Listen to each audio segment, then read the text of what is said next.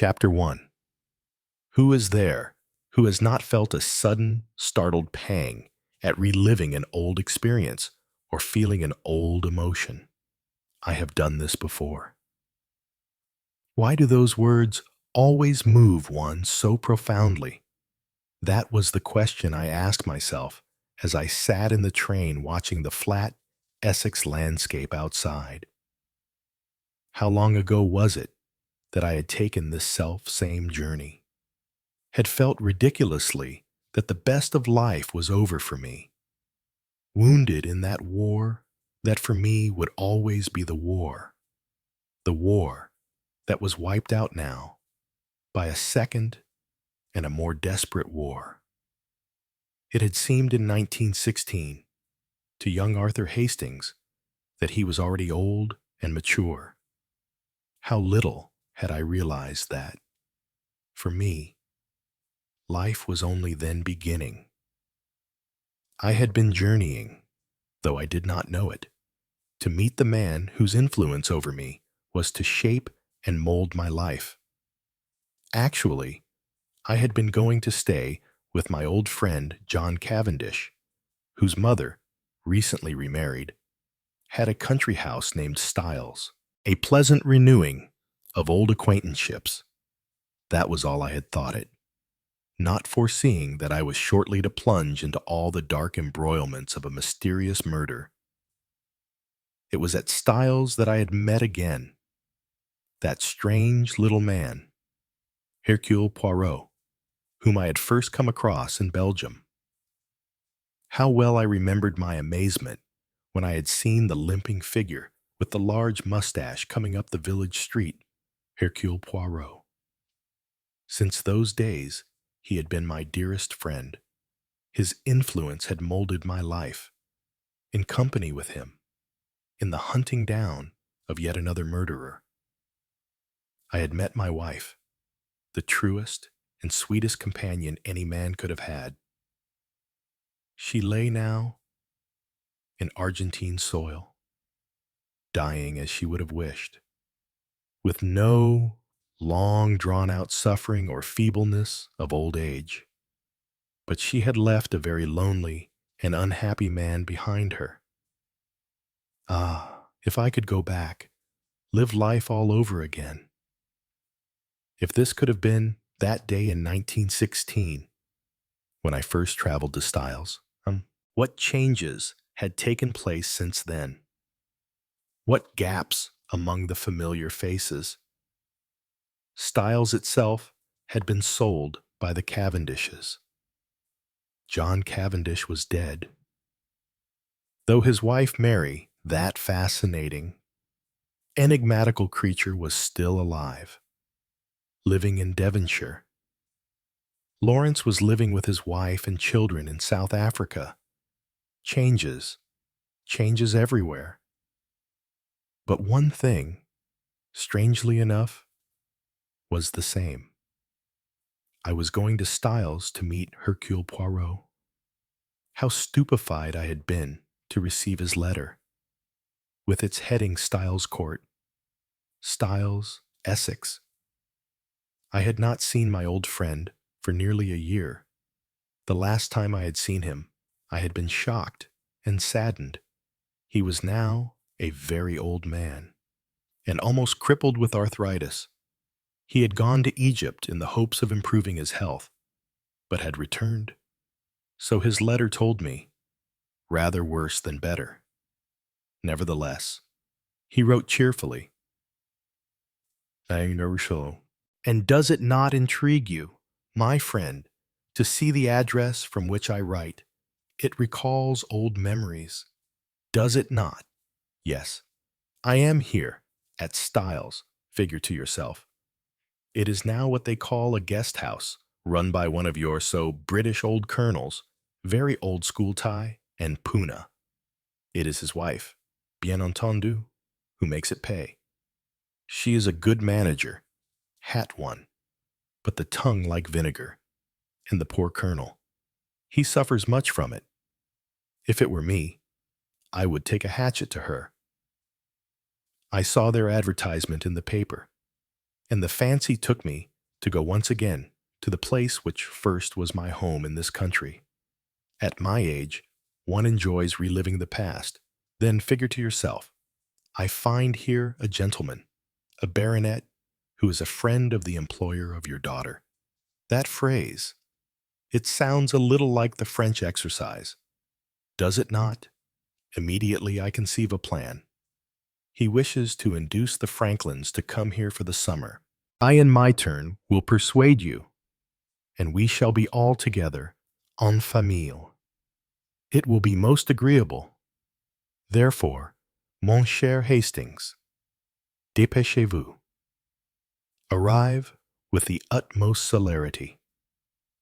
I have commanded for you a room with bath. It is modernized now. You comprehend. The dear old styles, and disputed the price with Mrs. Colonel Luttrell until I have made an arrangement. Très bon marché. The Franklins and your charming Judith have been here for some days. It is all arranged. So make no histories. A bientôt, yours always, Hercule Poirot. The prospect was alluring, and I fell in with my old friend's wishes without demur. I had no ties and no settled home. Of my children, one boy was in the Navy, the other married and running the ranch in the Argentine. My daughter Grace was married to a soldier and was at present in India. My remaining child, Judith, was the one whom secretly I had always loved best, although I had never for one moment understood her, a queer, dark, secretive child with a passion for keeping her own counsel, which had sometimes affronted and distressed me. My wife had been more understanding. It was, she assured me, no lack of trust or confidence on Judith's part, but a kind of fierce compulsion. But she, like myself, was sometimes worried about the child. Judith's feelings, she said, were too intense, too concentrated, and her instinctive reserve deprived her of any safety valve. She had queer fits of brooding silence and a fierce, almost bitter power of partisanship. Her brains were the best of the family, and we gladly fell in with her wish for a university education. She had taken her B.Sc. about a year ago, and had then taken the post of secretary to a doctor who was engaged in research work connected with tropical disease. His wife was somewhat of an invalid. I had occasionally had qualms as to whether Judith's absorption in her work and devotion to her employer were not signs that she might be losing her heart. But the businesslike footing of their relationship assured me Judith was, I believed, fond of me, but she was very undemonstrative by nature, and she was often scornful and impatient of what she called my sentimental and outworn ideas. I was, frankly, a little nervous of my daughter. At this point, my meditations were interrupted by the train drawing up at the station of Styles St. Mary. That at least had not changed. Time had passed it by. It was still perched up in the midst of fields, with apparently no reason for existence. As my taxi passed through the village, though, I realized the passage of years. Styles St. Mary was altered out of all recognition. Petrol stations, a cinema, 2 more inns and rows of council houses. Presently, we turned in at the gate of the Styles. Here we seemed to recede again from modern times. The park was much as I remembered it, but the drive was badly kept and much overgrown with weeds, growing up over the gravel. We turned a corner and came in view of the house. It was unaltered from the outside and badly needed a coat of paint. As on my arrival, all those years ago, there was a woman's figure stooping over one of the garden beds. My heart missed a beat. Then the figure straightened up and came towards me, and I laughed at myself. No greater contrast to the robust Evelyn Howard could have been imagined. This was a frail, elderly lady with an abundance of curly white hair, pink cheeks, and a pair of cold, pale blue eyes that were widely at variance with the easy geniality of her manner, which was frankly a shade too gushing for my taste. "It'll be Captain Hastings now, won't it?" she demanded, and me with my hands all over dirt and not able to shake hands. "We're delighted to see you here. The amount we've heard about you, I must introduce myself. I'm Mrs. Luttrell. My husband and I bought this place in a fit of madness and have been trying to make a paying concern of it. I never thought the day would come when I'd be a hotel keeper. But I'll warn you, Captain Hastings, I'm a very businesslike woman. I pile up the extras all I know how." We both laughed, as though at an excellent joke. But it occurred to me that what Mrs. Luttrell had just said was in all probability the literal truth. Behind the veneer of her charming old lady manner, I caught a glimpse of flint-like hardness. Although Mrs. Luttrell occasionally affected a faint brogue, she had no Irish blood. It was a mere affectation. I inquired after my friend. "Ah, poor little Poirot. The way he's been looking forward to your coming. It would melt a heart of stone. Terribly sorry I am for him, suffering the way he does." We were walking towards the house, and she was peeling off her gardening gloves. "And your pretty daughter, too," she went on. "What a lovely girl she is. We all admire her tremendously. But I'm old-fashioned, you know, and it seems to me a shame and a sin that a girl like that ought to be going to parties and dancing with young men, should spend her time cutting up rabbits and bending over a microscope all day. Leave that sort of thing to the frumps. I say." "Where is Judith?" I asked. "Is she somewhere about?" Mrs. Luttrell made what children call a face. "Ah, the poor girl. She's cooped up in that studio place down at the bottom of the garden. Dr. Franklin rents it from me, and he's had it all fitted up.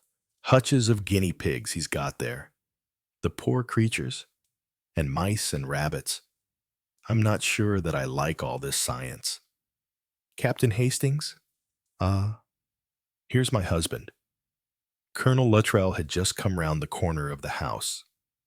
He was a very tall, attenuated old man with a cadaverous face, mild blue eyes, and a habit of irresolutely tugging at his little white mustache. He had a vague, rather nervous manner. "Ah, George, here's Captain Hastings arrived." Colonel Luttrell shook hands. "You came by the 40, eh?" "What else should he have come by?" said Mrs. Luttrell sharply. "And what does it matter anyway?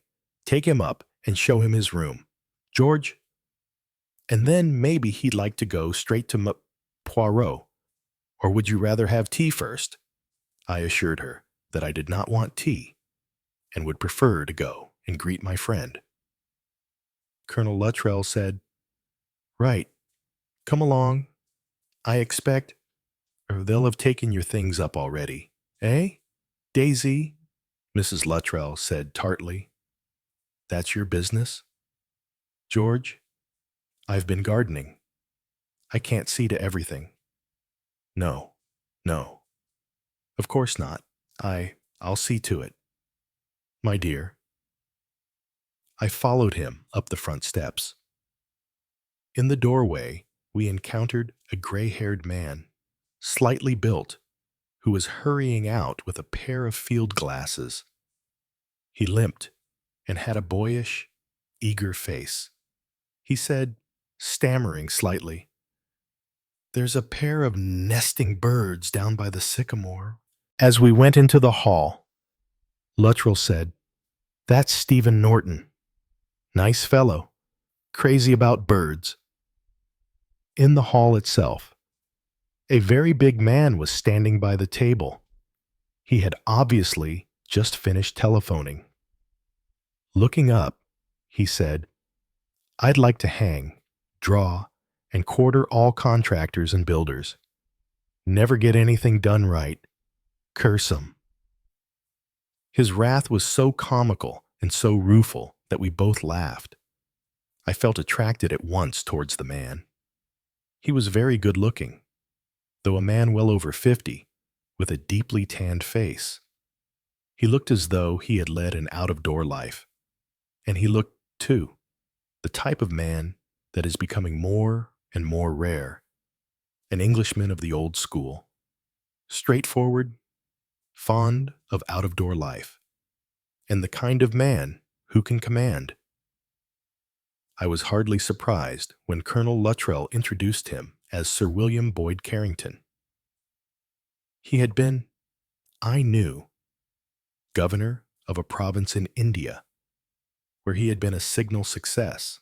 He was also renowned as a first-class shot and big game hunter, the sort of man, I reflected sadly, that we no longer seem to breed in these degenerate days. "Aha," he said, "I'm glad to meet in the flesh that famous personage, Mon Ami Hastings." He laughed. "The dear old Belgian fellow talks about you a lot. You know, and then, of course, we've got your daughter here. She's a fine girl." "I don't suppose Judith talks about me much," I said, smiling. No. Far too modern. These girls nowadays always seem embarrassed at having to admit to a father or mother at all. "Parents," I said, "are practically a disgrace." He laughed. "Oh, well, I don't suffer that way. I've no children. Worse luck. Your Judith is a very good-looking wench, but terribly highbrow. I find it rather alarming." He picked up the telephone receiver again. "Hope you don't mind. Luttrell, if I start damning your exchange to hell, I'm not a patient man." "Do 'em good," said Luttrell. He led the way upstairs, and I followed him. He took me along the left wing of the house to a door at the end, and I realized that Poirot had chosen for me the room I had occupied before. There were changes here. As I walked along the corridor, some of the doors were open, and I saw that the old-fashioned large bedrooms had been partitioned off so as to make several smaller ones. My own room, which had not been large, was unaltered save for the installation of hot and cold water, and part of it had been partitioned off to make a small bathroom. It was furnished in a cheap modern style which rather disappointed me. I should have preferred a style more nearly approximating the architecture of the house itself. My luggage was in my room, and the colonel explained that Poirot's room was exactly opposite. He was about to take me there when a sharp cry of "George" echoed up from the hall below. Colonel Luttrell started like a nervous horse. His hand went to his lips. I, "Sure, you're all right. Ring for what you want. George." "Coming, my dear. Coming." He hurried off down the corridor. I stood for a moment, looking after him. Then, with my heart beating slightly faster, I crossed the corridor and rapped on the door of Poirot's room. Chapter 2. Nothing is so sad, in my opinion, as the devastation wrought by age, my poor friend. I have described him many times. Now, to convey to you the difference, crippled with arthritis, he propelled himself about in a wheelchair. His once plump frame had fallen in. He was a thin little man now. His face was lined and wrinkled. His mustache and hair, it is true, were still of a jet black color. But candidly, though I would not for the world have hurt his feelings by saying so to him, this was a mistake. There comes a moment when hair dye is only too painfully obvious. There had been a time when I had been surprised to learn that the blackness of Poirot's hair came out of a bottle. But now, the theatricality was apparent, and merely created the impression that he wore a wig and had adorned his upper lip to amuse the children. Only his eyes were the same as ever, shrewd and twinkling. And now, yes, undoubtedly, softened with emotion. Mon ami Hastings. Mon ami Hastings. Fideches. I bent my head, and as was his custom, he embraced me warmly. Mon ami Hastings. He leaned back, surveying me with his head a little on one side. Yes, just the same. The straight back, the broad shoulders, the gray of the hair, très distingué. You know, my friend, you have worn well. Les femmes, they still take an interest in you. Yes, really. Poirot. I protested. Must you? But I assure you, my friend, it is a test. It is the test. When the very young girls come and talk to you kindly, oh, so kindly, it is the end. The poor old man, they say, we must be nice to him. It must be so awful to be like that.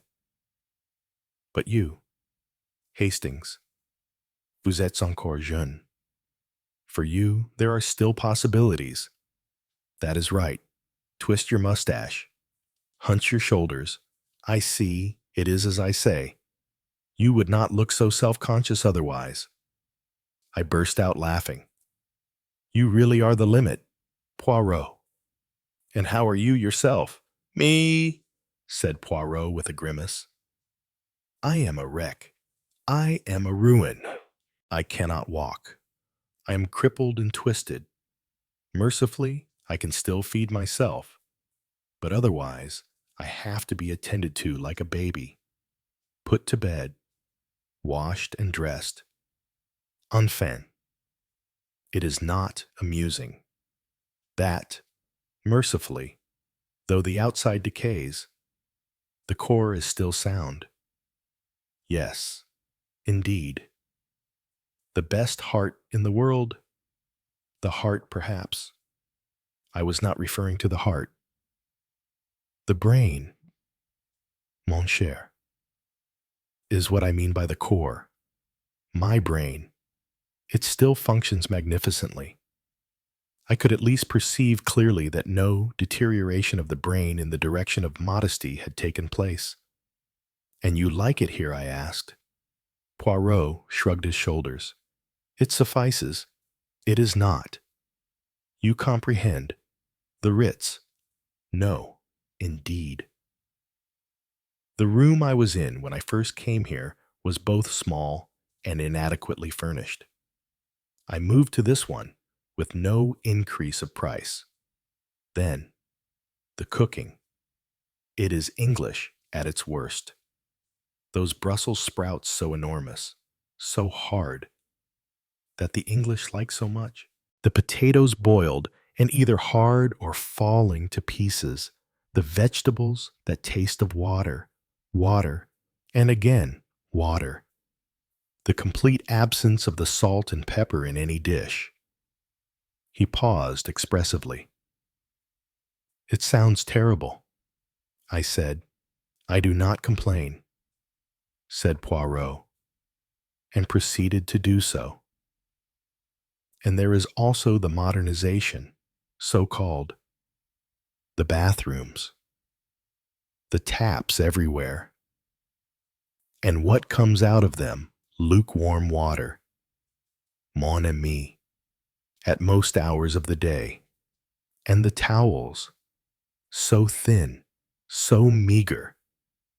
There is something to be said for the old days. I said thoughtfully. I remembered the clouds of steam which had gushed from the hot tap of the one bathroom Styles had originally possessed. One of those bathrooms in which an immense bath with mahogany sides had reposed proudly in the middle of the bathroom floor. Remembered, too, the immense bath towels and the frequent shining brass cans of boiling hot water that stood in one's old-fashioned basin. But one must not complain, said Poirot again. I am content to suffer for a good cause. A sudden thought struck me. I say, Poirot, you're not, hard up, are you? I know the war hit investments very badly. Poirot reassured me quickly. No, no, my friend, I am in most comfortable circumstances. Indeed, I am rich. It is not the economy that brings me here. Then that's all right. I said. I went on. I think I can understand your feeling.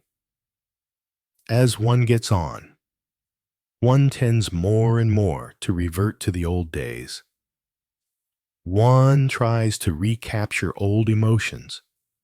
I find it painful to be here, in a way, and yet it brings back to me 100 old thoughts and emotions that I'd quite forgotten I ever felt.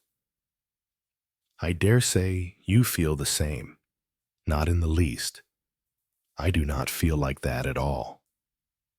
They were good days, I said sadly. You may speak for yourself.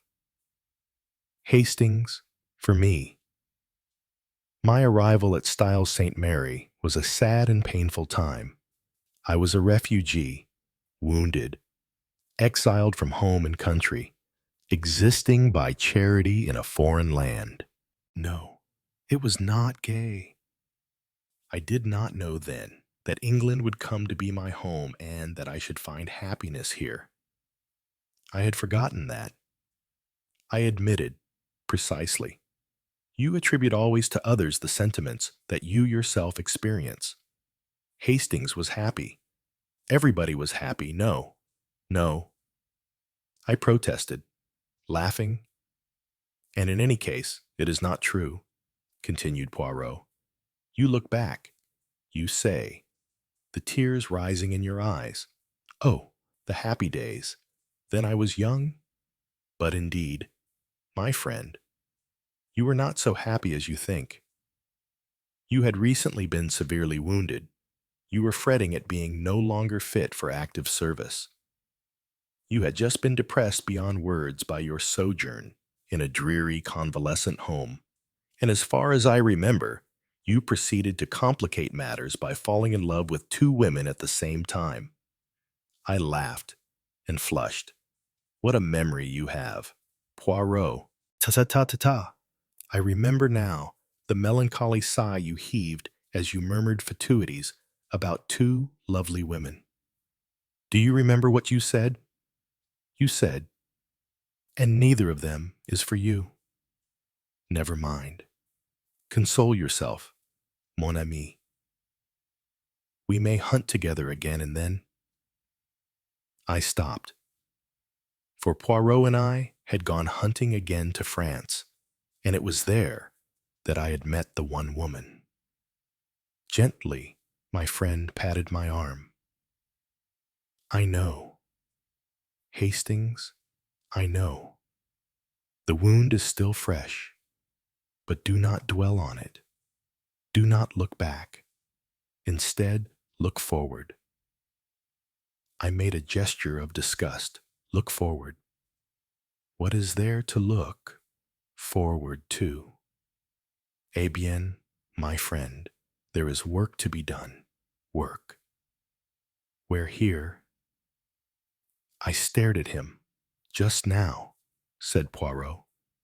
You asked me why I had come here. You may not have observed that I gave you no answer. I will give you the answer now. I am here to hunt down a murderer. I stared at him with even more astonishment. For a moment I thought he was rambling. You really mean that? But certainly I mean it. For what other reason did I urge you to join me? My limbs. They are no longer active. But my brain, as I told you, is unimpaired. My rule, remember, has been always the same. Sit back and think. That I still can do. In fact, it is the only thing possible to me. For the more active side of the campaign, I shall have with me my invaluable Hastings. You really mean it? I gasped. Of course I mean it. You and I, Hastings, are going hunting once again. It took me some minutes to grasp that Poirot was really in earnest. Fantastic, though his statement sounded. I had no reason to doubt his judgment. With a slight smile, he said, At last you are convinced. At first you imagined, did you not, that I had the softening of the brain? No, no, I said hastily. Only this seems such an unlikely place. Ah, you think so? Of course I haven't seen all the people yet. Whom have you seen? Just the Luttrells and a man called Norton. Seems an inoffensive chap. And Boyd Carrington. I must say, I took the greatest fancy to him. Poirot nodded. Well, Hastings, I will tell you this. When you have seen the rest of the household, my statement will seem to you just as impossible as it is now. Who else is there? The Franklins, Dr. and Mrs., the hospital nurse who attends to Mrs. Franklin, your daughter Judith. Then there is a man called Allerton, something of a lady killer, and a Miss Cole, a woman of about 35.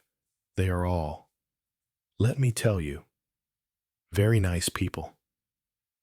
And one of them is a murderer. And one of them is a murderer. But why? How? Why should you think? I found it hard to frame my questions. They tumbled over each other. Calm yourself. Hastings, let us begin from the beginning. Reach me, I pray you. That small box from the bureau. Bien. And now the key. So, unlocking the dispatch case. He took from it a mass of typescript and newspaper clippings.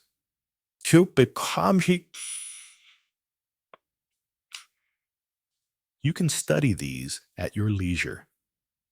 Hastings. For the moment, I should not bother with the newspaper cuttings. They are merely the press accounts of various tragedies. Occasionally inaccurate, sometimes suggestive. To give you an idea of the cases, I suggest that you should read through the précis I have made. Deeply interested.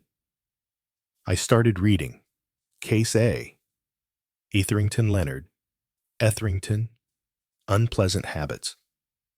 Took drugs, and also drank. A peculiar and sadistic character. Wife young and attractive. Desperately unhappy with him. Etherington died, apparently of food poisoning. Doctor not satisfied.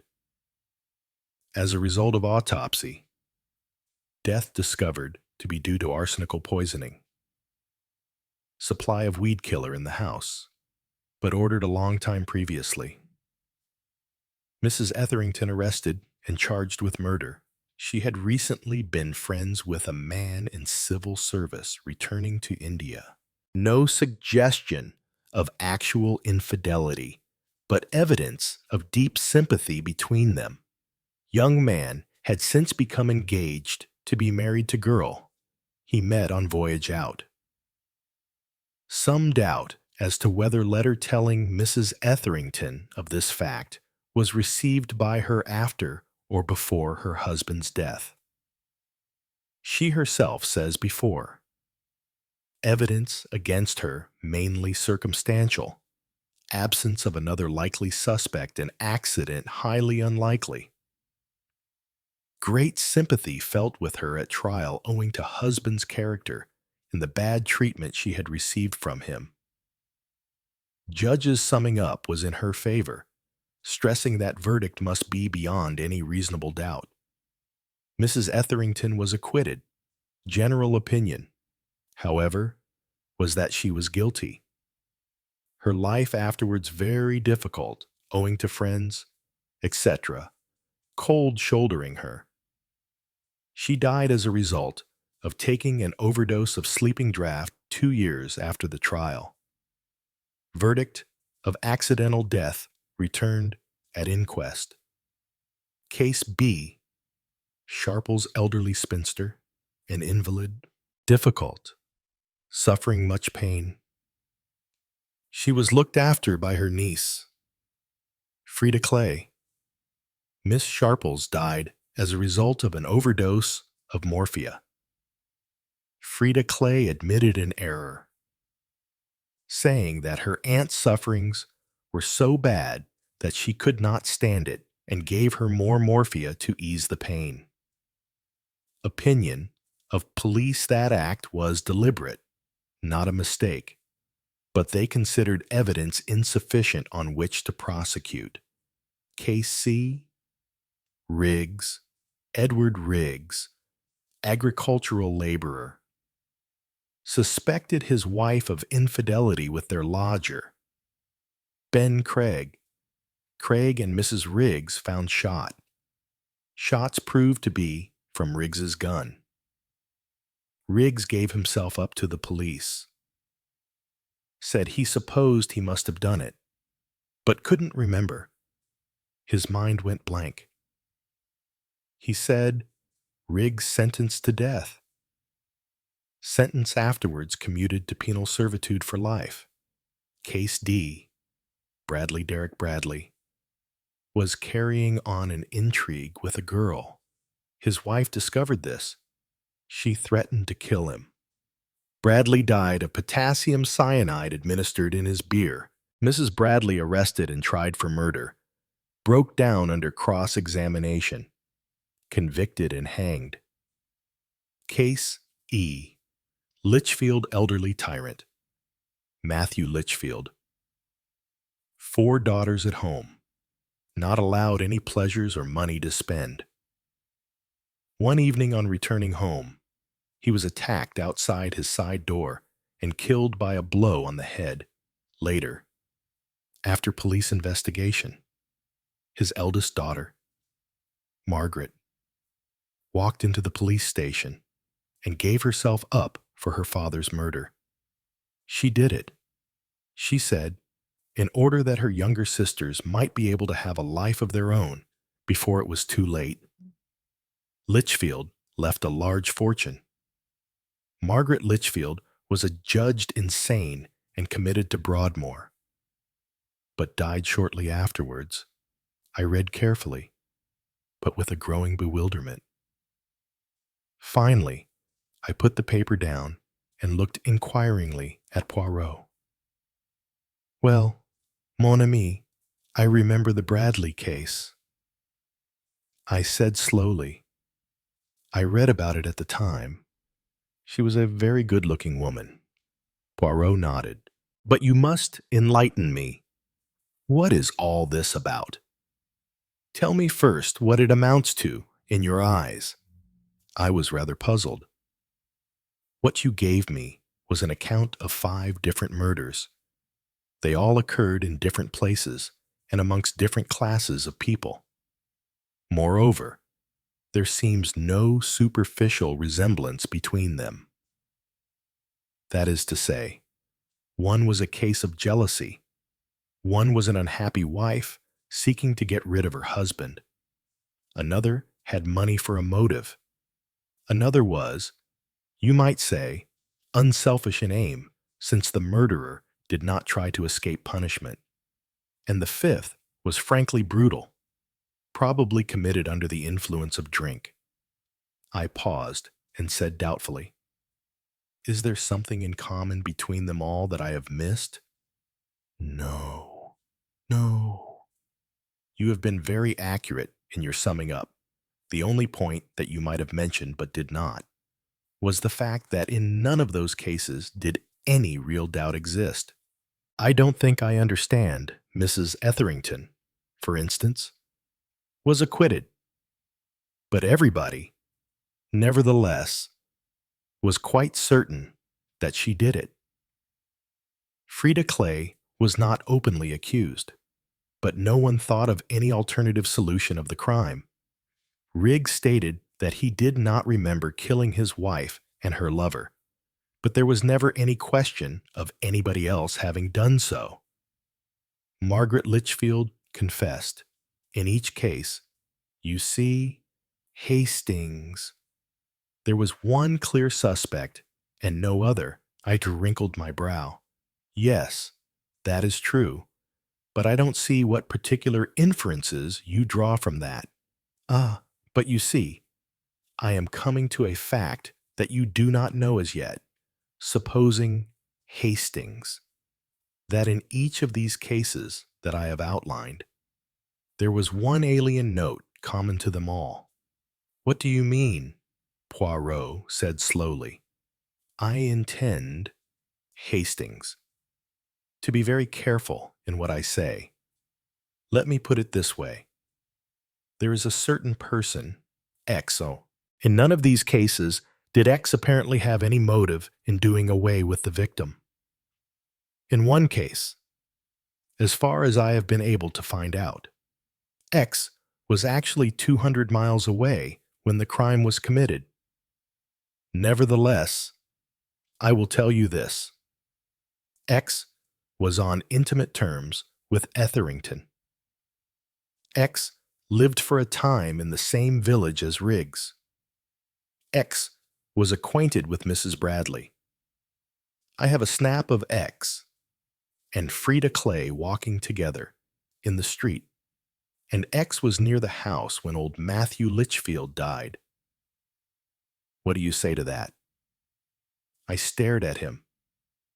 I said slowly, yes, it's a bit too much. Coincidence might account for 2 cases, or even 3, but 5 is a bit too thick. There must, unlikely as it seems, be some connection between these different murders. You assume, then, what I have assumed, that X is the murderer? Yes. In that case, Hastings, you will be willing to go with me one step further. Let me tell you this. X is in this house. Here at Styles. What is the logical inference to be drawn from that? I knew what was coming, as I said. Go on, say it.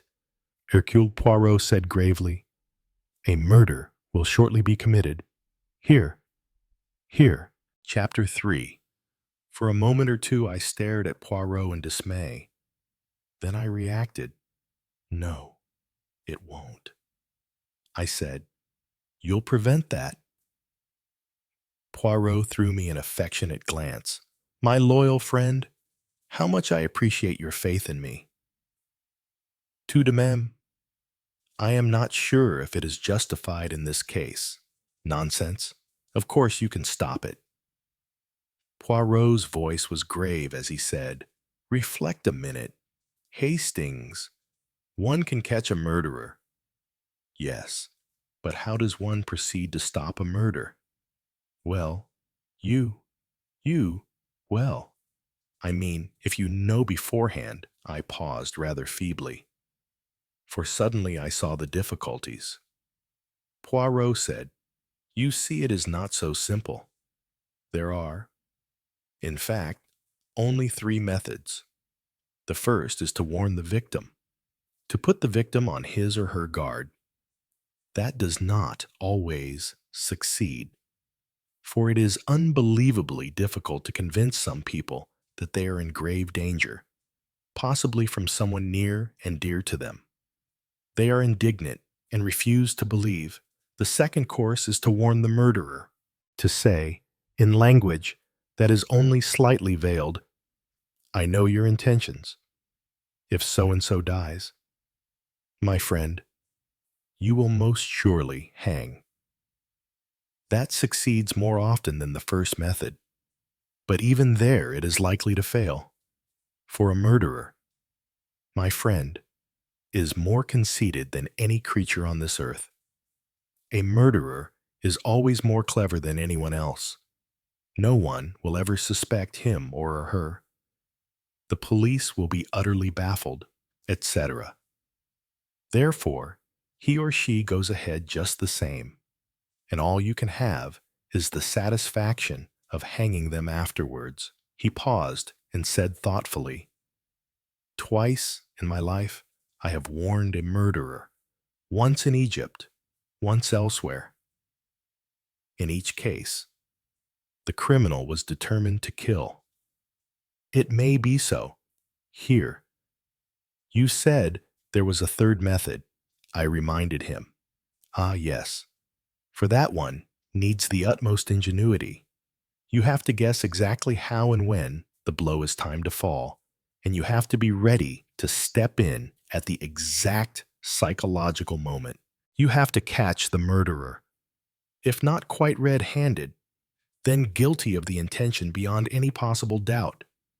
And that, my friend," went on Poirot, "is, I can assure you, a matter of great difficulty and delicacy, and I would not for a moment guarantee its success. I may be conceited, but I am not so conceited as that. Which method do you propose to try here?" "Possibly all three. The first is the most difficult. Why, I should have thought it the easiest. Yeah, if you know the intended victim. But do you not realize, Hastings, that here I do not know the victim? What I gave vent to the exclamation without reflecting. Then the difficulties of the position began to dawn on me. There must be, some link connecting this series of crimes, but we did not know what that link was. The motive, the vitally important motive, was missing. And without knowing that, we could not tell who was threatened." Poirot nodded as he saw by my face that I was realizing the difficulties of the situation. "You see, my friend, it is not so easy." "No," I said, "I see that. You have so far been able to find no connection between these varying cases." Poirot shook his head. "Nothing." I reflected again. In the B, C, crimes, we had to deal with what purported to be an alphabetical series, though in actuality it had turned out to be something very different. I asked, "There is, you are quite sure, no far-fetched financial motive? Nothing, for instance, like you found in the case of Evelyn Carlyle, no meet?" "You may be quite sure, my dear Hastings, that financial gain is the first thing for which I look." That was true enough. Poirot has always been completely cynical about money. I thought again. A vendetta of some kind that was more in accordance with the facts. But even there seemed a lack of any connecting link. I recalled a story I had read of a series of purposeless murders, the clue being that the victims had happened to serve as members of a jury, and the crimes had been committed by a man whom they had condemned. It struck me that something of that kind would meet this case. I am ashamed to say that I kept the idea to myself. It would have been such a feather in my cap if I could go to Poirot with the solution. Instead, I asked. And now tell me, who is X? To my intense annoyance, Poirot shook his head very decidedly. That, my friend, I do not tell. Nonsense. Why not? Poirot's eyes twinkled. Because, mon cher, you are still the same old Hastings. You have still the speaking countenance. I do not wish, you see, that you should sit staring at X with your mouth hanging open, your face saying plainly, this that I am looking at is a murderer. You might give me credit for a little dissimulation at need. When you try to dissimulate, it is worse. No, mon ami, we must be very incognito, you and I. Then, when we pounce, we pounce. You obstinate old devil, I said. I've a good mind to... I broke off as there was a tap on the door. Poirot called, "Come in," and my daughter Judith entered. I should like to describe Judith, but I've always been a poor hand at descriptions. Judith is tall. She holds her head high. She has level dark brows and a very lovely line of cheek and jaw, severe in its austerity. She is grave and slightly scornful, and to my mind there has always hung about her a suggestion of tragedy. Judith didn't come and kiss me. She is not that kind. She just smiled at me and said, "Hello, Father." Her smile was shy and a little embarrassed, but it made me feel that in spite of her undemonstrativeness, she was pleased to see me. "Well," I said, feeling foolish as I so often do with the younger generation. "I've got here. Very clever of you." "Darling," said Judith. "I described to him," said Poirot, "the cooking." "Is it very bad?" asked Judith. "You should not have to ask that, my child. Is it that you think of nothing but the test tubes and the microscopes? Your middle finger, it is stained with methylene blue. It is not a good thing for your husband if you take no interest in his stomach. I dare say I shan't have a husband. Certainly you will have a husband. What did the bon Dieu create you for? Many things, I hope," said Judith. "Le mariage first of all." "Very well," said Judith. "You shall find me a nice husband, and I will look after his stomach very carefully." "She laughs at me," said Poirot. "Some day she will know how wise old men are." There was another tap on the door, and Dr. Franklin entered. He was a tall, angular young man of 35, with a decided jaw, reddish hair, and bright blue eyes. He was the most ungainly man I had ever known, and was always knocking into things in an absent-minded way. He cannoned into the screen round Poirot's chair, and half turning his head murmured, "I beg your pardon," to it automatically. I wanted to laugh. But Judith, I noted, remained quite grave. I suppose she was quite used to that sort of thing. "You remember my father," said Judith. Dr. Franklin started, shied nervously, screwed up his eyes, and peered at me, then stuck out a hand, saying awkwardly, Of course. How are you? I heard you were coming down." He turned to Judith. "I say, do you think we need change? If not, we might go on a bit after dinner. If we got a few more of those slides prepared." "No," said Judith. "I want to talk to my father." "Oh, yes. Oh, of course." Suddenly he smiled, an apologetic boyish smile. "I am sorry. I get so awfully wrapped up in a thing. It's quite unpardonable. Makes me so selfish. Do forgive me." The clock struck, and Franklin glanced at it hurriedly. "Good Lord. Is it as late as that? I shall get into trouble. Promised Barbara I'd read to her before dinner." He grinned at us both and hurried out, colliding with the doorpost as he went out. "How is Mrs. Franklin?" I asked. "The same, and rather more so," said Judith. "It's very sad her being such an invalid," I said. "It's maddening for a doctor," said Judith. "Doctors like healthy people." "How hard you young people are," I exclaimed. Judith said coldly, "I was just stating a fact." "Nevertheless," said Poirot, "the good doctor hurries to read to her." "Very stupid," said Judith. "That nurse of hers can read to her perfectly well if she wants to be read to. Personally, I should loathe anyone reading aloud to me." Well, well, tastes differ." I said. "She's a very stupid woman," said Judith. "Now there, mon enfant," said Poirot. "I do not agree with you. She never reads anything but the cheapest kind of novel. She takes no interest in his work. She doesn't keep abreast of current thought. She just talks about her health to everyone who will listen."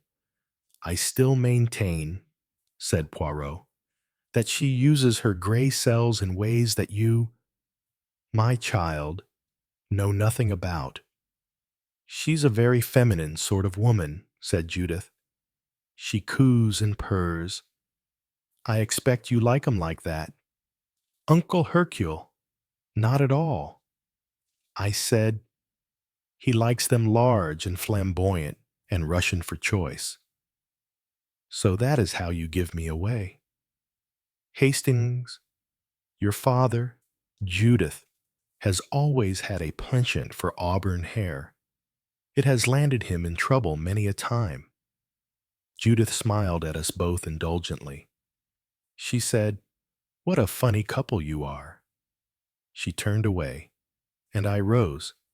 I must get unpacked, and I might have a bath before dinner. Poirot pressed a little bell within reach of his hand, and a minute or two later his valet attendant entered. I was surprised to find that the man was a stranger. "Why, where's Georges Poirot's valet?" Georges had been with him for many years. "Georges has returned to his family. His father is ill. I hope he will come back to me sometime. In the meantime," he smiled at the new valet, "Curtis looks after me." Curtis smiled back respectfully. He was a big man with a bovine, rather stupid face. As I went out of the door, I noted that Poirot was carefully locking up the dispatch case with the papers inside it. My mind in a whirl. I crossed the passage to my own room. Chapter 4. I went down to dinner that night, feeling that the whole of life had become suddenly unreal. Once or twice, while dressing, I had asked myself if possibly Poirot had imagined the whole thing. After all, the dear old chap was an old man now, and sadly broken in health. He himself might declare his brain was as sound as ever, but in point of fact, was it his whole life had been spent in tracking down crime? Would it really be surprising if, in the end, he was to fancy crimes where no crimes were? His enforced inaction must have fretted him sorely. What more likely than that? He should invent for himself a new manhunt. Wishful thinking. A perfectly reasonable neurosis. He had selected a number of publicly reported happenings and had read into them something that was not there, a shadowy figure behind them, a mad mass murderer. In all probability, Mrs. Etherington had really killed her husband. The laborer had shot his wife. A young woman had given her old aunt an overdose of morphia. A jealous wife had polished off her husband as she had threatened to do. And a crazy spinster had really committed the murder for which she had subsequently given herself up. In fact, these crimes were exactly what they seemed. Against that view, surely the common sense one, I could only set my own inherent belief in Poirot's acumen. Poirot said that a murder had been arranged. For the second time, Styles was to house a crime. Time would prove or disprove that assertion, but if it were true, it behooved us to forestall that happening, and Poirot knew the identity of the murderer, which I did not. The more I thought about that, the more annoyed I became. Really, frankly, it was damn cheek of Poirot. He wanted my cooperation, and yet he refused to take me into his confidence. Why? There was the reason he gave. Surely a most inadequate one. I was tired of this silly joking about my speaking countenance. I could keep a secret as well as anyone. Poirot has always persisted in the humiliating belief that I am a transparent character and that anyone can read what is passing in my mind. He tries to soften the blow sometimes by attributing it to my beautiful and honest character, which abhors all form of deceit.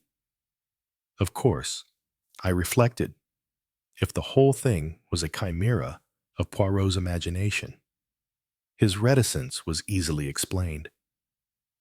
I had come to no conclusion by the time the gong sounded, and I went down to dinner with an open mind, but with an alert eye, for the detection of Poirot's mythical X. For the moment, I would accept everything that Poirot had said as gospel truth. There was a person under this roof who had already killed 5 times and who was preparing to kill again. Who was it?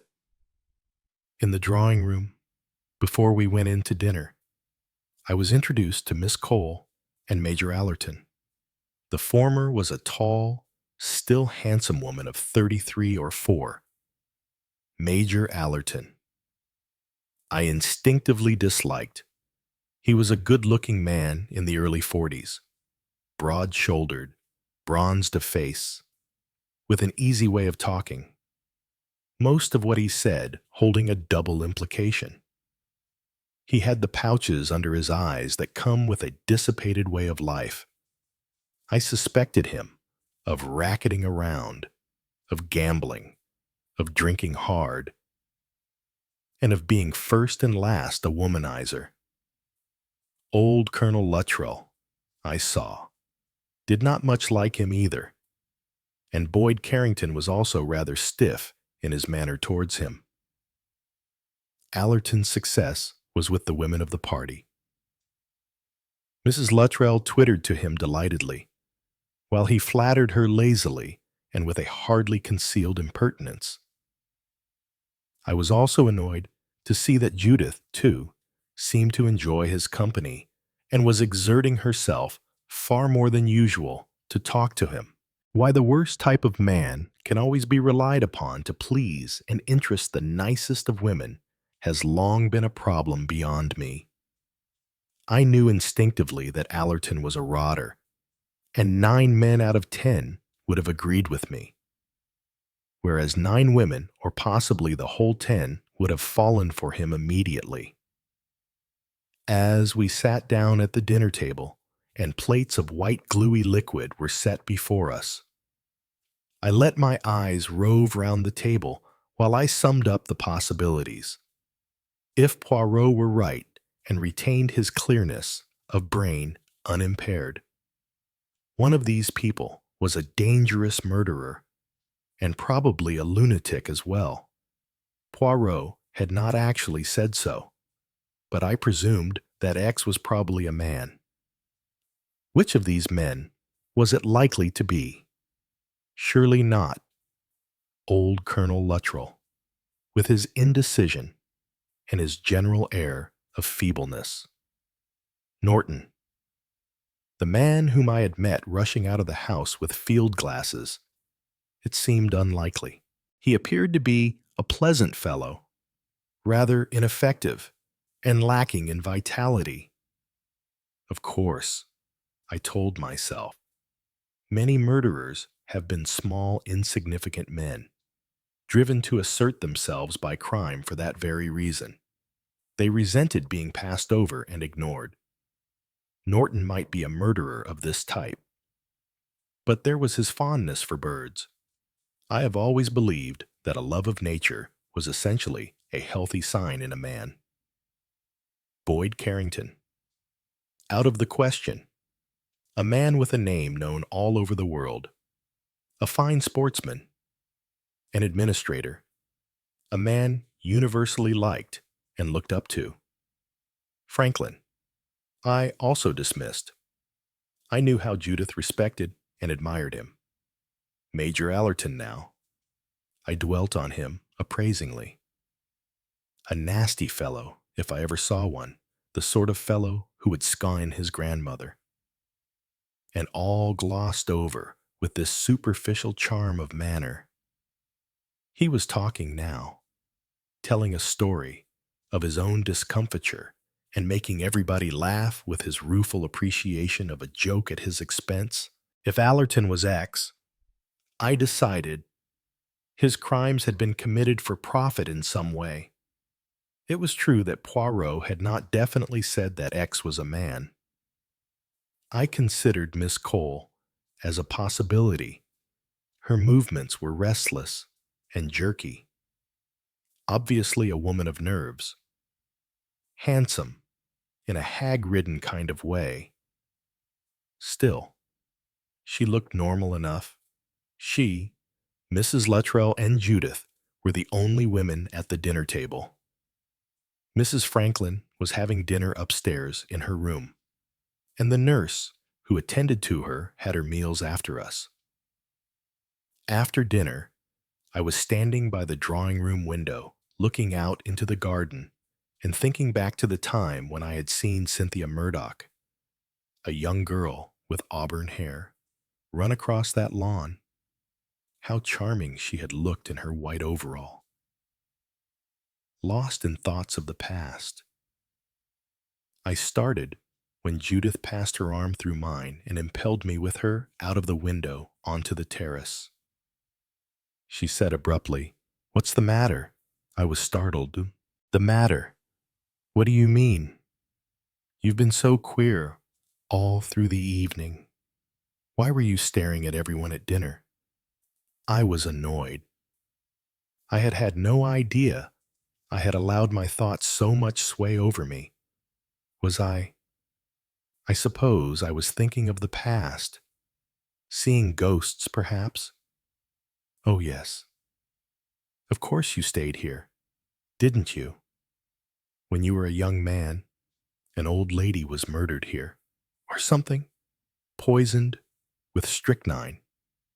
What was she like, niece, or nasty? I considered the question. She was a very kind woman. I said slowly, generous. Gave a lot to charity. Oh, that kind of generosity. Judith's voice sounded faintly scornful. Then she asked a curious question. Were people happy here? No. They had not been happy. That, at least I knew. I said slowly, no. Why not? Because they felt like prisoners. Mrs. Inglethorpe, you see, had all the money and doled it out. Her stepchildren could have no life of their own. I heard Judith take a sharp breath. The hand on my arm tightened. That's wicked. Wicked. An abuse of power. It shouldn't be allowed. Old people, sick people, they shouldn't have the power to hold up the lives of the young and strong, to keep them tied down, fretting, wasting their power and energy that could be used. That's needed. It's just selfishness. The old, I said dryly, have not got a monopoly of that quality. Oh, I know. Father, you think the young are selfish. So we are, perhaps, but it's a clean selfishness. At least we only want to do what we want ourselves. We don't want everybody else to do what we want. We don't want to make slaves of other people. No, you just trample them down if they happen to be in your way. Judith squeezed my arm. She said, "Don't be so bitter. I don't really do much trampling, and you've never tried to dictate our lives to any of us. We are grateful for that. I'm afraid." I said honestly that I'd have liked to, though it was your mother who insisted you should be allowed to make your own mistakes. Judith gave my arm another quick squeeze. She said, "I know. You'd have liked to fuss over us like a hen. I do hate fuss. I won't stand it. But you do agree with me, don't you, about useful lives being sacrificed to useless ones?" "It does sometimes happen," I admitted. "But there's no need for drastic measures. It's up to anybody just to walk out. You know, yes, but is it? Is it?" Her tone was so vehement that I looked at her in some astonishment. It was too dark to see her face clearly. She went on, her voice low and troubled. "There's so much. It's so difficult. Financial considerations, a sense of responsibility, reluctance to hurt someone you've been fond of, all those things. And some people are so unscrupulous. They know just how to play on all those feelings. Some people are like leeches." "My dear Judith," I exclaimed, taken aback by the positive fury of her tone. She seemed to realize that she had been over-vehement, for she laughed and withdrew her arm from mine. Was I sounding very intense? It's a matter I feel rather hotly about. You see, I've known a case, an old brute, and when someone was brave enough to cut the knot and set the people she loved free, they called her mad. Mad. It was the sanest thing anyone could do, and the bravest. A horrible qualm passed over me. Where, not long ago, had I heard something like that? "Judith," I said sharply, "of what case are you talking?" "Oh, nobody you know. Some friends of the Franklins. Old man called Litchfield. He was quite rich and practically starved his wretched daughters, never let them see anyone or go out. He was mad, really, but not sufficiently so, though in the medical sense, and the eldest daughter murdered him." I said, "Oh, I expect you read about it. I suppose you would call it murder, but it wasn't done from personal motives. Margaret Litchfield went straight to the police and gave herself up. I think she was very brave. I wouldn't have had the courage to give yourself up, or the courage to commit murder. Both. I'm very glad to hear it," I said severely, "and I don't like to hear you talking of murder as justified in certain cases." I paused and added, "What did Dr. Franklin think?" "Thought it served him right," said Judith. "You know, Father, some people really ask to be murdered. I won't have you talking like this. Judith, who's been putting these ideas into your head?"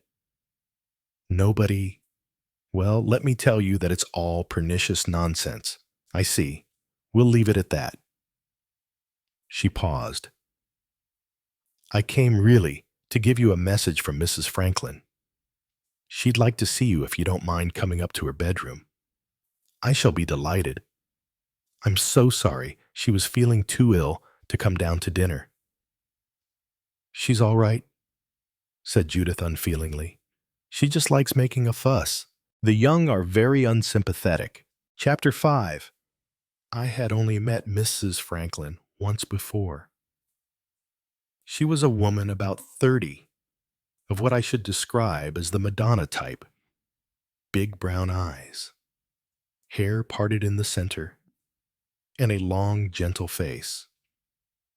She was very slender, and her skin had a transparent fragility. She was lying on a daybed, propped up with pillows, and wearing a very dainty negligee of white and pale blue. Franklin and Boyd Carrington were there drinking coffee. Mrs. Franklin welcomed me with an outstretched hand and a smile. How glad I am you've come. Captain Hastings, it will be so nice for Judith. The child has really been working far too hard. She looks very well on it, I said as I took the fragile little hand in mine. Barbara Franklin sighed. Yes, she's lucky. How I envy her. I don't believe really that she knows what ill health is. What do you think? Nurse, oh, let me introduce you. This is Nurse Craven, who's so terribly, terribly good to me. I don't know what I should do without her. She treats me just like a baby. Nurse Craven was a tall, good-looking young woman with a fine color and a handsome head of auburn hair. I noticed her hands, which were long and white, very different from the hands of so many hospital nurses. She was, in some respects, a taciturn girl, and sometimes did not answer. She did not now, merely inclined her head. But really, went on Mrs. Franklin, John has been working that wretched girl of yours too hard. He's such a slave driver. You are a slave driver, aren't you? John. Her husband was standing looking out of the window. He was whistling to himself and jingling some loose change in his pocket. He started slightly at his wife's question. What's that? Barbara? I was saying that you overwork poor Judith Hastings shamefully. Now Captain Hastings is here. He and I are going to put our heads together and we're not going to allow it. Persiflage was not Dr. Franklin's strong point. He looked vaguely worried and turned to Judith inquiringly. He mumbled, You must let me know if I overdo it. Judith said, They're just trying to be funny. Talking of work, I wanted to ask you about that stain for the second slide. You know, the one that... He turned to her eagerly and broke in. Yes, I say. If you don't mind, let's go down to the lab. I'd like to be quite sure. Still talking. They went out of the room together. Barbara Franklin lay back on her pillows. She sighed. Nurse Craven said suddenly, and rather disagreeably, It's Miss Hastings who's the slave driver. I think... Again, Mrs. Franklin sighed. She murmured, I feel so inadequate. I ought, I know, to take more interest in John's work. But I just can't do it. I dare say it's something wrong in me, but...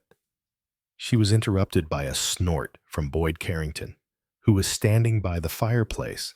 Nonsense, Babs, he said. You're all right. Don't worry yourself. Oh, but, Bill dear, I do worry. I get so discouraged about myself. It's all... I can't help feeling it. It's all so nasty. The guinea pigs, and the rats and everything. Ugh, she shuddered. I know it's stupid, but I'm such a fool. It makes me feel quite sick. I just want to think of all the lovely happy things, birds and flowers, and children playing. You know, Bill." He came over and took the hand she held out to him so pleadingly. His face, as he looked down at her, was changed, as gentle as any woman's. It was, somehow, impressive, for Boyd Carrington was so essentially a manly man. "You've not changed much since you were 17. Babs," he said, "do you remember that garden house of yours, and the bird bath, and the coconuts?" He turned his head to me. "Barbara and I are old playmates," he said. "Oh, playmates," she protested. "Oh, I'm not denying that you're over 15 years younger than I am. But I played with you as a tiny tot when I was a young man. Gave you pickabacks, my dear, and then later, I came home to find you a beautiful young lady, just on the point of making your debut in the world, and I did my share by taking you out on the golf links and teaching you to play golf. Do you remember, oh, Bill? Do you think I'd forget? My people used to live in this part of the world," she explained to me, "and Bill used to come and stay with his old uncle, Sir Everard, at Natton. And what a mausoleum it was, and is," said Boyd Carrington. "Sometimes I despair of getting the place livable. Oh, Bill, it could be made marvelous, quite marvelous. Yes, Babs, but the trouble is, I've got no ideas. Baths and some really comfortable chairs. That's all I can think of. It needs a woman. I've told you I'll come and help. I mean it. Really." Sir William looked doubtfully towards Nurse Craven. "If you're strong enough, I could drive you over. What do you think?" Nurse: "Oh, yes. Sir William, I really think it would do Mrs. Franklin good, if she's careful not to overtire herself. Of course, that's a date." "Then," said Boyd Carrington, "and now you have a good night's sleep. Get into good fettle for tomorrow." We both wished Mrs. Franklin good night and went out together. As we went down the stairs, Boyd Carrington said gruffly, "You've no idea what a lovely creature she was at 17. I was home from Burma. My wife died out there. You know, don't mind telling you, I completely lost my heart to her. She married Franklin 3 or 4 years afterwards. Don't think it's been a happy marriage. It's my idea that that's what lies at the bottom of her ill health. Fellow doesn't understand her or appreciate her, and she's the sensitive kind.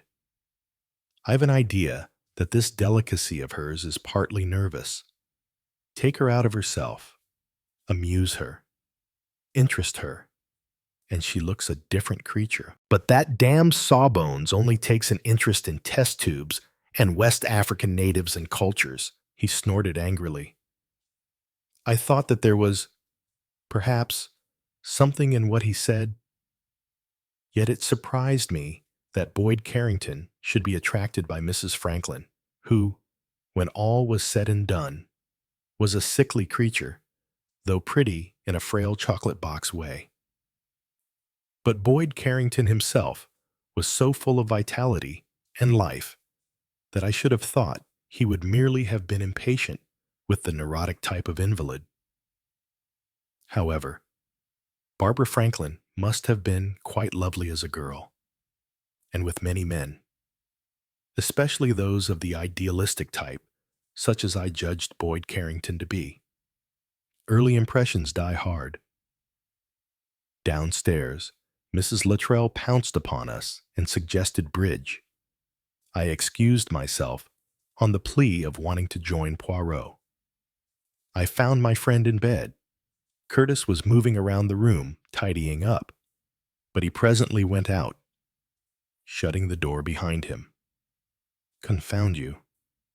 Poirot," I said, You and your infernal habit of keeping things up your sleeve.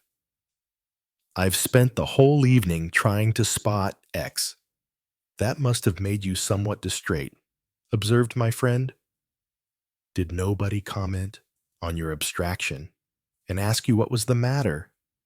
I reddened slightly, remembering Judith's questions.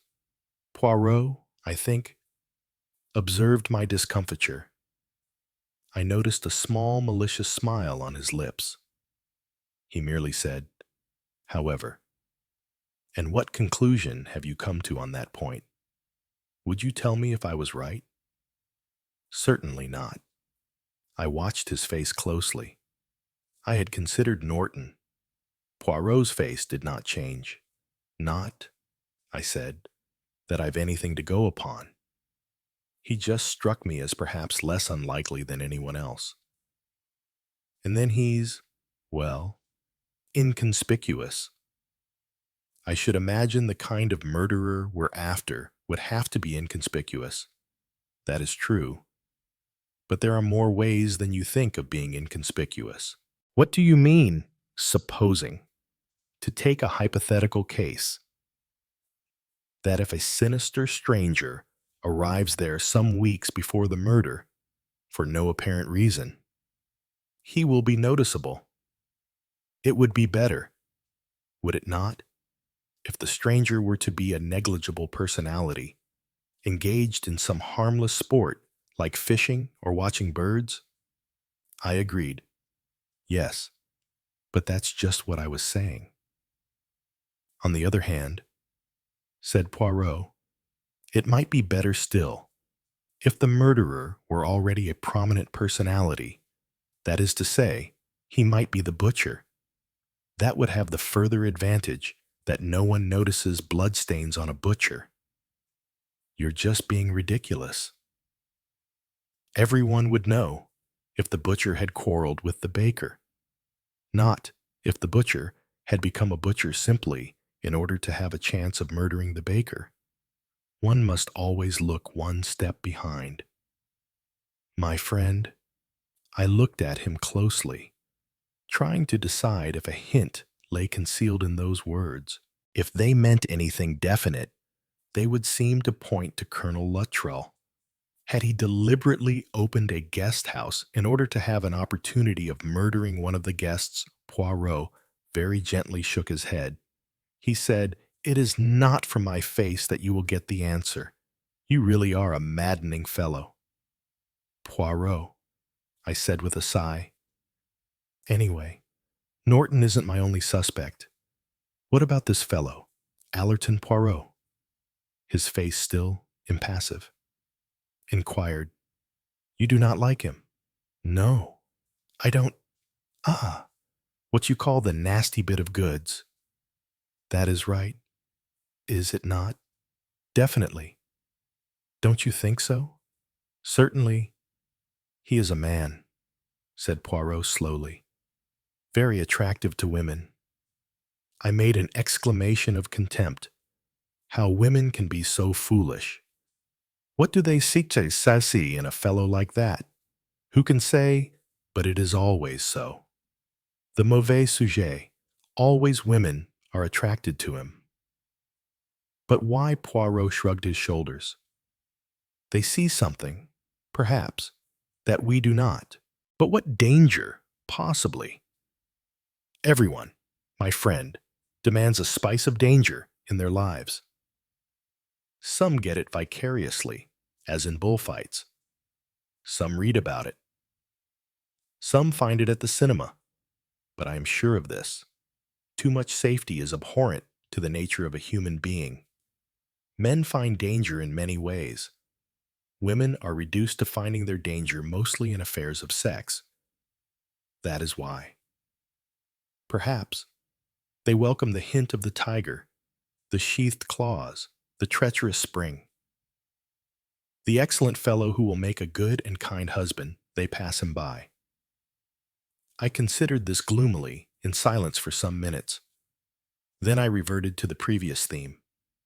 You know, Poirot. I said, It will be easy enough, really, for me to find out who X is. I've only got to poke about and find who was acquainted with all the people. I mean the people of your 5 cases. I brought this out triumphantly, but Poirot merely gave me a look of scorn.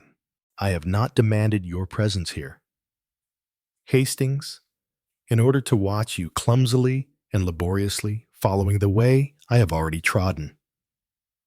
And let me tell you, it is not quite so simple as you think.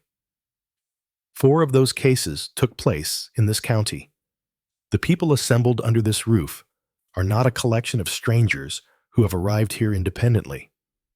This is not a hotel in the usual sense of the word. The Luttrells come from this part of the world. They were badly off and bought this place and started it as a venture.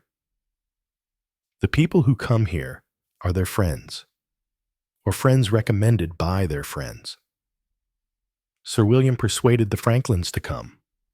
They in turn suggested it to Norton, and, I believe, to Miss Cole, and so on, which is to say that there is a very fair chance of a certain person who is known to one of these people being known to all of these people. It is also open to X to lure wherever the facts are best known. Take the case of the laborer Riggs. The village where that tragedy occurred is not far from the house of Boyd Carrington's uncle. Mrs. Franklin's people, also, lived near. The inn in the village is much frequented by tourists. Some of Mrs. Franklin's family's friends used to put up there. Franklin himself has stayed there. Norton and Miss Cole may have stayed there and probably have. No, my friend, I beg that you will not make these clumsy attempts to unravel a secret that I refuse to reveal to you. It's so damned silly, as though I should be likely to give it away. I tell you, Poirot, I'm tired of these jokes about my speaking countenance. It's not funny, Poirot said quietly. Are you so sure that is the only reason? Do you not realize, my friend, that such knowledge may be dangerous? Do you not see that I concern myself with your safety? I stared at him open-mouthed. Up till that minute, I had not appreciated that aspect of the matter. But it was, of course, true enough. If a clever and resourceful murderer who had already got away with 5 crimes, unsuspected, as he thought, once awoke to the fact that someone was on his trail, then indeed there was danger for those on his track. I said sharply, but then you yourself are in danger. Poirot, as far as he was able to, in his crippled state, made a gesture of supreme disdain. I am accustomed to that. I can protect myself. And see, have I not here my faithful dog to protect me also? My excellent and loyal Hastings. Chapter 6. Poirot was supposed to keep early hours. I left him therefore to go to sleep and went downstairs, pausing to have a few words with the attendant Curtis on the way. I found him a stolid individual, slow in the uptake, but trustworthy and competent. He had been with Poirot since the latter's return from Egypt. His master's health, he told me, was fairly good, but he occasionally had alarming heart attacks, and his heart was much weakened in the last few months. It was a case of the engine slowly failing. Oh, well, it had been a good life.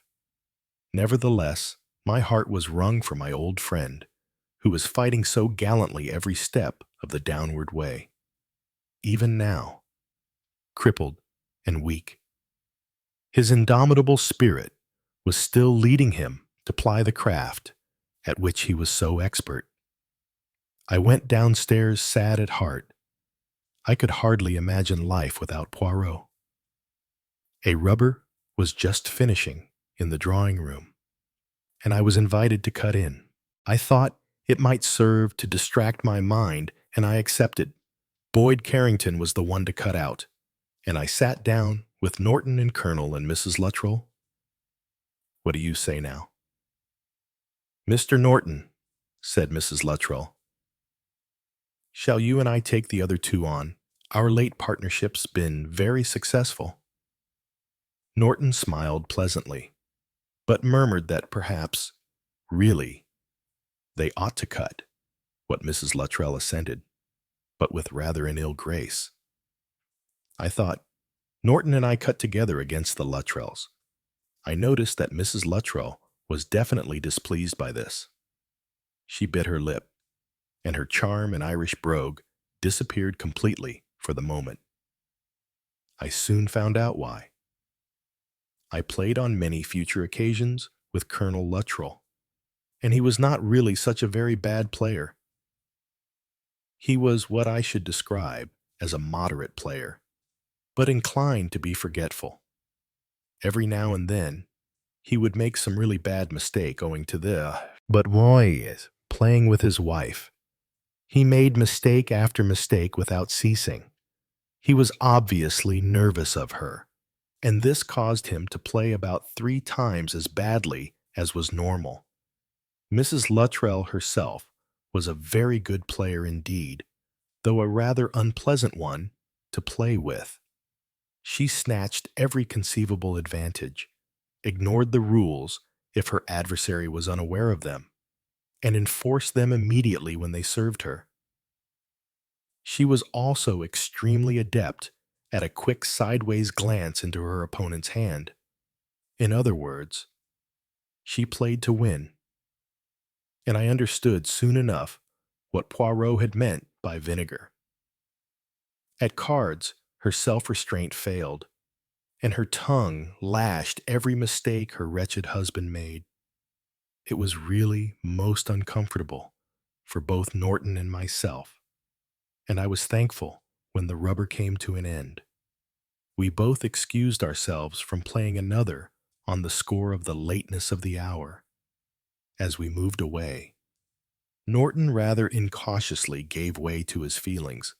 I say, Hastings, that was pretty ghastly. It gets my back up to see that poor old boy bullied like that. In the meek way he takes it, poor chap. Not much of the peppery-tongued Indian colonel about him. Shh, I warned. For Norton's voice had been raised, and I was afraid old Colonel Luttrell would overhear. No, but it is too bad. I said with feeling, I shall understand it if he ever takes a hatchet to her. Norton shook his head. He won't. The irons entered into his soul. He'll go on. Yes, my dear. No, my dear. Sorry, my dear. Pulling at his mustache and bleeding meekly until he's put in his coffin. He couldn't assert himself if he tried. I shook my head sadly, for I was afraid Norton was right. We paused in the hall, and I noticed that the side door to the garden was open and the wind blowing in. Ought we to shut that? I asked. Norton hesitated a minute before saying, Well, I don't think everybody's in yet. A sudden suspicion darted through my mind. Who's out your daughter? I think, and, Allerton. He tried to make his voice extra casual, but the information coming on top of my conversation with Poirot made me feel suddenly uneasy. Judith and Allerton. Surely Judith, my clever, cool Judith, would not be taken in by a man of that type. Surely she would see through him. I told myself that repeatedly as I undressed. But the vague uneasiness persisted. I could not sleep and lay tossing from side to side. As is the way with night worries, everything gets exaggerated. A fresh sense of despair and loss swept over me. If only my dear wife were alive. She, on whose wise judgment I had relied for so many years. She had always been wise and understanding about the children. Without her, I felt miserably inadequate. The responsibility for their safety and happiness was mine. Would I be equal to that task? I was not. Heaven help me, a clever man. I blundered, made mistakes. If Judith was to ruin her chances of happiness, if she were to suffer, desperately, I switched the light on and sat up. It was no good going on like this. I must get some sleep. Getting out of bed, I walked over to the wash basin and looked doubtfully at a bottle of aspirin tablets. No, I needed something stronger than aspirin. I reflected that Poirot, probably, would have some sleeping stuff of some kind. I crossed the passage to his room and stood hesitating a minute outside the door, rather ashamed to wake the old boy up. As I hesitated, I heard a footfall and looked round. Allerton was coining along the corridor towards me. It was dimly lit, and until he came near, I could not see his face, and wondered for a minute who it was. Then I saw, and stiffened all over, for the man was smiling to himself, and I disliked that smile very much. He looked up and raised his eyebrows. "Hello, Hastings. Still about. I couldn't sleep," I said shortly. "Is that all? I'll soon fix you up. Come with me." I followed him into his room, which was the next one to mine. A strange fascination drove me to study this man as closely as I could. "You keep late hours yourself," I remarked. "I've never been an early bedgoer, not when there's sport abroad. These fine evenings aren't made to be wasted." He laughed, and I disliked the laugh. I followed him into the bathroom. He opened a little cupboard and took out a bottle of tablets. "Here you are. This is the real dope. You'll sleep like a log and have pleasant dreams, too. Wonderful stuff, Slumberel. That's the patent name for it." The enthusiasm in his voice gave me a slight shock. "Was he a drug taker as well?" I said doubtfully. "It isn't. Dangerous." "It is, if you take too much of it. It's one of the barbiturates, whose toxic dose is very near the effective one." He smiled, the corners of his mouth sliding up his face in an unpleasant way. "I shouldn't have thought you could get it without a doctor's prescription." I said, "You can't, old boy. Anyway, quite literally, you can't. I've got a pull in that line. I suppose it was foolish of me, but I get these impulses." I said, "You knew Etherington." I think, at once I knew that I had struck a note of some kind. His eyes grew hard and wary. He said, and his voice had changed. It was light and artificial. "Oh, yes. I knew Etherington. Poor chap." Then, as I did not speak, he went on. "Etherington took drugs, of course, but he overdid it. One's got to know when to stop. He didn't. Bad business. That wife of his was lucky. If the sympathy of the jury hadn't been with her, she'd have hanged." He passed me over a couple of the tablets. Then he said casually, "Did you know Etherington well?" I answered, with the truth. "No." He seemed for a moment at a loss how to proceed. Then he turned it off with a light laugh. "Funny chap. Not exactly a Sunday school character, but he was good company sometimes." I thanked him for the tablets and went back to my room. As I lay down again and turned off the lights, I wondered if I had been foolish, for it came to me very strongly that Allerton was almost certainly X, and I had let him see that I suspected the fact. Chapter 7. My narrative of the days spent at Styles must necessarily be somewhat rambling. In my recollection of it, it presents itself to me as a series of conversations, of suggestive words and phrases that etch themselves into my consciousness. First of all, and very early on, there came the realization of Hercule Poirot's infirmity and helplessness. I did believe, as he had said, that his brain still functioned with all its old keenness, but the physical envelope had worn so thin that I realized at once that my part was destined to be a far more active one than usual. I had to be, as it were, Poirot's eyes and ears. True. Every fine day, Curtis would pick up his master and carry him carefully downstairs to where his chair had been carried down beforehand and was awaiting him. Then he would wheel Poirot out into the garden and select a spot that was free from drafts. On other days, when the weather was not propitious, he would be carried to the drawing room. Wherever he might be, someone or other was sure to come and sit with him and talk. But this was not the same thing as if Poirot could have selected for himself his partner in the tete-a-tete. He could no longer single out the person he wanted to talk to. On the day after my arrival, I was taken by Franklin to an old studio in the garden, which had been fitted up in a rough-and-ready fashion for scientific purposes. Let me make clear, here and now, that I myself have not got the scientific mind. In my account of Dr. Franklin's work, I shall probably use all the wrong terms and arouse the scorn of those properly instructed in such matters.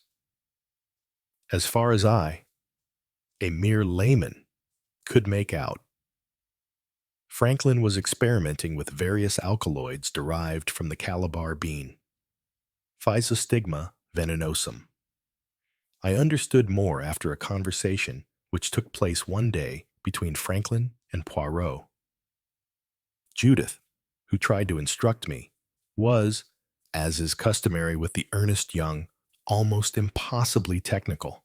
She referred learnedly to the alkaloids physostigmine, esserine, physovanine, and geniserine, and then proceeded to a most impossible-sounding substance, prostigmin, or the dimethyl carbonic ester of 3-hydroxyphenyl trimethylaminum, etc., etc., and a good deal more which, it appeared, was the same thing, only differently arrived at. It was all, at any rate, double Dutch to me, and I aroused Judith's contempt by asking what good all this was likely to do to mankind. There is no question that annoys your true scientist more. Judith at once threw me a scornful glance and embarked on another lengthy and learned explanation. The upshot of it was, so I gathered, that certain obscure tribes of West African natives had shown a remarkable immunity to an equally obscure, though deadly disease, called, as far as I remember, Jordanitis, a certain enthusiastic Dar Jordan having originally tracked it down. It was an extremely rare tropical ailment, which had been, on 1 or 2 occasions, contracted by white people, with fatal results. I risked inflaming Judith's rage by remarking that it would be more sensible to find some drug that would counteract the after-effects of measles. With pity and scorn, Judith made it clear to me that it was not the benefaction of the human race, but the enlargement of human knowledge, That was the only goal worthy of attainment. I looked at some slides through the microscope, studied some photographs of West African natives, really quite entertaining, caught the eye of a soporific rat in a cage, and hurried out again into the air. As I say, any interest I could feel was kindled by Franklin's conversation with Poirot. He said, "You know, Poirot, the stuff's really more up your street than mine. It's the ordeal bean, supposed to prove innocence or guilt. These West African tribes believe it implicitly, or did do so. They're getting sophisticated nowadays. They'll solemnly chew it up, quite confident that it will kill them if they're guilty and not harm them if they're innocent. And so, alas, they die no, they don't all die. That's what has always been overlooked up to now. There's a lot behind the whole thing, a medicine man ramp, I rather fancy. There are two distinct species of the bean, only they look so much alike that you can hardly spot the difference. But there is a difference. They both contain physostigmine and genisterin and the rest of it. But in the second species, you can isolate, or I think I can, yet another alkaloid, and the action of that alkaloid neutralizes the effect of the others.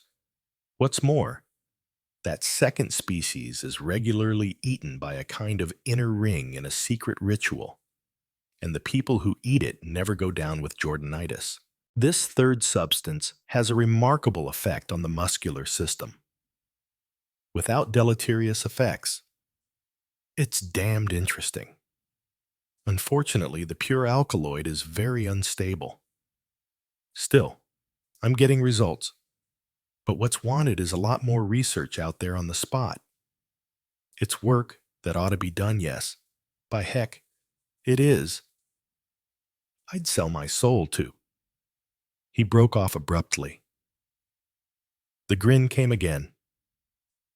Forgive the shop. I get too het up over these things, as you say, said Poirot placidly. It would certainly make my profession much easier if I could test guilt and innocence so easily. If there were a substance that could do what is claimed for the Calabar bean, Franklin said. But your troubles wouldn't end there. After all, what is guilt or innocence? I shouldn't think there could be any doubt about that. I remarked. He turned to me. What is evil? What is good? Ideas on them vary from century to century. What you would be testing would probably be a sense of guilt or a sense of innocence. In fact, no value as a test at all. I don't see how you make that out. My dear fellow, suppose a man thinks he has a divine right to kill a dictator or a moneylender or a pimp or whatever arouses his moral indignation. He commits what you consider a guilty deed, but what he considers is an innocent one. What is your poor ordeal bean to do about it? Surely, I said, there must always be a feeling of guilt with murder. Lots of people I'd like to kill, said Dr. Franklin cheerfully. Don't believe my conscience would keep me awake at night afterwards. It's an idea of mine, you know, that about 80% of the human race ought to be eliminated. We'd get on much better without them. He got up and strolled away, whistling cheerfully to himself. I looked after him doubtfully. A low chuckle from Poirot recalled me. You look, my friend, like one who has envisaged a nest of serpents. Let us hope that our friend the doctor does not practice what he preaches. I said, but supposing he does. After some hesitations, I decided that I ought to sound Judith on the subject of Allerton. I felt that I must know what her reactions were. She was, I knew, a level-headed girl, well able to take care of herself, and I did not think that she would really be taken in by the cheap attraction of a man like Allerton. I suppose, actually, that I tackled her on the subject because I wanted to be reassured on that point. Unfortunately, I did not get what I wanted. I went about it clumsily, I dare say. There is nothing that young people resent so much as advice from their elders. I tried to make my words quite careless and debonair. I suppose that I failed. Judith bristled at once. "What's this?" she said. "A parental warning against the big bad wolf." No, no, Judith, of course not. I gather you don't like Major Allerton, frankly. I don't. Actually, I don't suppose you do either. Why not? Well, he isn't your type. Is he? What do you consider as my type? Father Judith can always flurry me. I boggled rather badly. She stood looking at me, her mouth curving upwards in a slightly scornful smile. "Of course you don't like him," she said. "I do. I think he's very amusing." "Oh, amusing, perhaps." I endeavored to pass it off. Judith said deliberately, "He's very attractive. Any woman would think so. Men, of course, wouldn't see it. They certainly wouldn't." I went on, rather clumsily. "You were out with him very late the other night." I was not allowed to finish. "The storm broke." "Really? Father, you're being too idiotic. Don't you realize that at my age I'm capable of managing my own affairs? You've no earthly right to control what I do or whom I choose to make a friend of. It's this senseless interference in their children's lives that is so infuriating about fathers and mothers. I'm very fond of you, but I'm an adult woman and my life is my own. Don't start making a Mr. Barrett of yourself." I was so hurt by this extremely unkind remark that I was quite incapable of replying, and Judith went quickly away. I was left with the dismayed feeling that I had done more harm than good. I was standing lost in my thoughts when I was roused by the voice of Mrs. Franklin's nurse, exclaiming archly, "A penny for your thoughts, Captain Hastings." I turned gladly to welcome the interruption. Nurse Craven was really a very good-looking young woman. Her manner was perhaps a little on the arch and sprightly side, but she was pleasant and intelligent. She had just come from establishing her patient in a sunny spot, not far from the improvised laboratory. "Is Mrs. Franklin interested in her husband's work?" I asked. Nurse Craven tossed her head contemptuously. "Oh, it's a good deal too technical for her. She's not at all a clever woman. You know, Captain Hastings? No, I suppose not. Dr. Franklin's work, of course, can only be appreciated by someone who knows something about medicine. He's a very clever man indeed, you know, brilliant. Poor man. I feel so sorry for him." Sorry for him. Yes, I've seen it happen so often. Marrying the wrong type of woman. I mean, you think she's the wrong type for him? Well, don't you? They've nothing at all in common. He seems very fond of her, I said. Very attentive to her wishes and all that. Nurse Craven laughed rather disagreeably. She sees to that. All right. You think she trades on her? On her ill health? I asked, doubtfully. Nurse Craven laughed. There isn't much you could teach her about getting her own way. Whatever her ladyship wants happens. Some women are like that, clever as a barrel full of monkeys. If anyone opposes them, they just lie back and shut their eyes and look ill and pathetic. Or else they have a nerve storm. But Mrs. Franklin's the pathetic type. Doesn't sleep all night and is all white and exhausted in the morning. But she is really An invalid, isn't she? I asked, rather startled. Nurse Craven gave me a rather peculiar glance. She said dryly, "Oh, of course," and then turned the subject rather abruptly. She asked me if it was true that I had been here long ago, in the First War. Yes, that's quite true.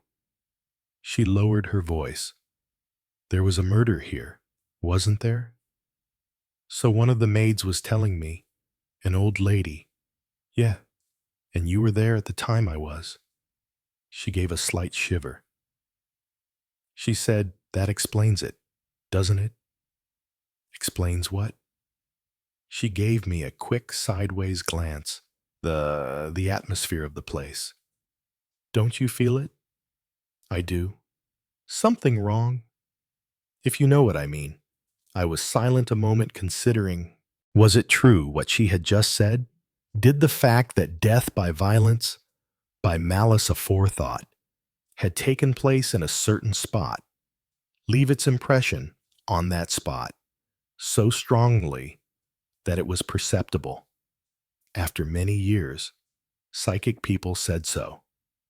Did Styles definitely bear traces of that event that had occurred so long ago, here, within these walls, in these gardens? Thoughts of murder had lingered and grown stronger and had at last come to fruition in the final act. Did they still taint the air? Nurse Craven broke in on my thoughts by saying abruptly, I was in a house where there was a murder case once. I've never forgotten it. One doesn't, you know. One of my patients. I had to give evidence and everything. Made me feel quite queer. It's a nasty experience for a girl. It must be. I know myself. I broke off as Boyd Carrington came striding round the corner of the house. As usual, his big, buoyant personality seemed to sweep away shadows and intangible worries. He was so large, so sane, so out of doors. One of those lovable, forceful personalities that radiate cheerfulness and common sense. Morning. Hastings. Morning. Nurse, where's Mrs. Franklin? Good morning, Sir William. Mrs. Franklin's down at the bottom of the garden, under the beech tree, near the laboratory. And Franklin, I suppose, is inside the laboratory. Yes, Sir William. With Miss Hastings. Wretched girl. Fancy being cooped up doing stinks on a morning like this. You ought to protest. Hastings, Nurse Craven said quickly. Oh, Miss Hastings is quite happy. She likes it, you know, and the doctor couldn't do without her. I'm sure. Miserable fellow, said Boyd Carrington. If I had a pretty girl like your Judith as a secretary, I'd be looking at her instead of at guinea pigs. Eh, what? It was the kind of joke that Judith would particularly have disliked, but it went down quite well with Nurse Craven, who laughed a good deal. Oh, Sir William, she exclaimed, you really mustn't say things like that. I'm sure we all know what you'd be like. But poor Dr. Franklin is so serious, quite wrapped up in his work. Boyd Carrington said cheerfully, well, his wife seems to have taken up her position where she can keep her eye on her husband. I believe she's jealous. You know far too much. Sir William Nurse Craven seemed delighted with this badinage. She said reluctantly, well, I suppose I ought to be going to see about Mrs. Franklin's malted milk. She moved away slowly, and Boyd Carrington stood looking after her. Good-looking girl, he remarked. Lovely hair and teeth. Fine specimen of womanhood. Must be a dull life on the whole, always looking after sick people. A girl like that deserves a better fate. Oh, well, I said, I suppose she'll marry one day. I expect so. He sighed, and it occurred to me that he was thinking of his dead wife. Then he said, "Like to come over with me to Natton and see the place rather?" "I'd like to. I'll just see first if Poirot needs me." I found Poirot sitting on the veranda, well muffled up. He encouraged me to go. "But certainly go. Hastings, go. It is, I believe, a most handsome property. You should certainly see it. I'd like to, but I didn't want to desert you. My faithful friend." "No, no. Go with Sir William. A charming man. Is he not first class?" I said with enthusiasm. Poirot smiled. "Ah, yes. I thought he was your type." I enjoyed my expedition enormously. Not only was the weather fine, a really lovely summer's day, but I enjoyed the companionship of the man. Boyd Carrington had that personal magnetism, that wide experience of life and of places that made him excellent company. He told me stories of his administrative days in India, some intriguing details of East African tribal lore, and was altogether so interesting that I was quite taken out of myself and forgot my worries about Judith and the deep anxieties that Poirot's revelations had given me. I liked, too, the way Boyd Carrington spoke of my friend. He had a deep respect for him, both for his work and his character. Sad though Poirot's present condition of ill health was, Boyd Carrington uttered no facile words of pity. He seemed to think that a lifetime spent as Poirot's had been was in itself a rich reward, and that in his memories my friend could find satisfaction and self-respect. Moreover, he said, "I'd wager his brain is as keen as ever it was." "It is, indeed it is," I assented eagerly. No greater mistake than to think that because a man's tied by the leg, it affects his brain pan. Not a bit of it. Anno Domini affects headwork much less than you'd think. By Jove, I wouldn't care to undertake to commit a murder under Hercule Poirot's nose, even at this time of day. He'd get you if you did, I said, grinning. I bet he would. Not, he added ruefully, that I should be much good at doing a murder anyway. I can't plan things, too impatient. If I did a murder, it would be done on the spur of the moment. That might be the most difficult crime to spot. I hardly think so. I'd probably leave clues trailing along behind me in every direction.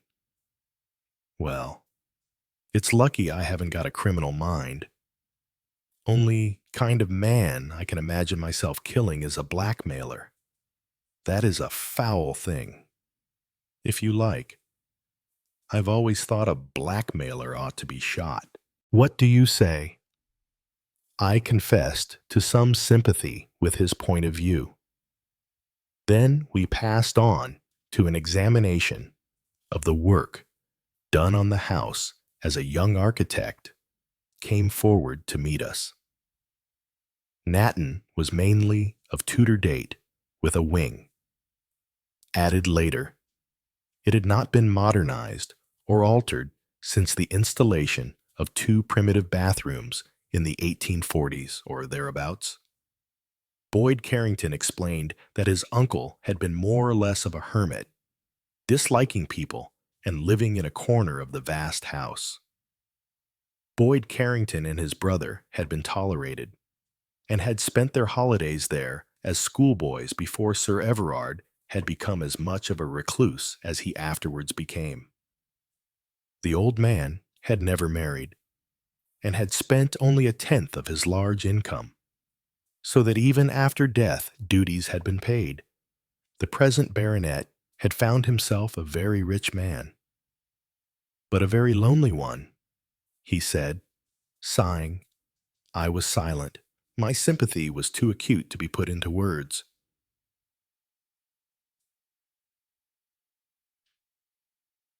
For I, too, was a lonely man. Since Cinders had died, I felt myself to be only half a human being. Presently, a little haltingly, I expressed a little of what I felt. Ah, yes, Hastings, but you've had something I never had. He paused a moment, and then, rather jerkily, he gave me an outline of his own tragedy, of the beautiful young wife, a lovely creature full of charm and accomplishments, but with a tainted heritage. Her family had nearly all died of drink, and she herself fell a victim to the same curse.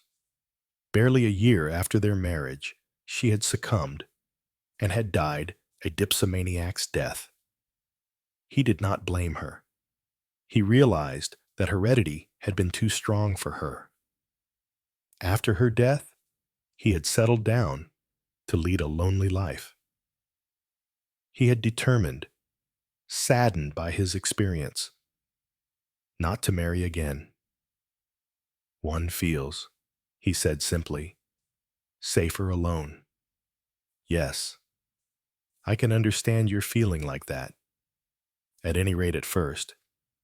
The whole thing was such a tragedy. It left me prematurely aged and embittered. He paused. It's true. I was once very much tempted, but she was so young. I didn't feel it would be fair to tie her to a disillusioned man. I was too old for her.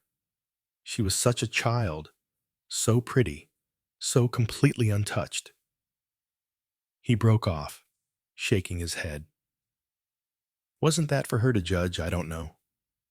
Hastings? I thought not. She seemed to like me. But then, as I say, she was so young. I shall always remember her as I saw her the last day of that leave. Her head a little on one side, that slightly bewildered look, her little hand.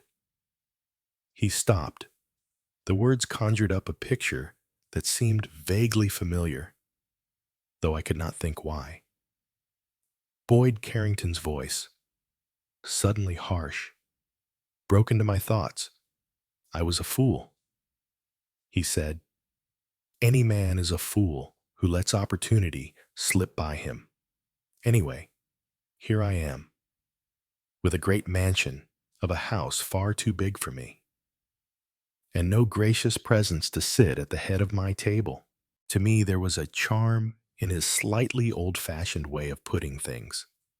It conjured up a picture of old-world charm and ease. Where is the lady now? I asked. Oh, married. He turned it off briefly.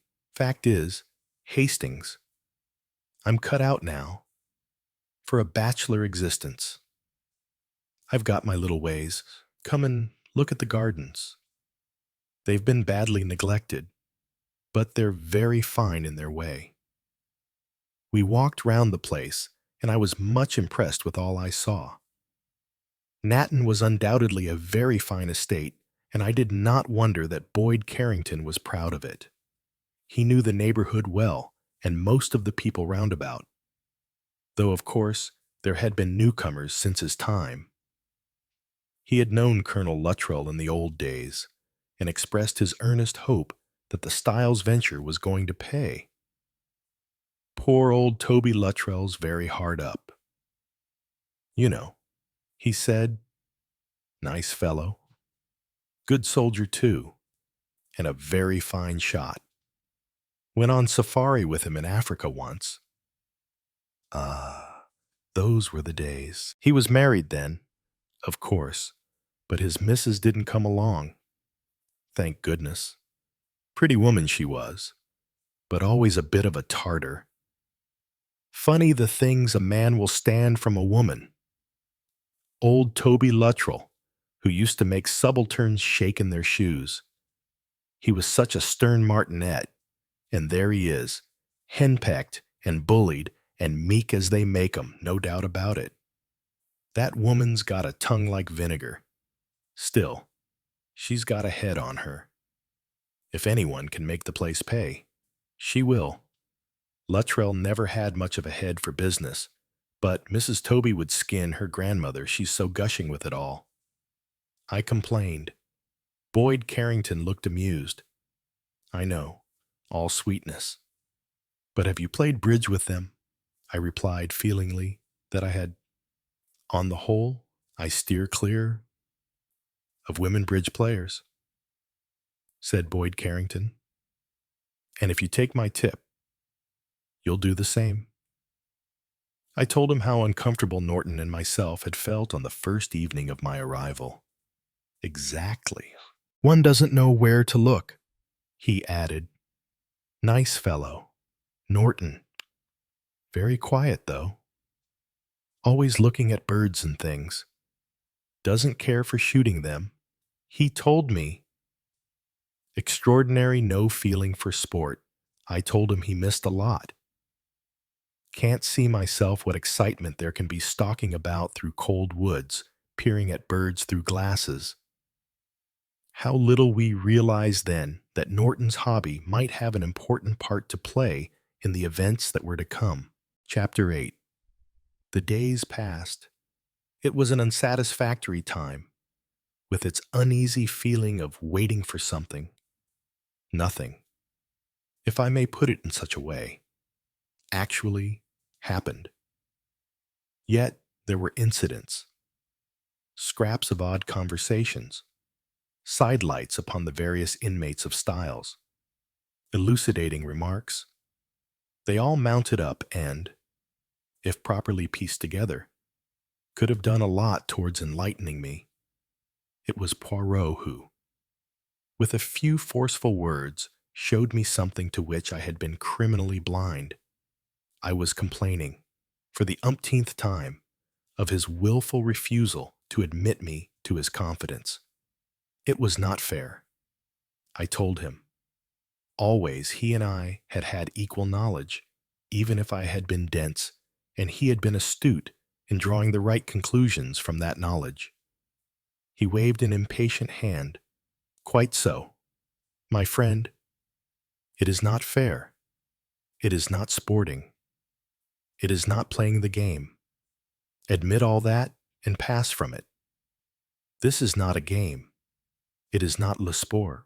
For you occupy yourself in guessing wildly at the identity of X.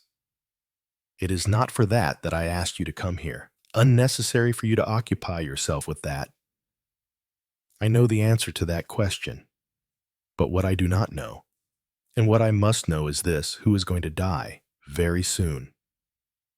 It is a question, mon vieux, not of you playing a guessing game, but of preventing a human being from dying. I was startled. Of course, I said slowly, well, I did know that you practically said so once, but I haven't quite realized it. Then realize it now, immediately. Yes, I will. I mean, I do. Bien? Then tell me. Hastings, who is it who's going to die? I stared at him blankly. I have really no idea. Then you should have an idea. What else are you here for? Surely, I said, going back over my meditations on the subject, there must be a connection between the victim and X, so that if you told me who X was. Poirot shook his head with so much vigor that it was quite painful to watch. Have I not told you that that is the essence of X's technique? There will be nothing connecting X with the death. That is certain. The connection will be hidden. You mean, it will be so well hidden that neither you nor I will find it. But surely, by studying X's past, I tell you, no. Certainly not in the time. Murder may happen any moment. You comprehend. To someone in this house, to someone in this house, and you really do not know who or how. If I did, I should not be urging you to find out for me. You simply base your assumption on the presence of X. I sounded a little doubtful. Poirot, whose self-control had lessened as his limbs were perforce immobile, fairly howled at me. Ah, ma foi. How many times am I to go over all this? If a lot of war correspondents arrive suddenly in a certain spot of Europe, it means what it means, war. If doctors come from all over the world to a certain city, it shows what that there is to be a medical conference. Where you see a vulture hovering, there will be a carcass. If you see beaters walking up a moor, there will be a shoot. If you see a man stop suddenly, tear off his coat, and plunge into the sea, it means that there will be a rescue from drowning. If you see ladies of middle age and respectable appearance peering through a hedge, you may deduce that there is an impropriety of some kind.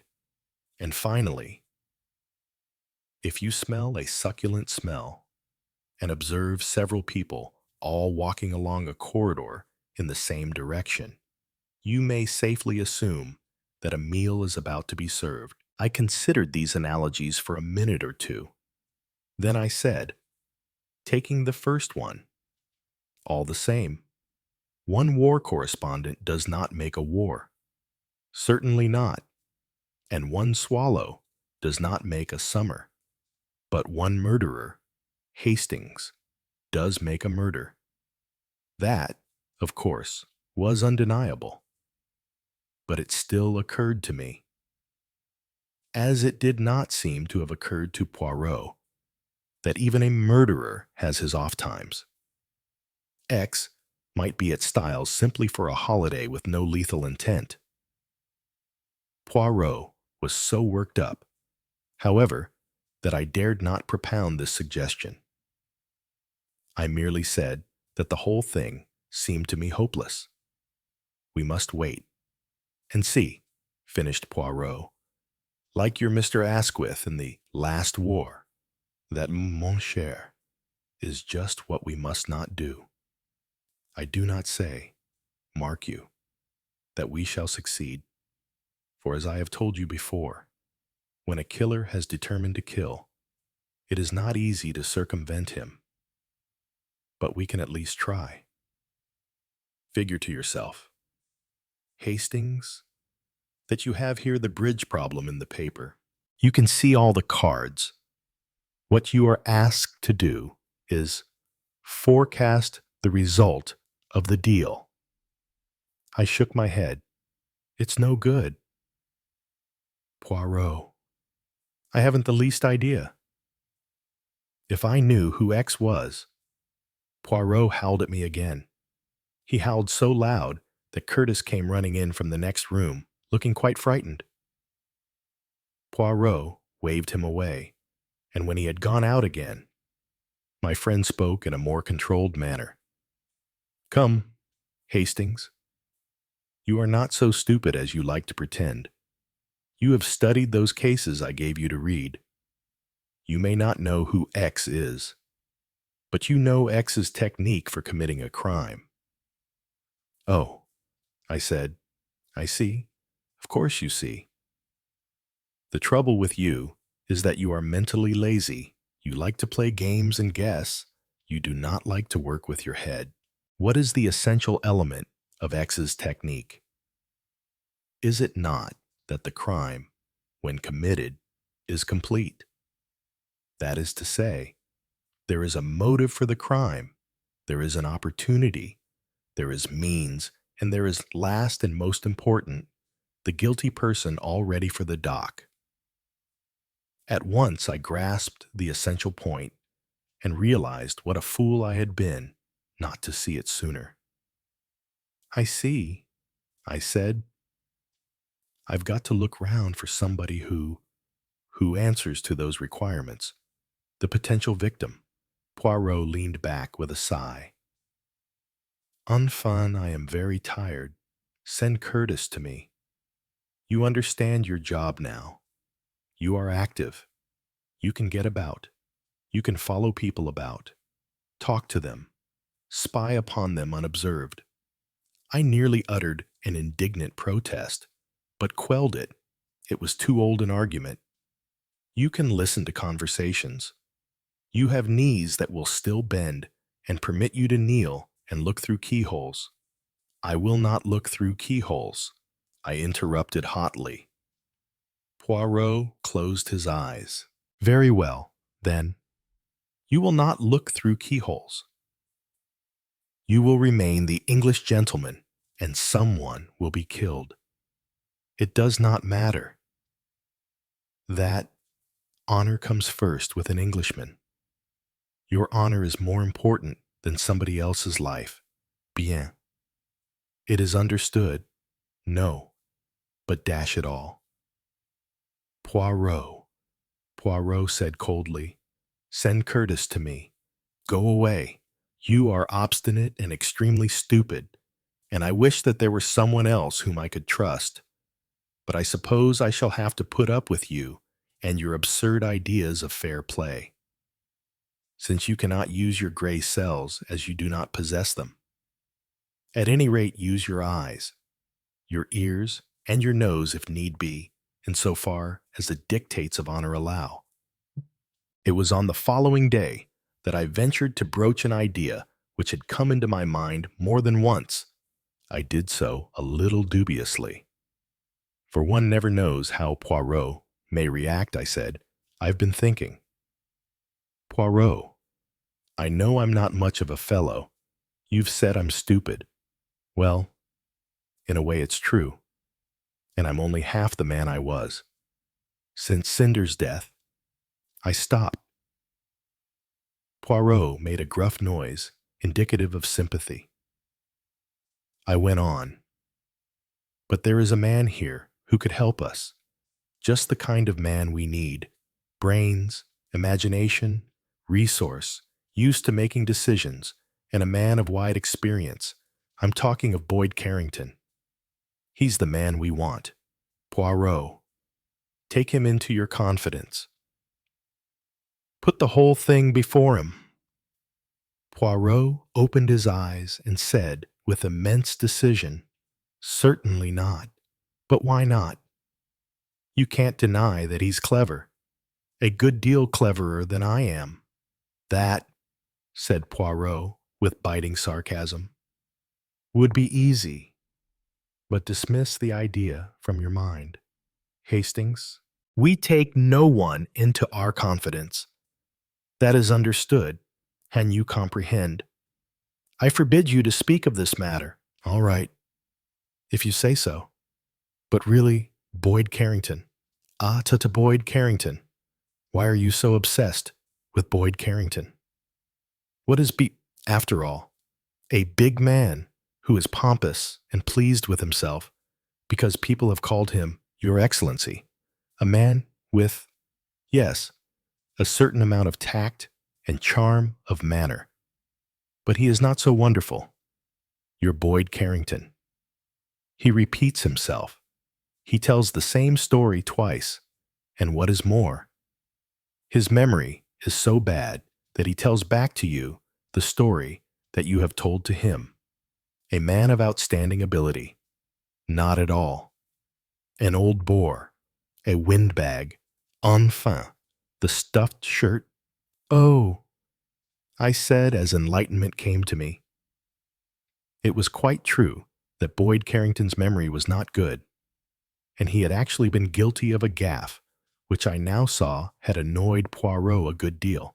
Poirot had told him a story of his police days in Belgium, and only a couple of days afterwards, when several of us were assembled in the garden, Boyd Carrington had in bland forgetfulness told the same story back again to Poirot, prefacing it with the remark I remember the chef de la sûreté in Paris telling me. I now perceived that this had rankled Tactfully, I said no more and withdrew. I wandered downstairs and out into the garden.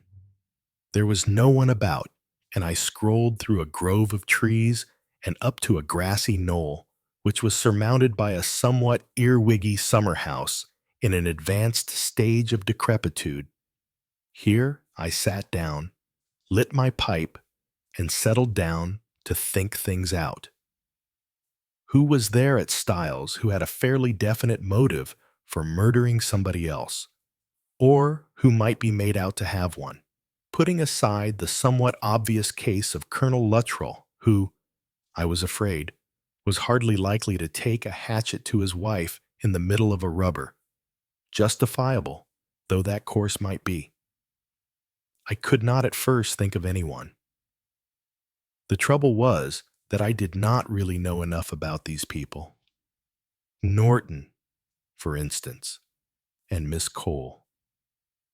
What were the usual motives for murder?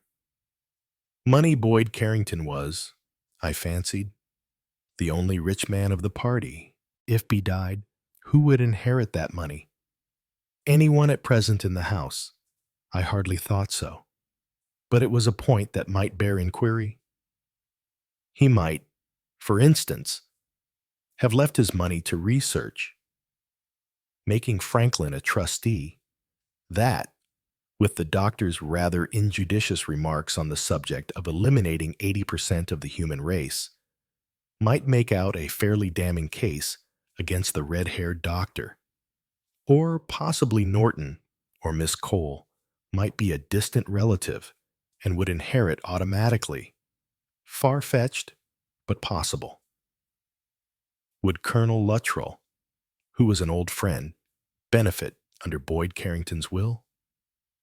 These possibilities seemed to exhaust the money angle. I turned to more romantic possibilities. The Franklins. Mrs. Franklin was an invalid. Was it possible that she was being slowly poisoned? And would the responsibility for her death be laid at her husband's door? He was a doctor. He had opportunity and means, no doubt. What about motive? An unpleasant qualm shot across my mind as it occurred to me that Judith might be involved. I had good reason to know how businesslike their relations were. But would the general public believe that? Would a cynical police officer believe it? Judith was a very beautiful young woman. An attractive secretary or assistant had been the motive for many crimes. The possibility dismayed me. I considered Allerton next. Could there be any reason for doing away with Allerton? If we had to have a murder, I would prefer to see Allerton the victim. One ought to be able to find motives easily for doing away with him. Miss Cole, though not young, was still a good-looking woman. She might, conceivably, be actuated by jealousy if she and Allerton had ever been on intimate terms, though I had no reason to believe that that was the case. Besides, if Allerton was X, I shook my head impatiently. All this was getting me nowhere. A footstep on the gravel below attracted my attention.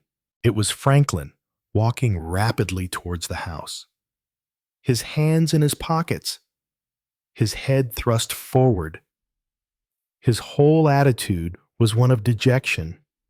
Seeing him thus, off guard, I was struck by the fact that he looked a thoroughly unhappy man.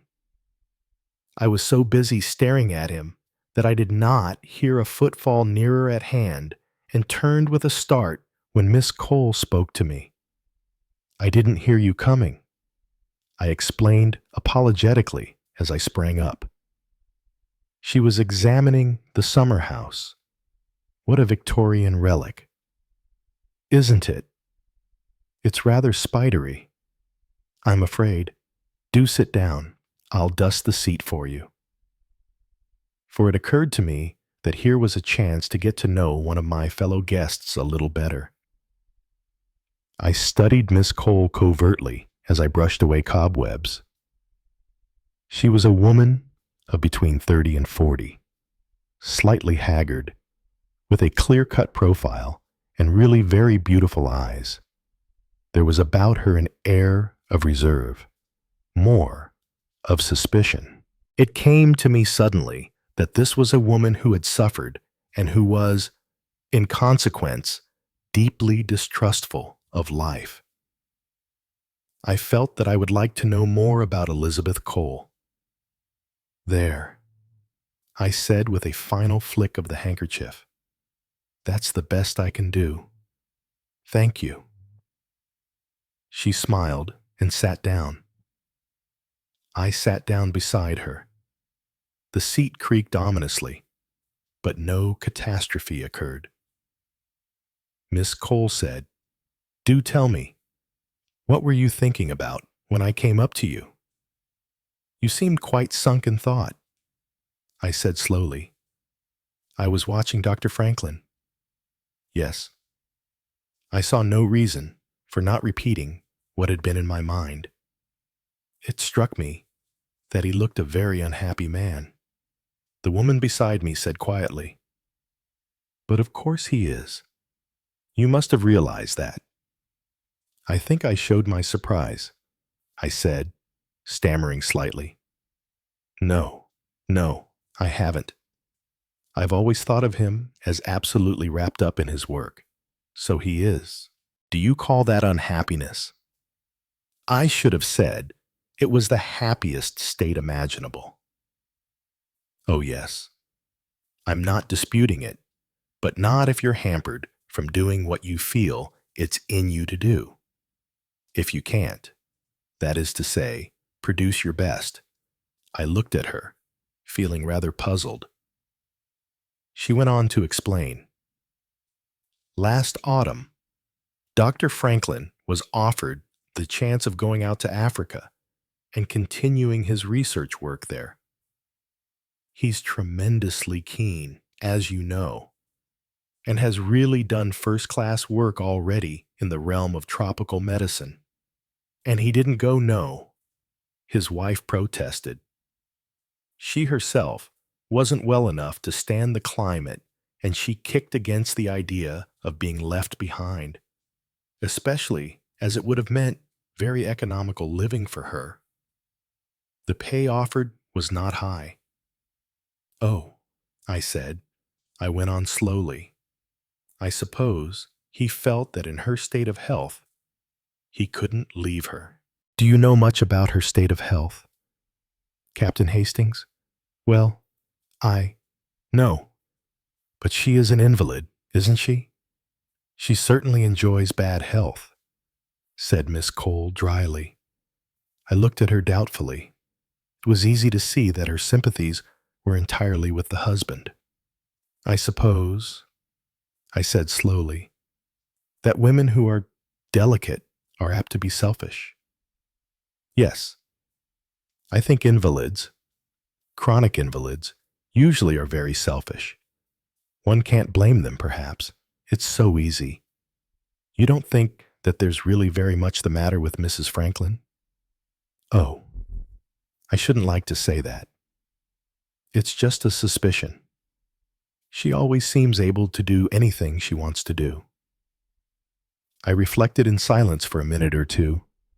It struck me that Miss Cole seemed very well acquainted with the ramifications of the Franklin menage.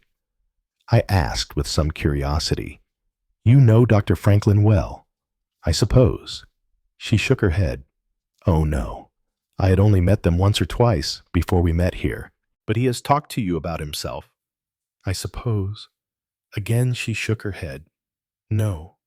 What I have just told you, I learnt from your daughter, Judith." "Judith?" I reflected with a moment's bitterness. "Talk to everyone except me." Miss Cole went on. "Judith is terrifically loyal to her employer and very much up in arms on his behalf. Her condemnation of Mrs. Franklin's selfishness is sweeping. You, too, think she is selfish?" "Yes, but I can see her point of view. I understand invalids. I can understand, too." Dr. Franklin's giving way to her.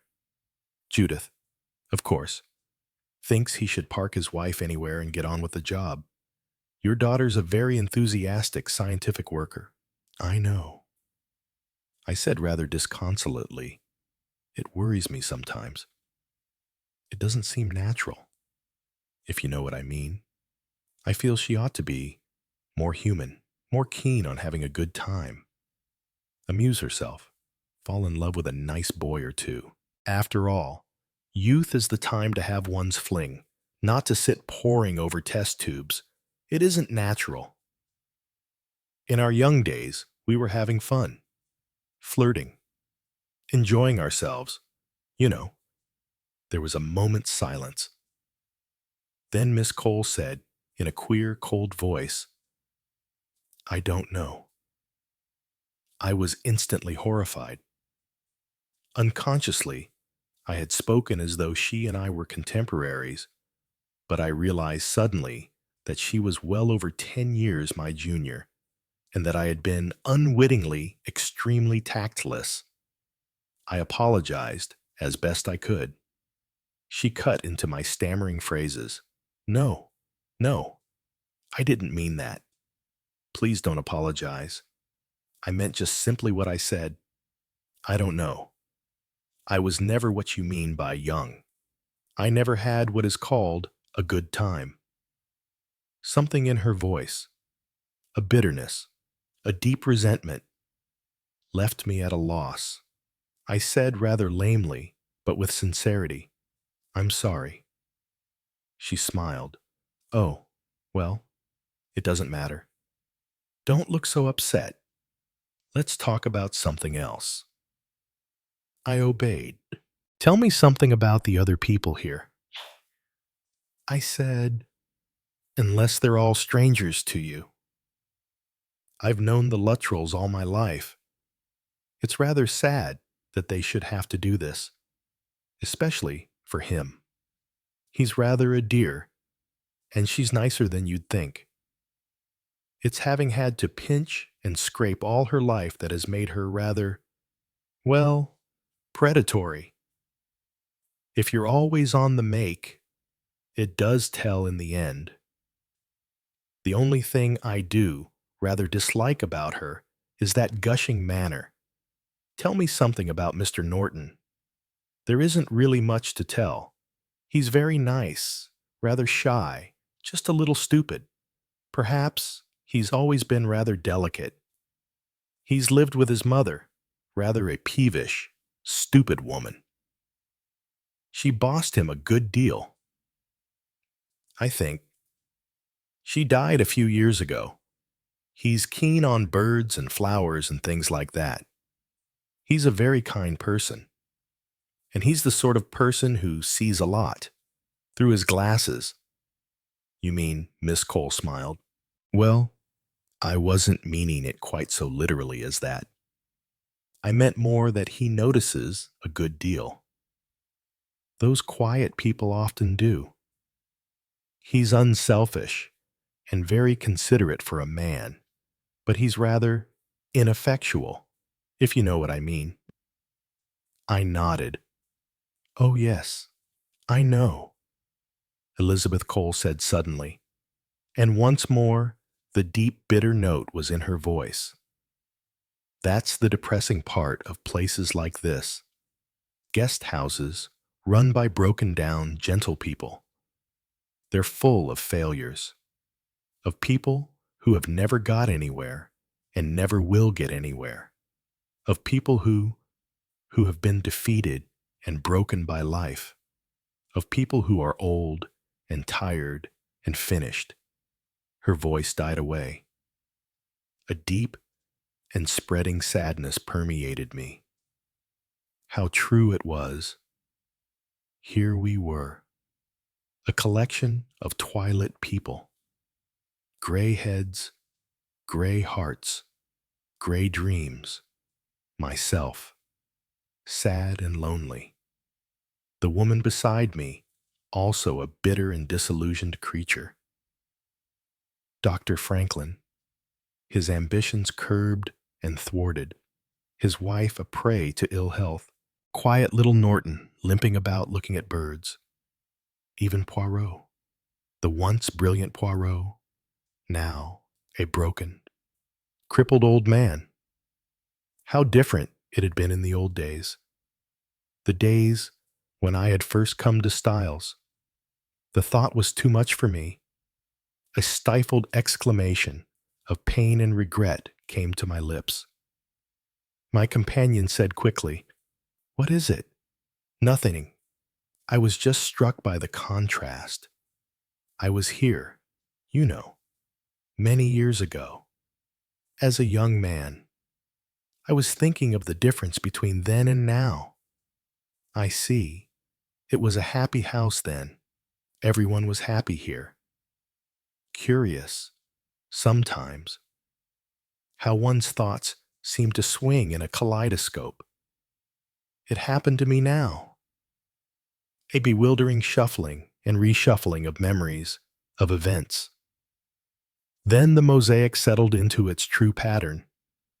My regret had been for the past as the past, not for the reality, for even then, in that far-off time, there had been no happiness at Styles. I remembered dispassionately the real facts. My friend John and his wife, both unhappy and chafing at the life they were forced to lead. Lawrence Cavendish, sunk in melancholy. Cynthia, her girlish brightness dampened by her dependent position. Inglethorpe married to a rich woman for her money. No, none of them had been happy. And now, again. No one here was happy. Styles was not a lucky house. I said to Miss Cole, "I've been indulging in false sentiment. This was never a happy house." "It isn't now. Everyone here is unhappy." "No, no. Your daughter, Judith's not happy." I said it with the certainty of sudden knowledge. No, Judith wasn't happy. "Boyd Carrington," I said doubtfully. "He was saying the other day that he was lonely, but for all that, I think he's enjoying himself quite a good deal. What with his house and one thing and another." Miss Cole said sharply, "Oh, yes. But then Sir William is different. He doesn't belong here like the rest of us do. He's from the outside world, the world of success and independence. He's made a success of his life and he knows it. He's not one of the maimed." It was a curious word to choose. I turned and stared at her. "Will you tell me," I asked, "why you use that particular expression?" "Because," she said, with a sudden fierce energy, "it's the truth about me. At any rate, I am maimed. I can see," I said gently, "that you have been very unhappy." She said quietly, "You don't know who I am, do you? I know your name. Cole isn't my name. That is to say, it was my mother's name. I took it. Afterwards, after my real name is Litchfield." For a minute or two, it didn't sink in. It was just a name vaguely familiar. Then I remembered. Matthew Litchfield. She nodded. "I see you know about it. That was what I meant just now. My father was an invalid and a tyrant. He forbade us any kind of normal life. We couldn't ask friends to the house.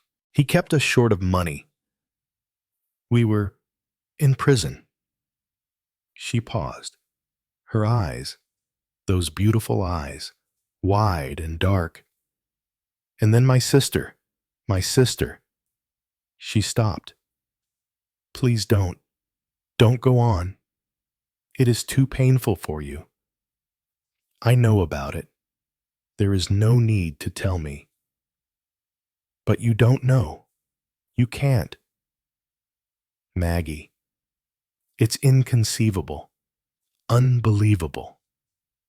I know that she went to the police, that she gave herself up, that she confessed, but I still sometimes can't believe it. I feel somehow that it wasn't true, that it didn't, that it couldn't have happened like she said it did. You mean, I hesitated, that the facts were at variance. She cut me short.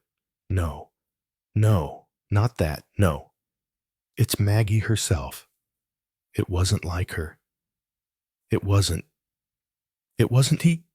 Maggie. Words trembled on my lips, but I did not say them. The time had not yet come when I could say to her, "You are right. It wasn't Maggie." Chapter 9. The ones who never pulled the trigger. The room was silent, except for the tick of the old clock. Poirot sat in his chair, wrapped in blankets, motionless. To Hastings, he looked like a wax figure dressed in fatigue. But Poirot's eyes were sharp, too sharp for someone waiting to die. You do not understand. Mon ami, Poirot said, voice dry. This man, this X, he is not a killer. Hastings blinked. But you said, Poirot raised a trembling hand. He arranges murder. Suggests it. He is the architect, not the executioner. The others poor, weak people, they become the hands. Hastings paced, uneasy. You're saying he brainwashes them? No, Poirot whispered. Worse, he gives them permission.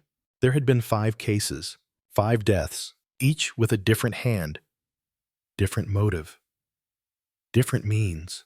But Poirot saw the line through them all. The line was named X, not poison, not gun, just words, whispered in the dark. The danger, Poirot knew, was not that X would kill again. It was that he would never need to kill at all. Because once people began to think they were right to murder, they wouldn't stop. Hastings stared out the window of Styles Court. The ivy shadows crawling across the lawn. So what do we do? Poirot was silent. Then he said, we become what we must. The words sat between them like a loaded revolver. That night, Hastings dreamed of bullets. But when he woke, the sound that echoed wasn't gunfire. It was laughter, low, polished, measured. It came from the drawing room. He crept down the hallway. There, in the dark, stood Norton, smiling, alone, facing the fireplace like a man giving a sermon to ghosts. Hastings leaned forward, and what he heard chilled him. Norton's voice calm, convincing, speaking to no one. She only wanted the money. He only wanted her dead. I simply let them talk long enough to hear themselves. A pause. Then everyone has a trigger. I just offer the finger. Hastings stumbled back into the shadows, his pulse racing. He couldn't deny it now. X wasn't a myth. X had a name. The next morning, Poirot did not look surprised when Hastings told him. Norton. Poirot nodded once.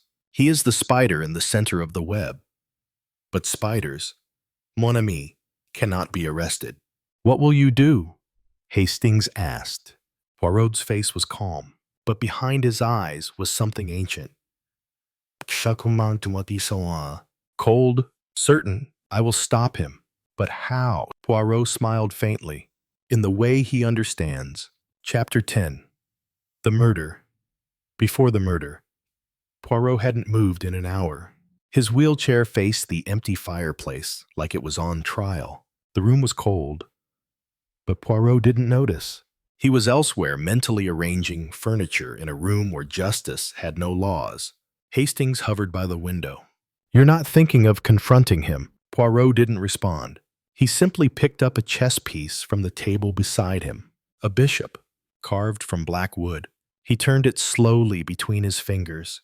Then he said, sometimes, Hastings, to remove a sickness, One must become the scalpel. Hastings tried to reason with him. Norton hasn't broken any laws. Poirot cut him off. Ah, but he has broken lives. Poirot looked toward the hallway. Norton convinces the weak that their darkest thoughts are righteous.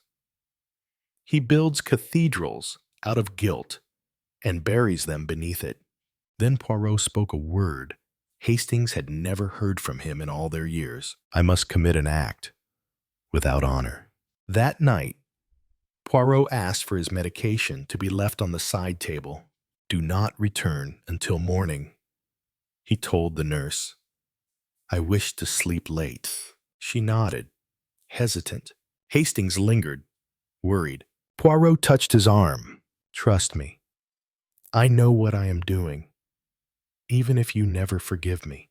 Midnight. Poirot wheeled himself into Norton's study. The man wasn't surprised. He was sipping brandy by the fire. Poirot said only 3 words. You've lost control. Norton chuckled. Control is an illusion. People are puppets. Poirot? I just snipped the strings holding them back. Poirot didn't smile. He placed a glass on the table. Inside, a powder dissolved slowly. Norton glanced at it. Poison? Really? A bit? Medieval. Don't you think? Poirot nodded. Yes. But effective? Especially when justice cannot breathe in daylight.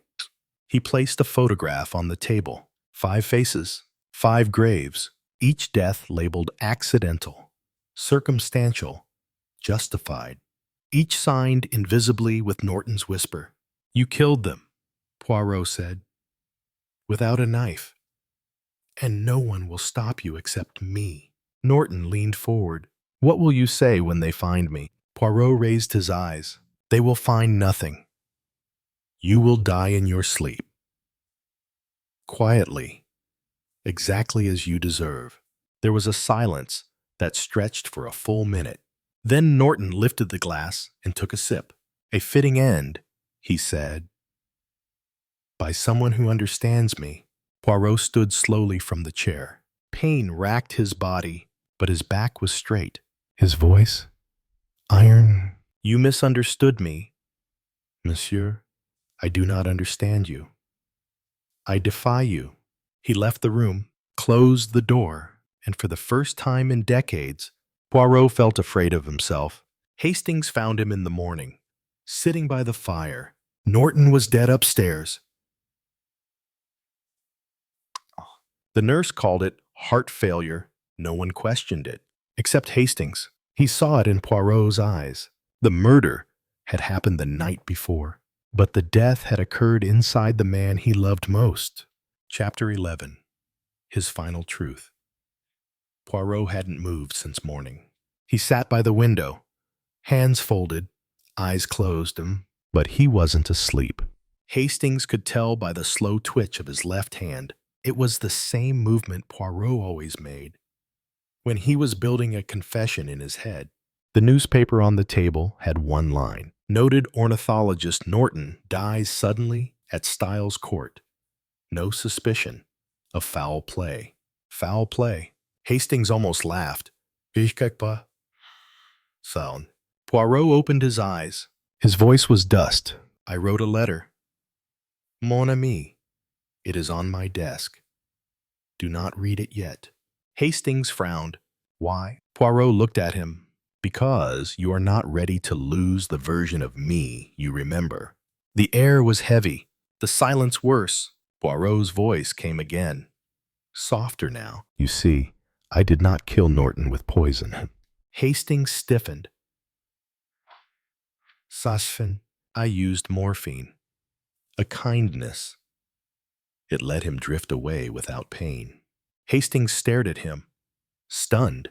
Poirot went on, but I had planned it. Methodically, just as he would have done. I became him, Poirot said. For one night, I became the kind of man I have spent my life chasing. Hastings couldn't speak. He turned to the window, watched the ivy claw its way up the brick wall. Poirot continued.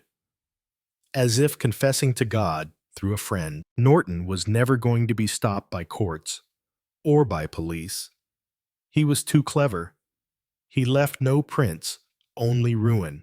Poirot reached into his coat and pulled out a final photograph. It was from an old file. A young woman, eyes vacant, a suicide note in her hand. Poirot placed it gently on the table. He whispered into her mind, told her the world would be better if she left it. Poirot's hand trembled. He murdered her with silence. Hastings sank into the chair. You did what the law couldn't. Poirot nodded. But at a cost. His fingers curled slowly into a fist. I did not act as a detective. Hastings, I acted as a man who had no more faith in systems. Poirot turned to the fireplace. There is justice in what I did, but it has no honor, and perhaps no forgiveness. The light in the room dimmed. Outside, a storm began to gather. Poirot's voice fell to a whisper. My death is close, and this was my last case. But not the last wound. He leaned back in the chair, closed his eyes, and in that moment, he looked not like a hero, but like a man who had finally stepped into the dark to stop someone already inside it. Hastings sat in silence.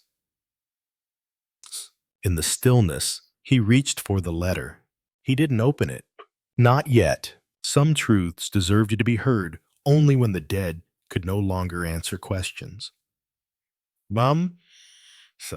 Chapter 12. Curtain. The letter sat unopened for 2 days. Hastings stared at it each morning as the nurse brought his tea. He imagined the words inside rearranging themselves overnight, as if waiting for him to be ready. But nothing ever rearranges itself. Not guilt, not truth, not death. On the third night, with the wind rattling the old windows of Styles, Hastings opened it. Poirot's handwriting was precise, still exact, still deliberate, but the ink was fainter, the pressure lighter, as though written by a man already half faded from the world.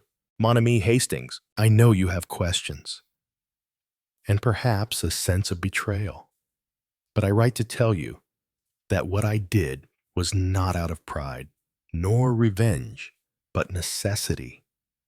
I killed a man, not in passion, not in defense, but in cold calculation. Hastings swallowed hard. Poirot's voice echoed in his mind as he read on.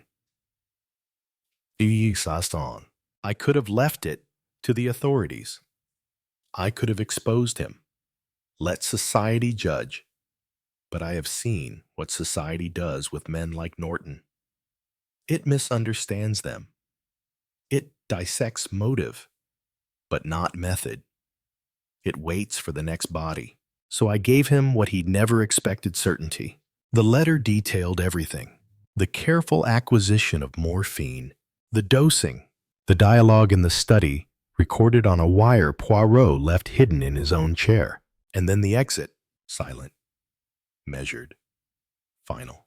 You must not destroy the tape. One day, if doubt returns, it will remind you that monsters do not always snarl. Sometimes they sip tea and discuss birds. The letter paused. Poirot had written a line, then crossed it out, then wrote something else. I do not ask forgiveness. Hastings, only understanding. And perhaps a prayer that in some other life I might not be forced to make such choices. The signature was small. Hercule Poirot. No flourish. Know your friend always. Just the name. Curtain down. Hastings folded the letter with care, placed it back in the envelope, and for a long time he did nothing. The housekeeper knocked softly. Shall I stoke the fire, sir? Hastings shook his head. No, leave it. I think it's time it went out. He walked to Poirot's empty chair, sat in it. The cushion still held his shape, and somewhere in the walls the ticking of the clock continued. Steady, like justice. Or maybe just memory. Poirot had once said that people don't kill out of anger, but out of certainty. Mamarshiki. And now, Hastings understood. His friend hadn't died bitter or broken, just resolved. And in the fire's fading glow, the last case closed itself. Not with applause, not with fanfare, just silence. And a final truth that could never be spoken aloud. Chapter 13. There is something about writing down an anticlimax in cold blood that is somewhat shattering to one's self-esteem. For the truth of the matter is, you see, that I sat there waiting for Allerton, and that I fell asleep. Not so surprising, really, I suppose. I had slept very badly the night before. I had been out in the air the whole day. I was worn out with worry and the strain of nerving myself for doing what I had decided to do. On top of all that was the heavy, thundery weather. Possibly even the fierce effort of concentration I was making helped. Anyway, it happened. I fell asleep there in my chair. And when I woke, birds were twittering outside, the sun was up, and I cramped and uncomfortable, slipped down in my chair in my evening dress, with a foul taste in the mouth and a splitting head. I was bewildered, incredulous, disgusted, and finally, immeasurably and overwhelmingly relieved. Who was it who wrote the darkest day? Live till tomorrow will have passed away. And how true it is. I saw now, clearly and sanely, how overwrought and wrong-headed I had been. Melodramatic, lost to all sense of proportion. I had actually made up my mind to kill another human being. At this moment, my eyes fell on the glass of whiskey in front of me. With a shudder, I got up, drew the curtains, and poured it out of the window. I must have been mad last night. I shaved, had a bath, and dressed. Then, feeling very much better, I went across to Poirot. He always woke very early. I knew. I sat down and made a clean breast of the whole thing to him. I may say it was a great relief. He shook his head gently at me. Ah, but what follies it is you contemplate. I am glad you came to confess your sins to me. But why, my dear friend, did you not come to me last night and tell me what was in your mind? I said shamefacedly. I was afraid, I suppose, that you would have tried to stop me. Assuredly, I would have stopped you. Ah, that, certainly. Do you think I want to see you hanged by the neck, all on account of a very unpleasant scoundrel called Major Allerton? I shouldn't have been caught. I said, I'd taken every precaution. That is what all murderers think. You had the true mentality, but let me tell you, mon ami, you were not as clever as you thought yourself. I took every precaution. I wiped my fingerprints off the bottle. Exactly. You also wiped Allerton's fingerprints off. And when he is found dead, what happens? They perform the autopsy, and it is established that he died of an overdose of slumberol. Did he take it by accident or intention, tiens? His fingerprints are not on the bottle, but why not, whether accident or suicide? He would have no reason to wipe them off. And then they analyze the remaining tablets and find nearly half of them have been replaced by aspirin. Well, practically everyone has aspirin tablets. I murmured weakly. Yes, but it is not everyone who has a daughter whom Allerton is pursuing with dishonorable intentions, to use an old-fashioned melodramatic phrase. And you have had a quarrel with your daughter on the subject the day before. Two people, Boyd Carrington and Norton, can swear to your violent feeling against the man. No, Hastings, it would not have looked too good. Attention would immediately have been focused upon you. And by that time, you would probably have been in such a state of fear or even remorse that some good solid inspector of police would have made up his mind quite definitely that you were the guilty party. It is quite possible, even, that someone may have seen you tampering with the tablets. They couldn't. There was no one about. There is a balcony outside the window. Somebody might have been there, peeping in. Or, who knows, someone might have been looking through the keyhole. You've got keyholes on the brain, Poirot. People don't really spend their time looking through keyholes as much as you seem to think. Poirot half closed his eyes and remarked that I had always had too trusting a nature. And let me tell you, very funny things happen with keys in this house. Me, I like to feel that my door is locked on the inside, even if the good Curtis is in the adjoining room. Soon after I am here, my key disappears, but entirely I have to have another one made. Well, anyway, I said with a deep breath of relief, my mind still laden up with my own troubles. It didn't come off. It's awful to think one can get worked up like that. I lowered my voice. Poirot, you don't think that because of that murder long ago, there's a sort of infection in the air, a virus of murder? You mean, well, it is an interesting suggestion. Houses do have an atmosphere. I said thoughtfully, this house has a bad history. Poirot nodded. Yes, there have been people here, several of them, who desire deeply that someone else should die. That is true enough. I believe it gets hold of one in some way, but now. Poirot, tell me, what am I to do about all this? Judith and Allerton? I mean, it's got to be stopped somehow. What do you think I'd better do? Do nothing, said Poirot with emphasis. Oh, but believe me, you will do least harm by not interfering. If I were to tackle Allerton, what can you say or do? Judith is 21 and her own mistress, but I feel I ought to be able. Poirot interrupted me.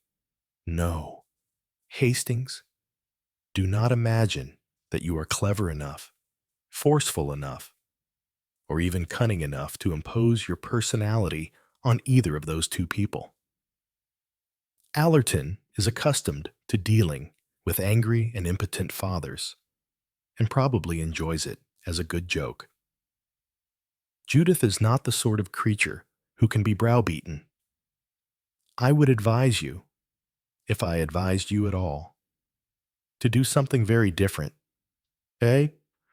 Fiamen. I would trust her if I were you. I stared at him. Judith, said Hercule Poirot, is made of very fine stuff. I admire her very much. I said, my voice unsteady. I admire her, too. But I'm afraid for her. Poirot nodded his head with sudden energy. I, too, am afraid for her, he said, but not in the way you are. I am terribly afraid. And I am powerless, or nearly so. And the days go by. There is danger. Hastings, and it is very close. I knew as well as Poirot that the danger was very close. I had more reason to know it than he had, because of what I had actually overheard the previous night. Nevertheless, I pondered on that phrase of Poirot's as I went down to breakfast. I would trust her if I were you. It had come unexpectedly, but it had given me an odd sense of comfort. And almost immediately, the truth of it was justified. For Judith had obviously changed her mind about going up to London that day. Instead, she went off with Franklin to the lab, as usual, directly after breakfast, and it was clear that they were to have an arduous and busy day there. A feeling of intense thanksgiving rushed over me. How mad, how despairing I had been last night.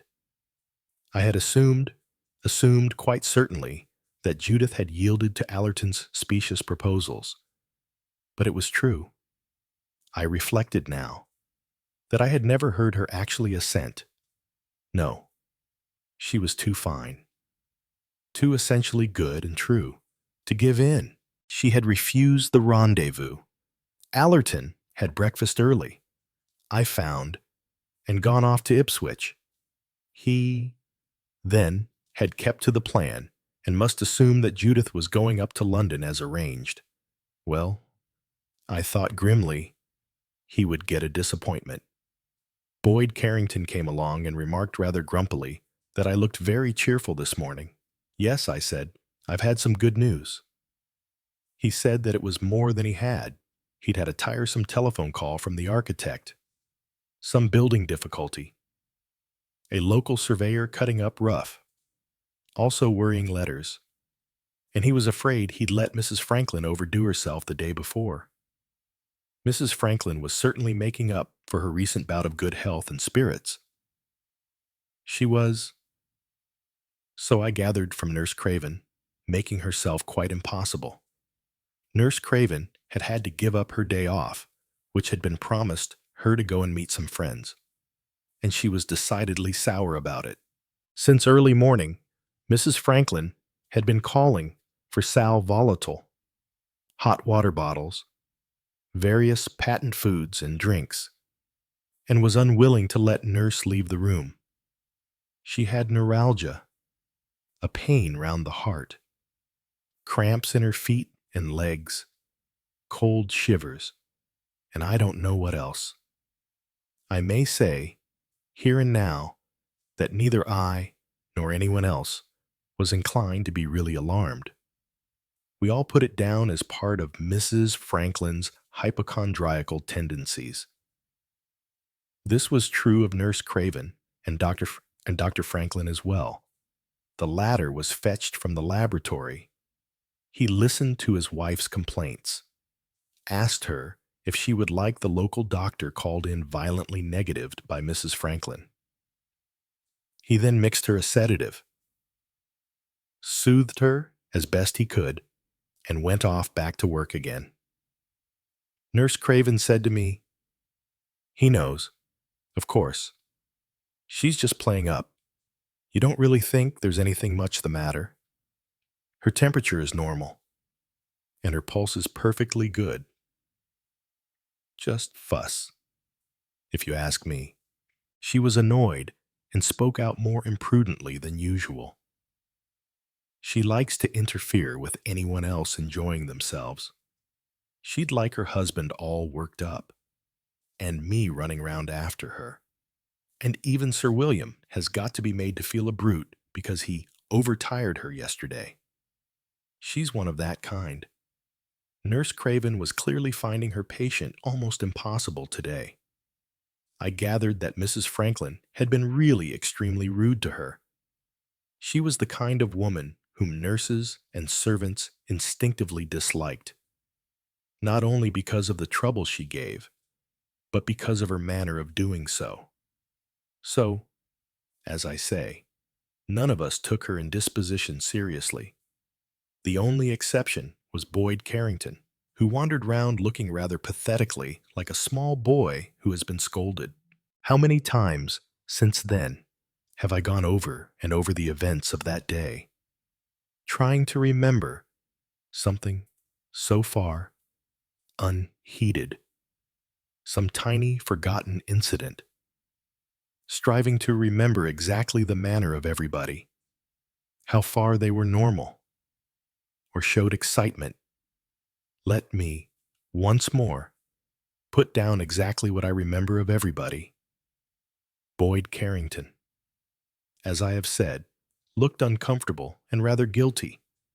He seemed to think that he had been rather over-exuberant the day before and had been selfish in not thinking more of the frail health of his companion.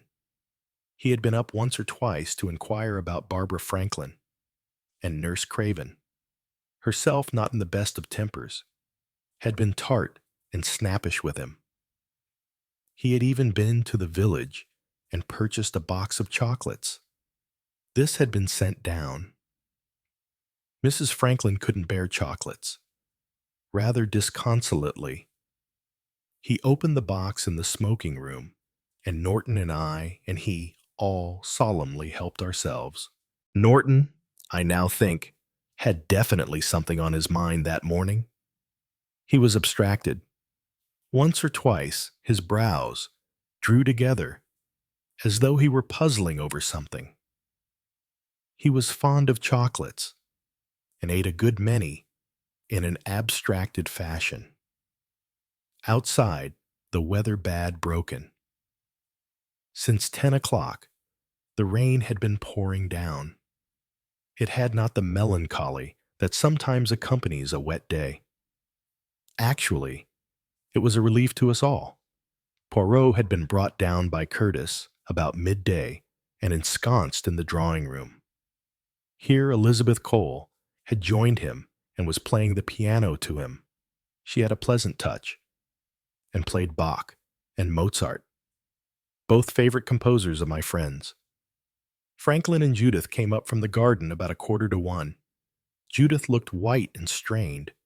She was very silent, looked vaguely about her as though lost in a dream, and then went away.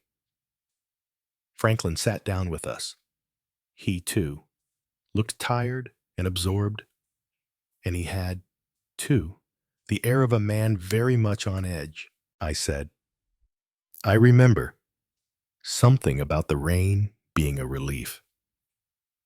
And he said quickly, yeah, there are times when something's got to break. And somehow, I got the impression that it was not merely of the weather that he spoke. Awkward, as always in his movements, he jerked against the table and upset half the chocolates. With his usual startled air, he apologized, apparently to the box.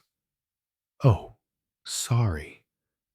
It ought to have been funny, but somehow it wasn't.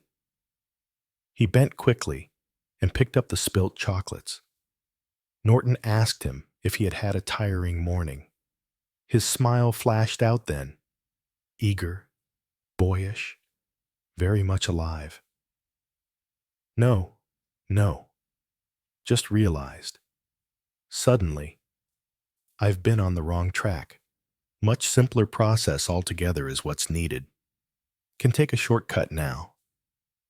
He stood, swaying slightly to and fro on his feet, his eyes absent yet resolved. Yes, shortcut. Much the best way. If we were all nervy and aimless in the morning, the afternoon was unexpectedly pleasant. The sun came out, the temperature was cool and fresh. Mrs. Luttrell was brought down and sat on the veranda. She was in excellent form, exercising her charm and manner with less gush than usual, and with no latent hint of vinegar in reserve. She chaffed her husband, but gently and with a kind of affection, and he beamed at her. It was really delightful to see them on such good terms. Poirot permitted himself to be wheeled out also, and he was in good spirits too. I think he liked seeing the Luttrells on such a friendly footing with each other. The Colonel was looking years younger. His manner seemed less vacillating. He tugged less at his mustache. He even suggested that there might be some bridge that evening. Daisy here misses her bridge. Indeed I do, said Mrs. Luttrell. Norton suggested it would be tiring for her. I'll play one rubber, said Mrs. Luttrell. and added with a twinkle, "And I'll behave myself and not bite poor George's head off." "My dear," protested her husband, "I know I'm a shocking player." "And what of that?" said Mrs. Luttrell. "Doesn't it give me grand pleasure badgering and bullying you about it? It made us all laugh." Mrs. Luttrell went on, "Oh, I know my faults, but I'm not going to give them up at my time of life. George has just got to put up with me." Colonel Luttrell looked at her quite fatuously. I think it was seeing them both on such good terms that led to a discussion on marriage and divorce that took place later in the day. Were men and women actually happier by reason of the greater facilities afforded for divorce? Or was it often the case that a temporary period of irritation and estrangement or trouble over a third person gave way after a while to a resumption of affection and friendliness? It is odd sometimes to see how much at variance people's ideas are with their own personal experiences. My own marriage had been unbelievably happy and successful, and I'm essentially an old-fashioned person. Yet I was on the side of divorce, of cutting one's losses and starting afresh. Boyd Carrington, whose marriage had been unhappy, yet held for an indissoluble marriage bond. He had, he said, the utmost reverence for the institution of marriage. It was the foundation of the state. Norton, with no ties and no personal angle, was of my way of thinking. Franklin, the modern scientific thinker, was, strangely enough, resolutely opposed to divorce. It offended, apparently, his ideal of clear-cut thinking and action. One assumed certain responsibilities. Those must be carried through and not shirked or set aside. A contract, he said, is a contract. One enters upon it of one's own free will and must abide by it. Anything else resulted in what he called a mess. Loose ends, half-dissolved ties, leaning back in his chair, his long legs kicking vaguely at a table. He said, "A man chooses his wife. She's his responsibility until she dies." Or he does, Norton said rather comically. And sometimes, oh, blessed death, eh? We laughed. And Boyd Carrington said, "You needn't talk. My lad, you've never been married." Shaking his head, Norton said, "And now I've left it too late, have you?" Boyd Carrington's glance was quizzical. Sure of that. It was just at that moment that Elizabeth Cole joined us.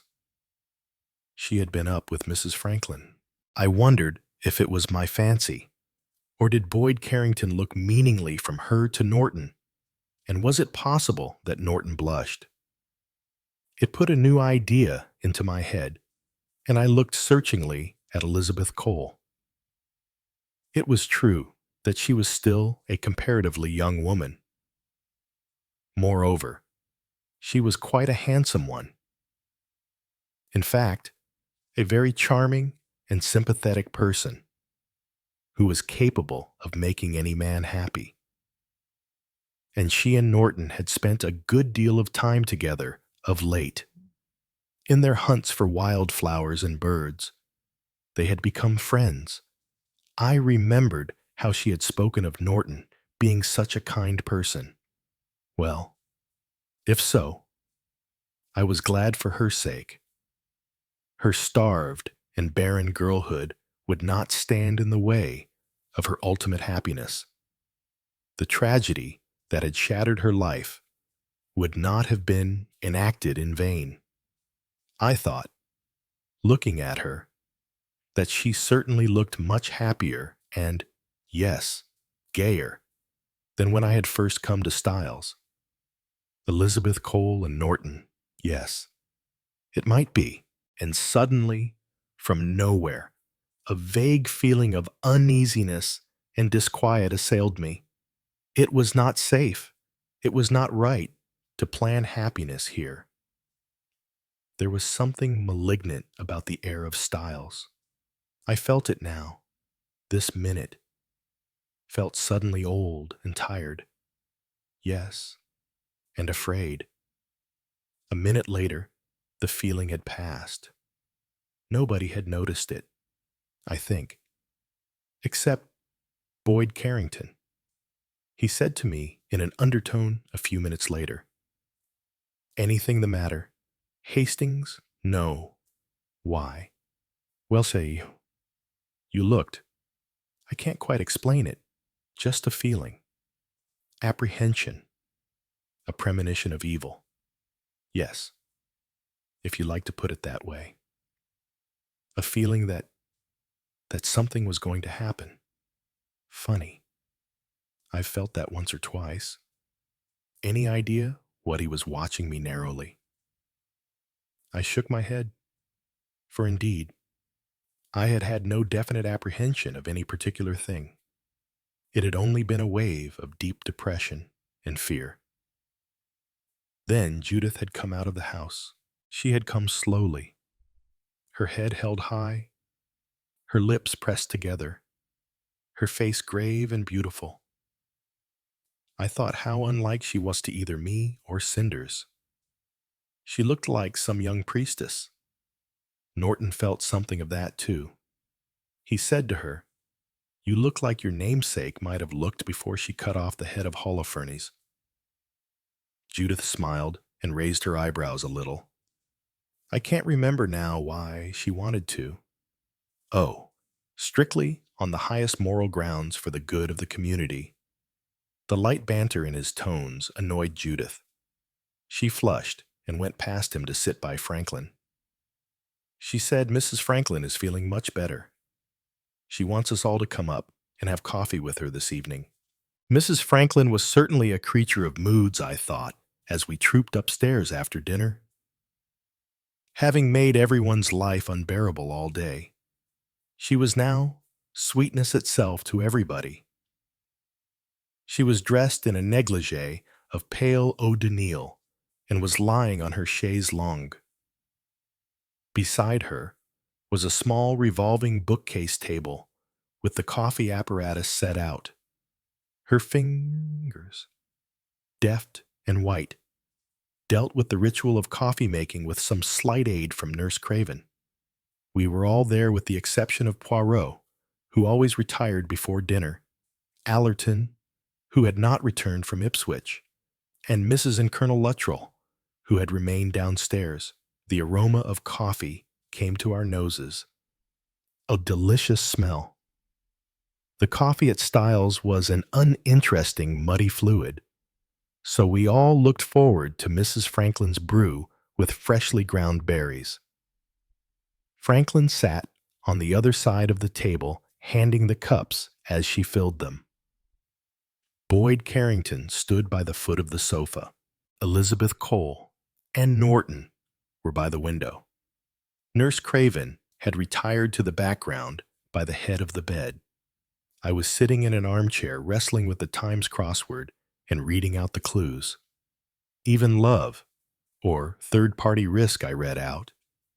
8 letters, probably an anagram, said Franklin.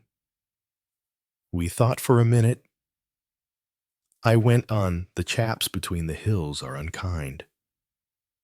Tormentor, said Boyd Carrington quickly. Quotation. An echo whate'er is asked her answers. Blank. Tennyson. 5 letters. Where, suggested Mrs. Franklin. Surely that's right. An echo answers where? I was doubtful. It would make a word end in W. Well, lots of words end in W. How and now. And snow, Elizabeth Cole said from the window. The Tennyson quotation is, an echo whate'er is asked her answers. Death. I heard a quick, sharp intake of breath behind me. I looked up. It was Judith. She went past us to the window and out upon the balcony. I said, as I wrote the last clue in Even Love Can't Be an Anagram, the second letter now is A. What's the clue again? Even love or third-party risk. Blank. A and 6 blanks. Paramore, said Boyd Carrington. I heard the teaspoon rattle on Barbara Franklin's saucer. I went on to the next clue. Jealousy is a green-eyed monster. This person said, Shakespeare, said Boyd Carrington. Was it Othello or Amelia, said Mrs. Franklin.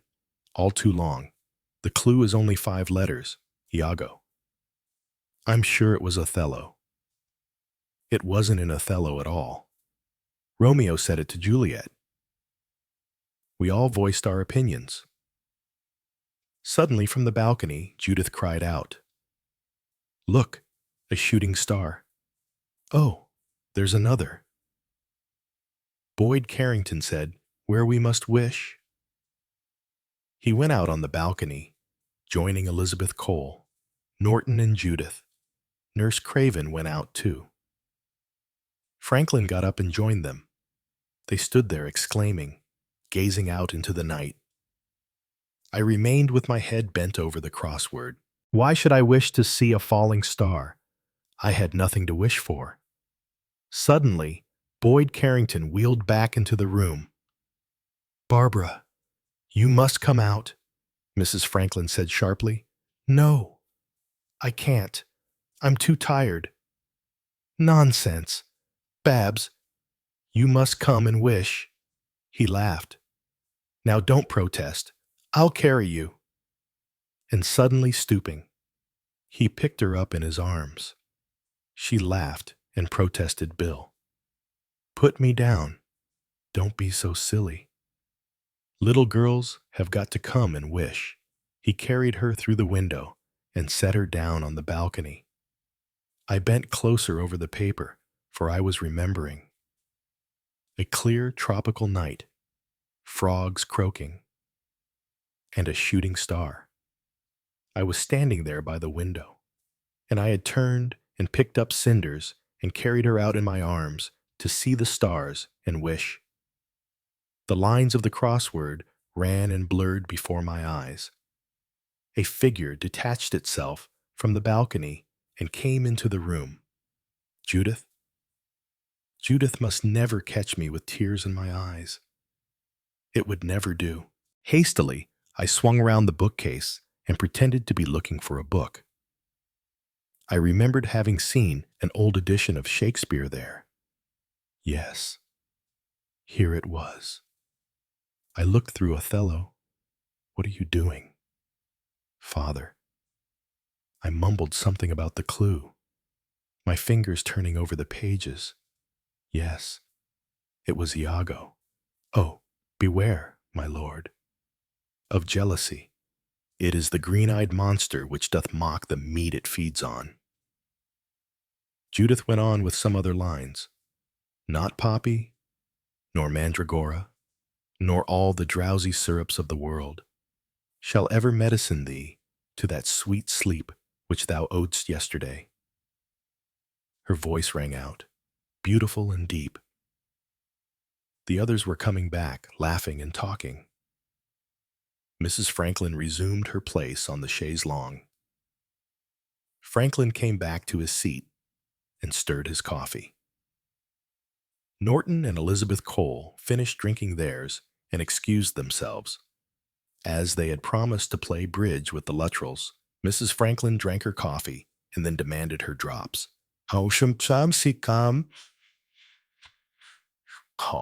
Judith got them for her from the bathroom. As Nurse Craven had just gone out, Franklin was wandering aimlessly round the room. He stumbled over a small table. His wife said sharply, "Don't be so clumsy, John. Sorry. Barbara, I was thinking of something." Mrs. Franklin said rather affectedly. Such a great bear. Aren't you, darling? He looked at her rather abstractedly. Then he said, Nice night. Think I'll take a stroll. He went out. Mrs. Franklin said, He is a genius. You know, you can tell it from his manner. I really do admire him terrifically. Such a passion for his work. Yes, yes, clever fellow, said Boyd Carrington, rather perfunctorily. Judith left the room abruptly, nearly colliding with Nurse Craven in the doorway. Boyd Carrington said, What about a game of piquet? Babs. Oh, lovely. Can you get hold of some cards? Nurse.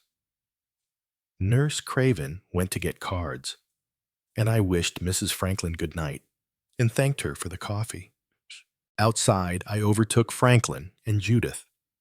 They were standing, looking out of the passage window. They were not speaking, just standing side by side. Franklin looked over his shoulder as I approached. He moved a step or two, hesitated, and said, Coming out for a stroll. Judith, my daughter, shook her head. Not tonight. She added abruptly, I'm going to bed. Good night. I went downstairs with Franklin. He was whistling softly to himself and smiling. I remarked rather crossly, for I was feeling depressed myself. You seem pleased with yourself tonight. He admitted it. Yes, I've done something that I've been meaning to do for a long time. Very satisfactory. That, I parted from him downstairs and looked in on the bridge players for a minute. Norton winked at me when Mrs. Luttrell wasn't looking. The rubber seemed to be progressing with unusual harmony.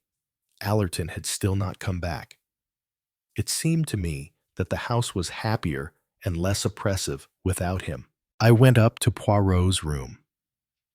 I found Judith sitting with him.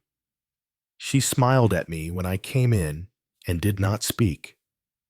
She has forgiven you.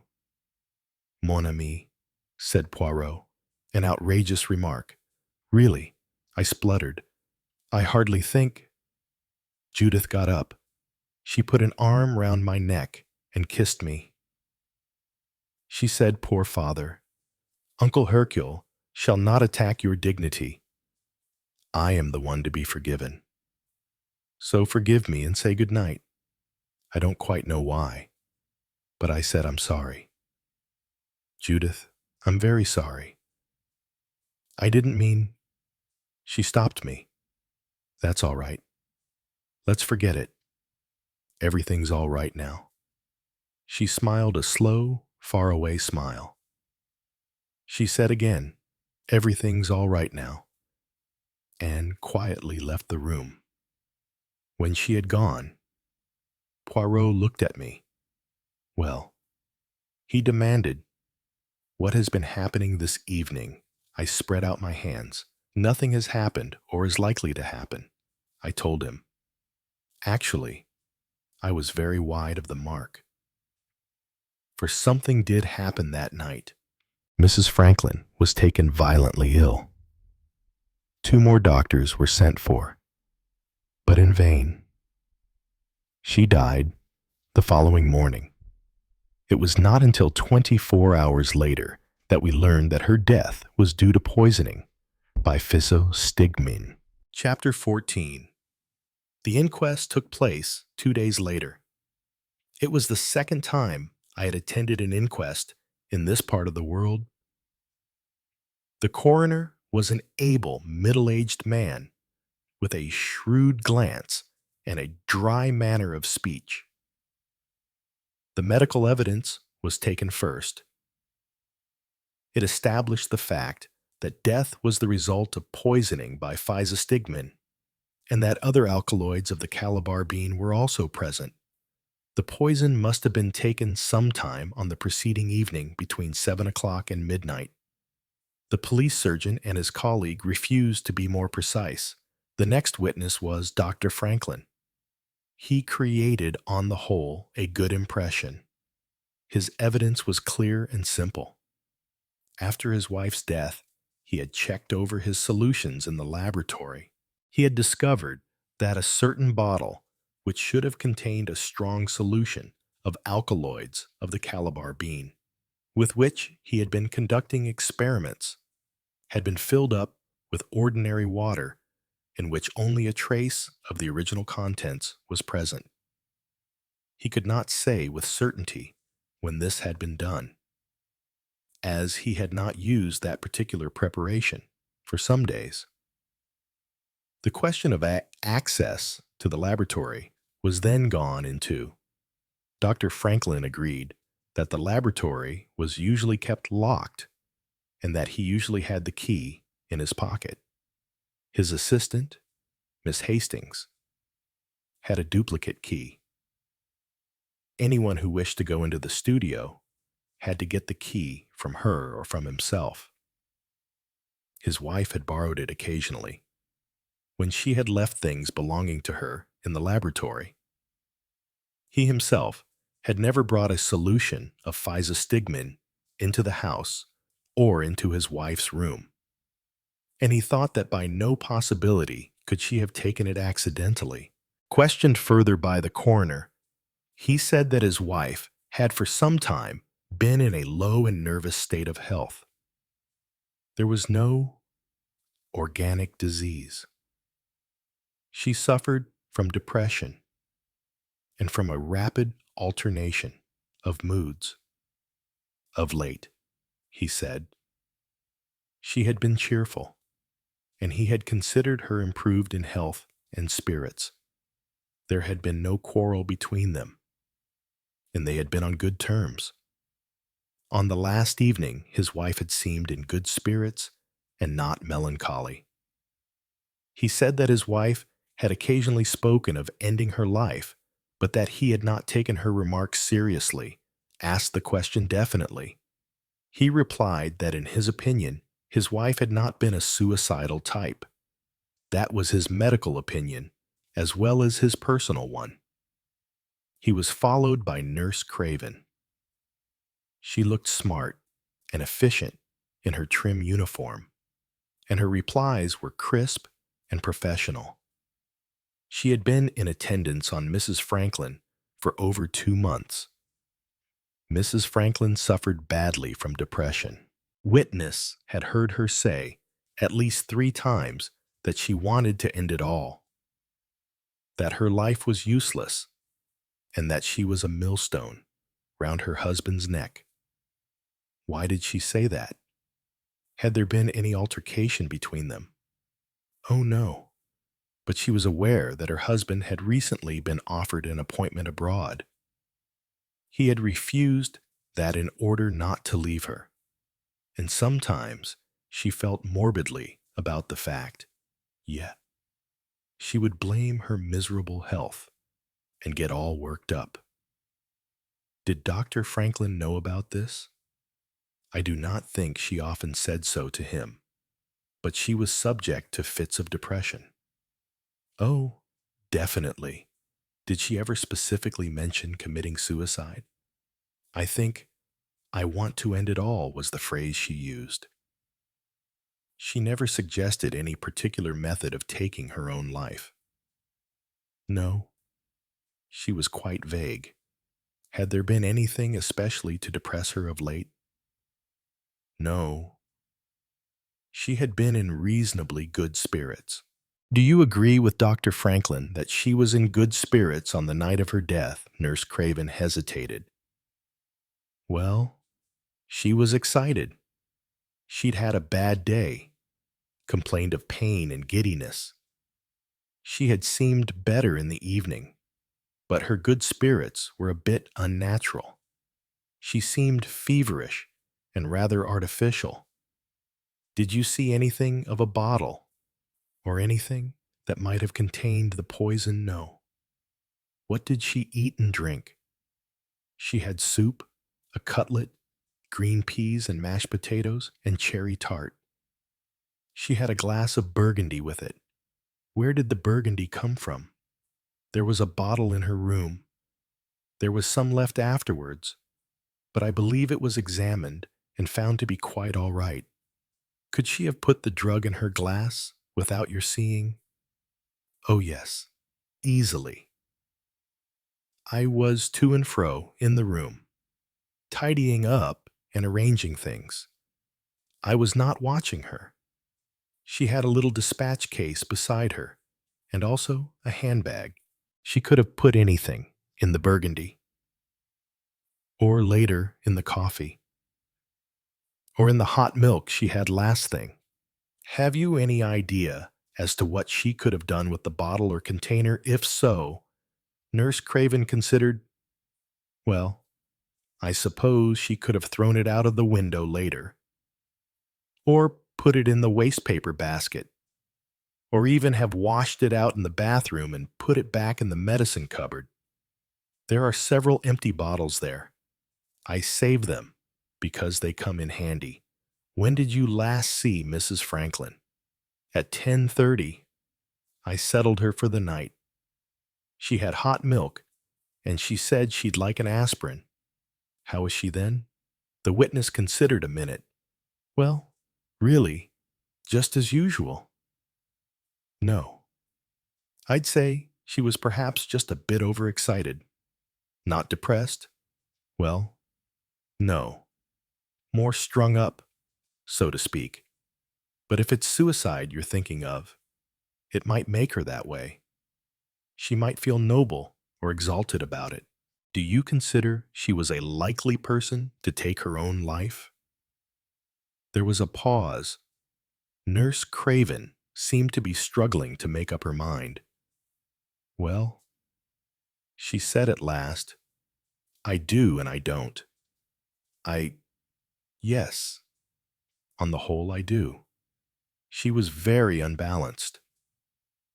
Sir William Boyd Carrington came next. He seemed genuinely upset, but gave his evidence clearly. He had played piquet with the deceased on the night of her death. He had not noticed any signs of depression then, but in a conversation some days previously, Mrs. Franklin had mentioned the subject of taking her own life. She was a very unselfish woman, and deeply distressed at feeling that she was hampering her husband's career. She was devoted to her husband and very ambitious for him. She was sometimes very depressed about her own health. Judith was called, but had little to say.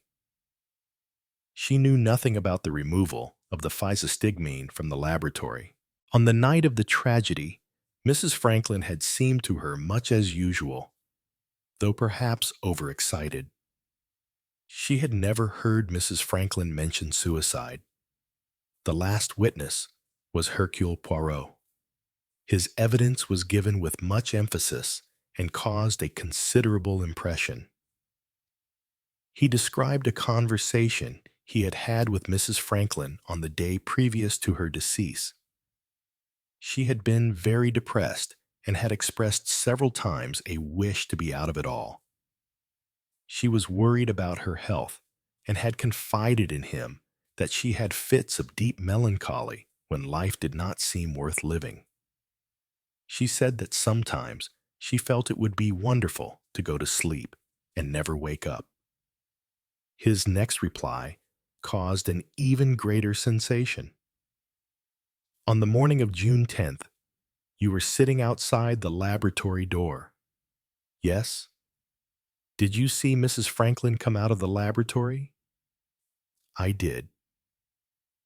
Did she have anything in her hand? She had a small bottle clasped in her right hand. You are quite sure of that? Yes. Did she show any confusion at seeing you? She looked startled. That is all. The coroner proceeded to his summing up. They must make up their minds, he said. How the deceased came to her death. They would have no difficulty in assigning the cause of death. The medical evidence had told them that. Deceased was poisoned by physostigmine sulfate. All they had to decide was whether she took it accidentally or by intent, or if it was administered to her by some other person. They had heard that deceased had fits of melancholy, that she was in poor health, and that while there was no organic disease, she was in a bad nervous condition. M. Hercule Poirot, a witness whose name must carry weight, had asserted positively that he had seen Mrs. Franklin come out of the laboratory with a small bottle in her hand, and that she had seemed startled to see him. They might come to the conclusion that she had taken the poison from the laboratory with the intention of doing away with herself. She seemed to be suffering from an obsession that she was standing in her husband's light and obstructing his career. It was only fair to Dr. Franklin to say that he seemed to have been a kind and affectionate husband, and that he had never expressed annoyance at her delicacy, or complained that she hindered his career. The idea seemed to be entirely her own. Women in a certain condition of nervous collapse did get these persistent ideas. There was no evidence to show at what time, or in what vehicle the poison was taken. It was, perhaps, a little unusual that the bottle which originally contained the poison had not been found, but it was possible that, as Nurse Craven suggested, Mrs. Franklin had washed it and put it away in the bathroom cupboard from where she may have originally taken it. It was for the jury to make their own decision. The verdict was arrived at after only a short delay. The jury found that Mrs. Franklin took her own life while temporarily of unsound mind. Half an hour later, I was in Poirot's room. He was looking very exhausted. Curtis had put him to bed and was reviving him with a stimulant. I was dying to talk, but I had to contain myself until the valet had finished and left the room. Then I burst out. "Was that true? Poirot, what you said, that you saw a bottle in Mrs. Franklin's hand when she came out of the laboratory?" A very faint smile crept over Poirot's bluish-tinged lips. He murmured, "Did not you see it, my friend? No, I did not. But you might not have noticed." No, perhaps not. I certainly can't swear she didn't have it." I looked at him doubtfully. "The question is, are you speaking the truth? Do you think I would lie, my friend? I wouldn't put it past you." "Hastings, you shock and surprise me. Where is now your simple faith?" "Well, I conceded. I don't suppose you would really commit perjury," Poirot said mildly. "It would not be perjury. It was not on oath." "Then it was a lie." Poirot waved his hand automatically. "What I have said, mon ami, is said. It is unnecessary to discuss it. I simply don't understand you." I cried. "What don't you understand?" "Your evidence. All that about Mrs. Franklin's having talked about committing suicide, about her being depressed. Enfin, you heard her say such things yourself." "Yes, but it was only one of many moods. You didn't make that clear." "Perhaps I did not want to." I stared at him. "You wanted the verdict to be suicide." Poirot paused before replying. Then he said, "I think, Hastings, that you do not appreciate the gravity of the situation." "Yes, if you like. I wanted the verdict to be suicide. But you don't think, yourself, that she did commit suicide?" Slowly, Poirot shook his head. I said, "You think that she was murdered?" "Yes, Hastings, she was murdered." "Then why try to hush it up? To have it labeled and put aside as suicide that stops all inquiry?" "Precisely. You want that, yes. But why is it conceivable that you do not see? Never mind. Let us not go into that. You must take my word for it. that it was murder.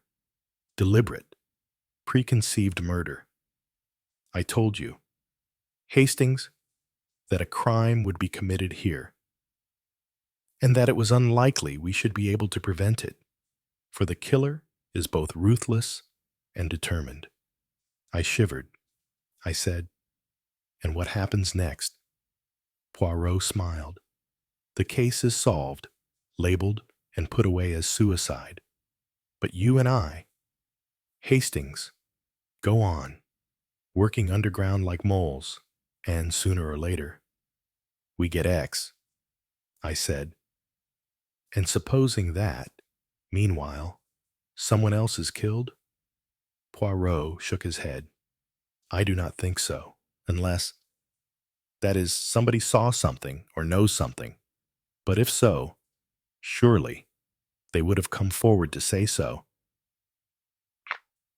Chapter 15. My memory is a little vague about the events of the days immediately following the inquest on Mrs. Franklin. There was, of course, the funeral, which I may say was attended by a large number of the curious of Styles St. Mary. It was on that occasion that I was addressed by an old woman with rheumy eyes and an unpleasantly ghoulish manner. She accosted me just as we were filing out of the cemetery.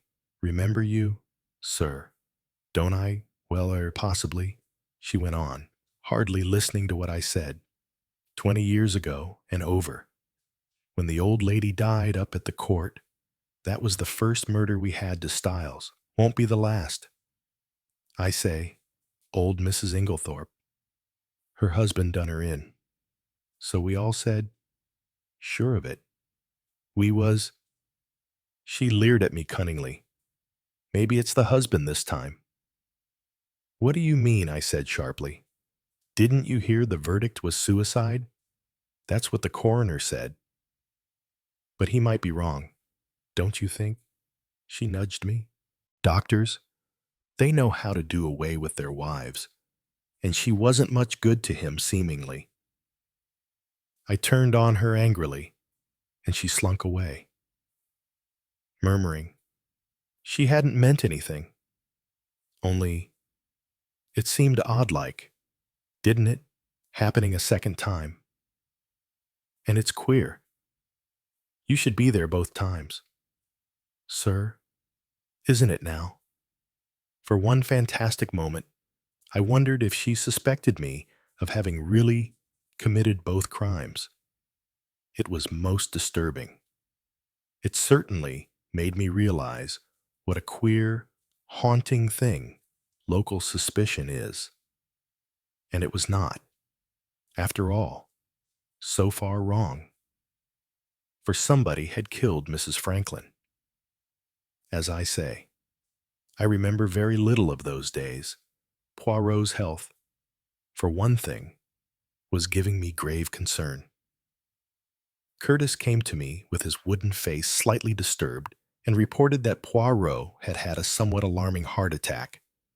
"Seems to me, sir, he ought to see a doctor." I went post-haste to Poirot, who negatived the suggestion most vigorously. It was, I thought, a little unlike him.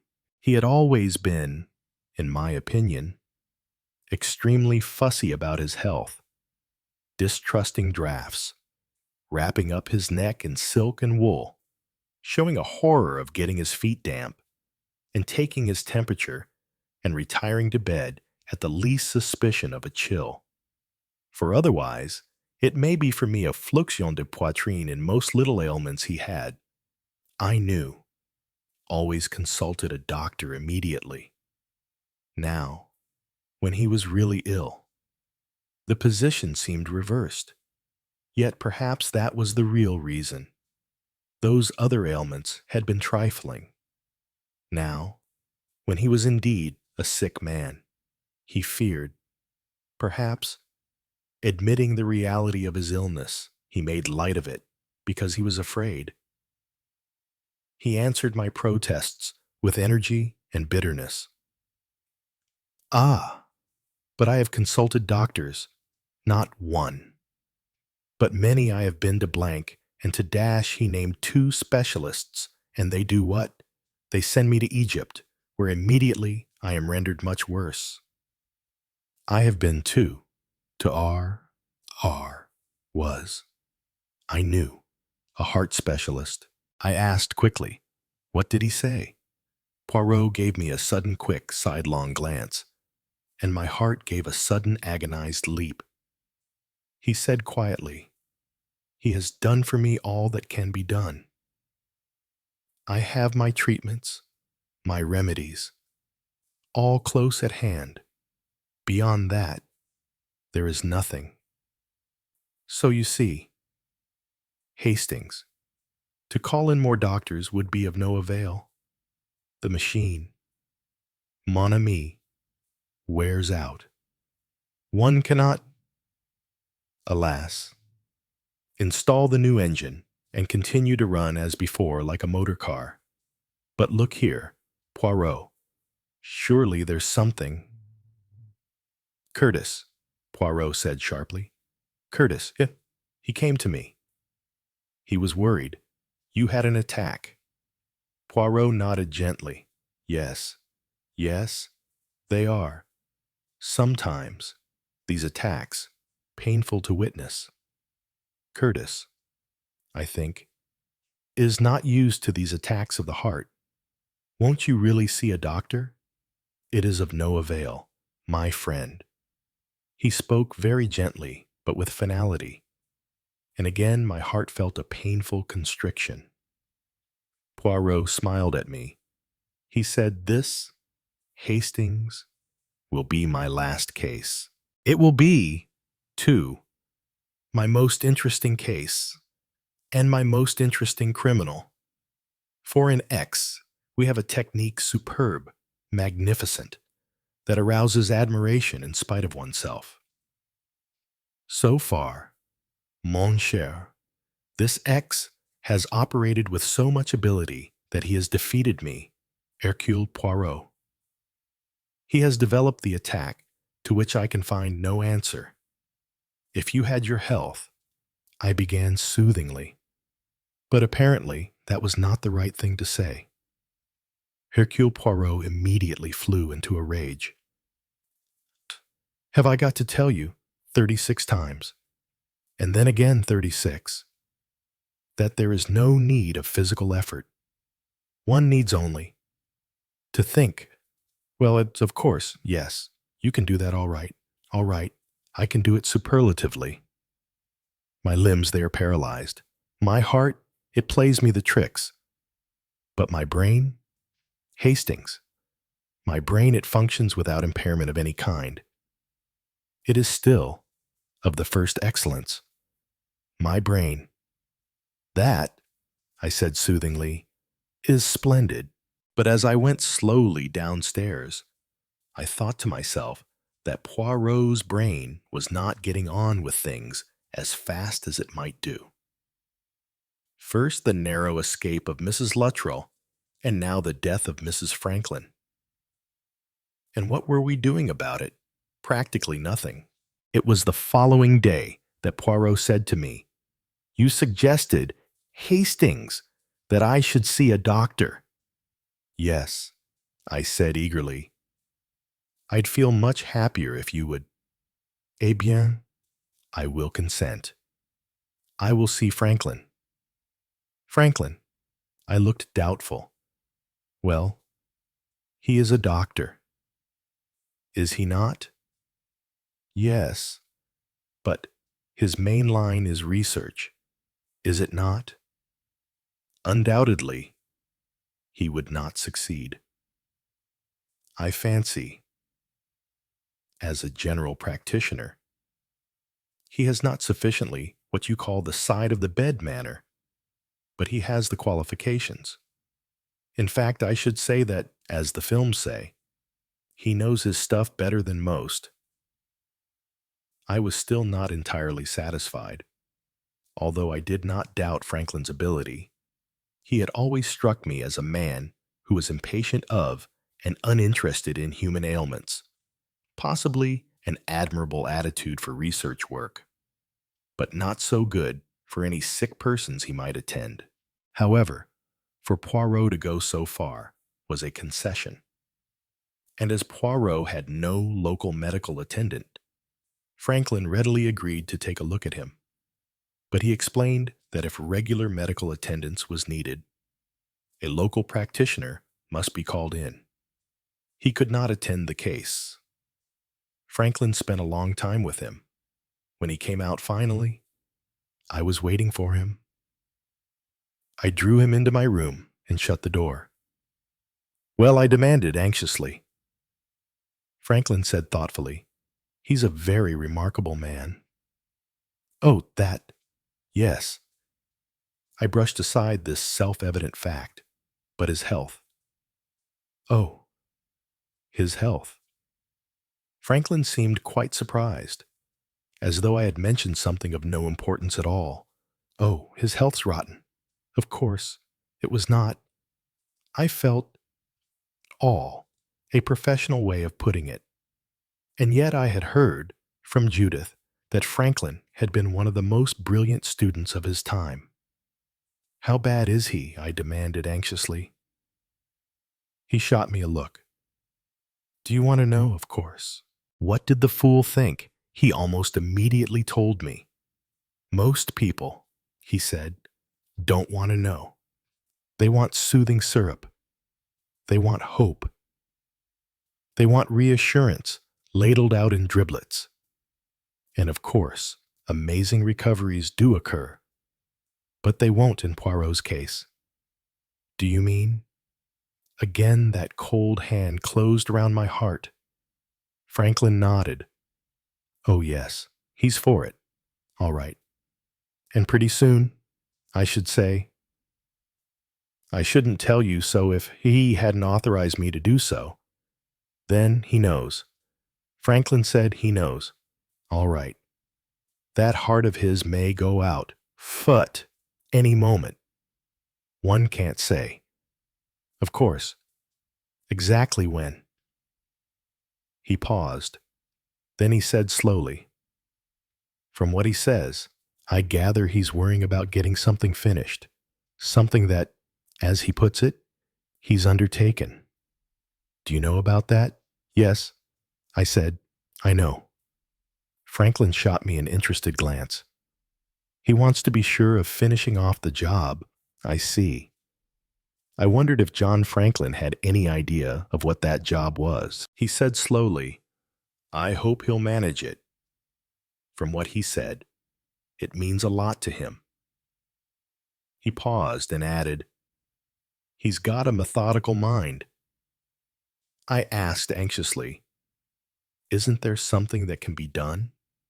Something in the way of treatment?" He shook his head. "Nothing doing. He's got ampules of amyl nitrite to use when he feels an attack is coming on." Then he said a rather curious thing. "Got a very great respect for human life. Hasn't he?" "Yes." "I suppose he has." How often had I not heard Poirot say, "I do not approve of murder"? That understatement, made so primly, had always tickled my fancy. Franklin was going on. "That's the difference between us. I haven't." I looked at him curiously. He inclined his head with a faint smile. "Quite true," he said. "Since death comes anyway. What does it matter if it comes early or late? There's so little difference." "Then what on earth made you become a doctor, if you feel like that?" I demanded with some indignation. "Oh, my dear fellow, doctoring isn't just a matter of dodging the ultimate end. It's a lot more. It's improving living. If a healthy man dies, it doesn't matter much. If an imbecile, a cretin, dies, it's a good thing. But if by the discovery of administering the correct gland you turn your cretin into a healthy, normal individual by correcting his thyroid deficiency, that, to my mind, matters a good deal." I looked at him with more interest. I still felt that it would not be Dr. Franklin I should call in if I had the influenza, but I had to pay tribute to a kind of white-hot sincerity and a very real force in the man. I had noticed a change in him since his wife's death. He had displayed few of the conventional signs of mourning. On the contrary, he seemed more alive, less absent-minded, and full of a new energy and fire. He said abruptly, breaking into my thoughts, "You and Judith aren't much alike, are you?" "No, I suppose we're not." "Is she like her mother?" I reflected, then slowly shook my head. "Not really. My wife was a merry, laughing creature. She wouldn't take anything seriously, and tried to make me the same, without much success. I'm afraid." He smiled faintly. "No. You're rather the heavy father, aren't you? So Judith says." "Judith doesn't laugh much. Serious young woman. Too much work." "I expect. My fault." He went into a brown study. I said, conventionally, "Your work must be very interesting." I said, "Your work must be interesting. Only to about half a dozen people. To everybody else, it's darn dull. And they're probably right." Anyway, he flung his head back. His shoulders squared themselves. He suddenly looked what he was, a powerful and virile man. I've got my chance now. God. I could shout aloud. "The Minister Institute people let me know today. The job's still open, and I've got it. I start in 10 days' time. For Africa. Yeah, it's grand. It's so soon." I felt slightly shocked. He stared at me. "What do you mean, soon?" "Oh." His brow cleared. "You mean after Barbara's death?" "Why on earth not?" "It's no good pretending." "Is it that her death wasn't the greatest relief to me?" He seemed amused by the expression on my face. "I've not time, I'm afraid, for conventional attitudes. I fell in love with Barbara. She was a very pretty girl. Married her, and fell out of love with her again in about a year. I don't think it lasted even as long as that with her. I was a disappointment to her. Of course. She thought she could influence me. She couldn't. I'm a selfish, pig-headed sort of brute, and I do what I want to do. But you did refuse this job in Africa on her account." I reminded him, yes, that was purely financial. Though I'd undertaken to support Barbara in the way of life she was accustomed to. If I'd gone, it would have meant leaving her very short. But now, he smiled a completely frank, boyish smile. "It's turned out amazingly lucky for me." I was revolted. "It is true. I suppose that many men whose wives die are not precisely heartbroken, and everyone more or less knows the fact. But this was so blatant. He saw my face, but did not seem put out. Truth, he said, is seldom appreciated, and yet it saves a lot of time and a lot of inaccurate speech." I said sharply, "And it doesn't worry you at all that your wife committed suicide," he said thoughtfully. "I don't really believe she did commit suicide. Most unlikely. But then, what do you think happened?" He caught me up. "I don't know. I don't think I want to know." "Understand?" I stared at him. His eyes were hard and cold. He said again, "I don't want to know. I'm not interested." See, I did see, but I didn't like it. I don't know when it was that I noticed that Stephen Norton had something on his mind. He had been very silent after the inquest, And after that, and the funeral were over, he still walked about, his eyes on the ground and his forehead puckered. He had a habit of running his hands through his short gray hair until it stuck up on end like Strommel Peter.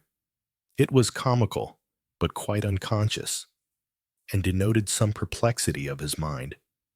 He returned absent-minded answers when you spoke to him, and it did at last dawn upon me that he was definitely worried about something. I asked him tentatively if he had had bad news of any kind, which he promptly negatived. That closed the subject for the time being. But a little later, he seemed to be trying to get an opinion from me on some matter in a clumsy, roundabout way, stammering a little, as he always did when he was serious about a thing. He embarked on an involved story centering on a point of ethics. You know, Hastings, it should be awfully simple to say when a thing's right or wrong, but really, when it comes to it, it isn't quite such plain sailing. I mean, one may come across something, the kind of thing, you see, that isn't meant for you. It's all a kind of accident. And it's the sort of thing you couldn't take advantage of. And yet, it might be most frightfully important. Do you see what I mean? Not very well. I'm afraid. I confessed. Norton's brow furrowed again. He ran his hands up through his hair again so that it stood upright in its usual comical manner. It's so hard to explain. What I mean is, suppose you just happen to see something in a private letter, one opened by mistake, that sort of thing. A letter meant for someone else, and you began reading it because you thought it was written to you. And so you actually read something you weren't meant to before you realized. That could happen. You know. Oh, yes. Of course it could. Well, I mean, what would one do? Well, I gave my mind to the problem. I suppose you'd go to the person and say, "I'm awfully sorry, but I opened this by mistake." Norton sighed. He said it wasn't quite so simple as that. You see, you might have read something rather embarrassing. Hastings. That would embarrass the other person. You mean, I suppose, you'd have to pretend you hadn't actually read anything, that you'd discovered your mistake in time. Yes. Norton said it after a moment's pause, and he did not seem to feel that we had yet arrived at a satisfactory solution. He said rather wistfully, "I wish I did know what I ought to do." I said that I couldn't see that there was anything else he could do, Norton said, the perplexed frown still on his forehead. You see, Hastings, there's rather more to it than that. Supposing that what you read was, well, rather important to someone else again. I mean, I lost patience. Really? Norton, I don't see what you do mean. You can't go about reading other people's private letters, can you? No, of course not. I didn't mean that. And anyway, it wasn't a letter at all. I only said that to try and explain the sort of thing. Naturally, anything you saw or heard or read, by accident, you'd keep to yourself. Unless what Norton said slowly. Unless it was something you ought to speak about. I looked at him with suddenly awakened interest. He went on. Look here, think of it this way. Supposing you saw something through a keyhole. Keyholes made me think of Poirot. Norton was stumbling on, what I mean is, you'd got a perfectly good reason for looking through the keyhole. The key might have stuck, and you just looked to see if it was clear. Or some quite good reason, and you never for 1 minute expected to see what you did see.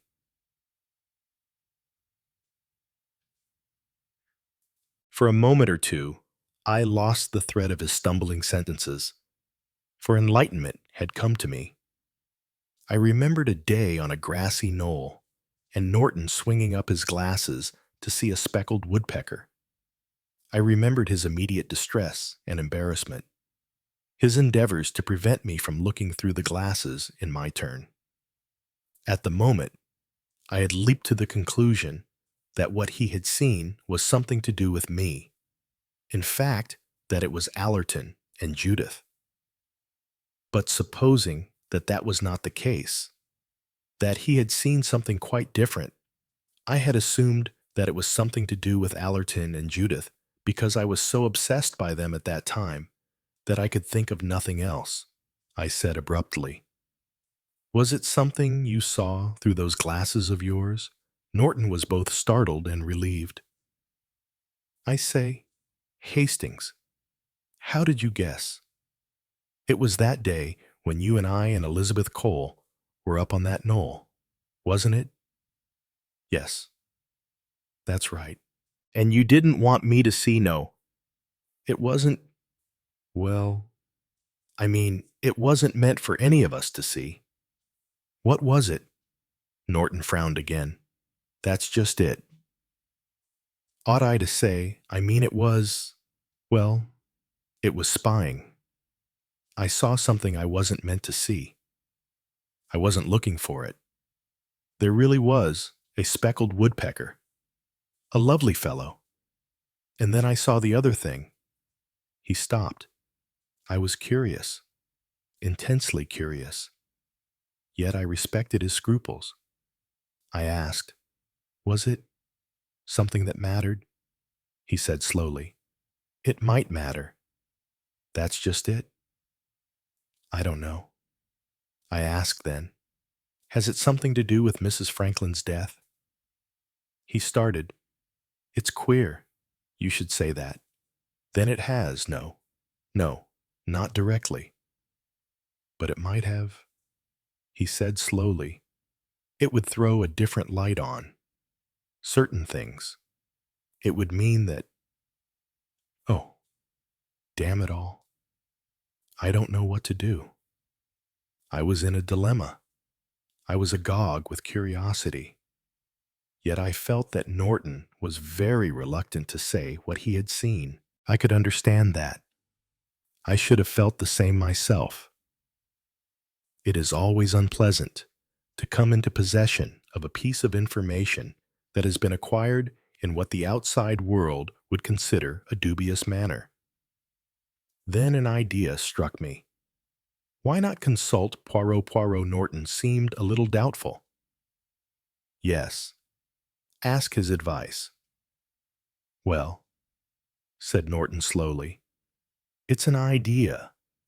Only, of course, he's a foreigner." He stopped, rather embarrassed. I knew what he meant. Poirot's scathing remarks on the subject of playing the game were only too familiar to me. I only wondered that Poirot had never thought of taking to bird glasses himself. He would have done it if he had thought of it. "He'd respect your confidence," I urged, "and you needn't act upon his advice if you don't like it." "That's true," said Norton, his brow clearing. "You know, Hastings, I think that's just what I will do." I was astonished at Poirot's instant reaction to my piece of information. "What is that you say?" "Hastings." He dropped the piece of thin toast he had been raising to his lips. He poked his head forward. Tell me quickly." I repeated the story.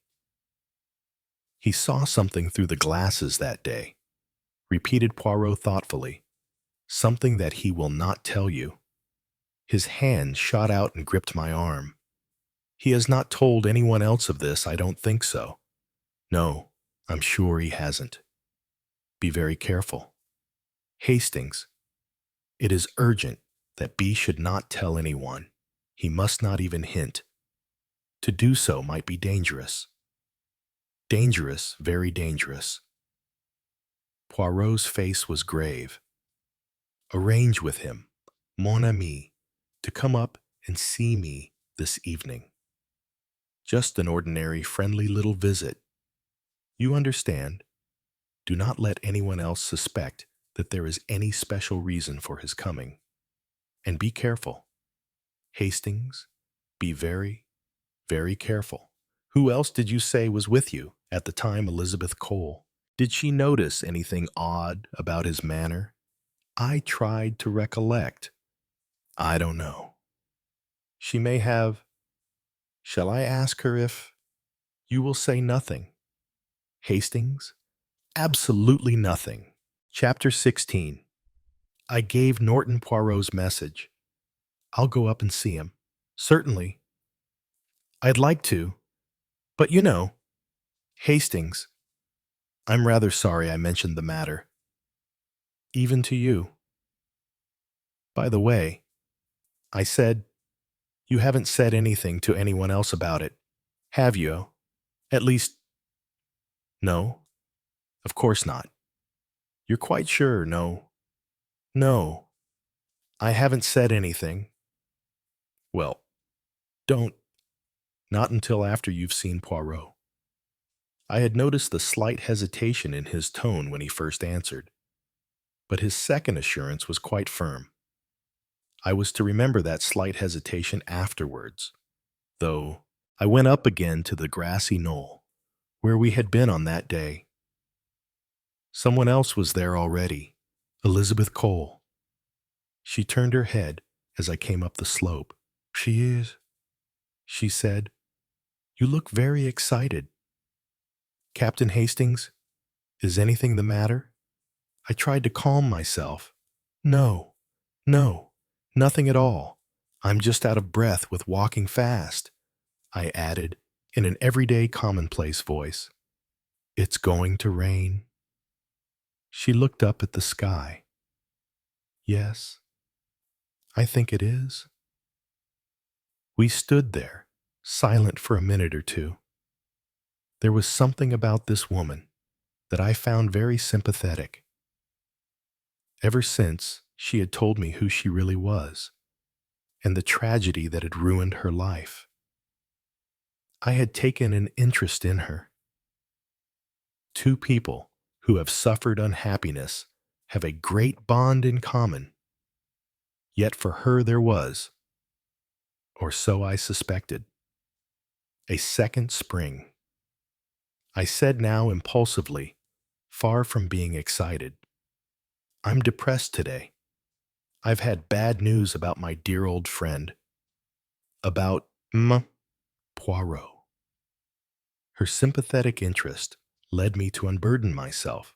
When I had finished, she said softly, I see. So, the end might come. Any time I nodded, unable to speak. After a minute or two, I said, when he's gone, I shall indeed be alone in the world. Oh, no. You've got Judith and your other children. They're scattered over the world. And Judith, well, she's got her work. She doesn't need me. I suspect that children don't ever need their parents until they are in trouble of some kind. You should make up your mind to that as to some fundamental law. I'm far more lonely than you are. My two sisters are far away, one in America and one in Italy. My dear girl, I said, your life's beginning. At 35. What's 35? I wish I were 35. I added maliciously. I'm not quite blind, you know. She turned an inquiring glance on me, then blushed. You don't think, oh, Stephen Norton and I are only friends. We've got a good deal in common. All the better. He's just awfully kind. Oh, my dear, I said, don't believe it's all kindness. We men aren't made that way. But Elizabeth Cole had turned suddenly white. She said in a low, strained voice, you're cruel, blind. How can I ever think of of marriage with my history, with my sister a murderess, or if not that, insane. I don't know which is worse. I said strongly, don't let that prey on your mind. Remember, it may not be true. What do you mean it is true? Don't you remember saying to me once, it wasn't Maggie? She caught her breath. One feels like that. What one feels is often true. She stared at me. What do you mean? Your sister, I said, did not kill her father. Her hand crept up to her mouth. Her eyes, wide and scared, looked into mine. You're mad, she said. You must be mad. Who told you that? Never mind. I said, it's true. Someday I'll prove it to you. Near the house, I ran into Boyd Carrington. This is my last evening. He told me, I move out tomorrow, to Natton.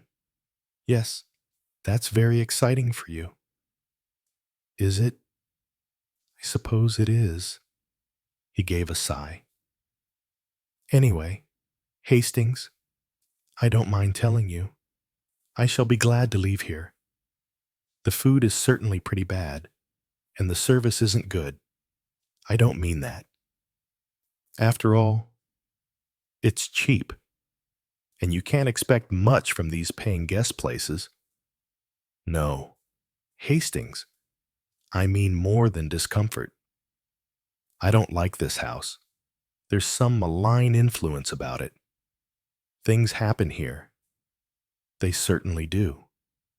I don't know what it is. Perhaps a house that has once had a murder in it is never quite the same afterwards. But I don't like it. First, there was that accident to Mrs. Luttrell, a damned unlucky thing to happen. And then there was poor little Barbara. He paused. The most unlikely person in the world to have committed suicide. I should have said. I hesitated. Well, I don't know that I'd go as far as that. He interrupted me. Well, I would. Hang it all. I was with her most of the day before. She was in good spirits, enjoyed our outing.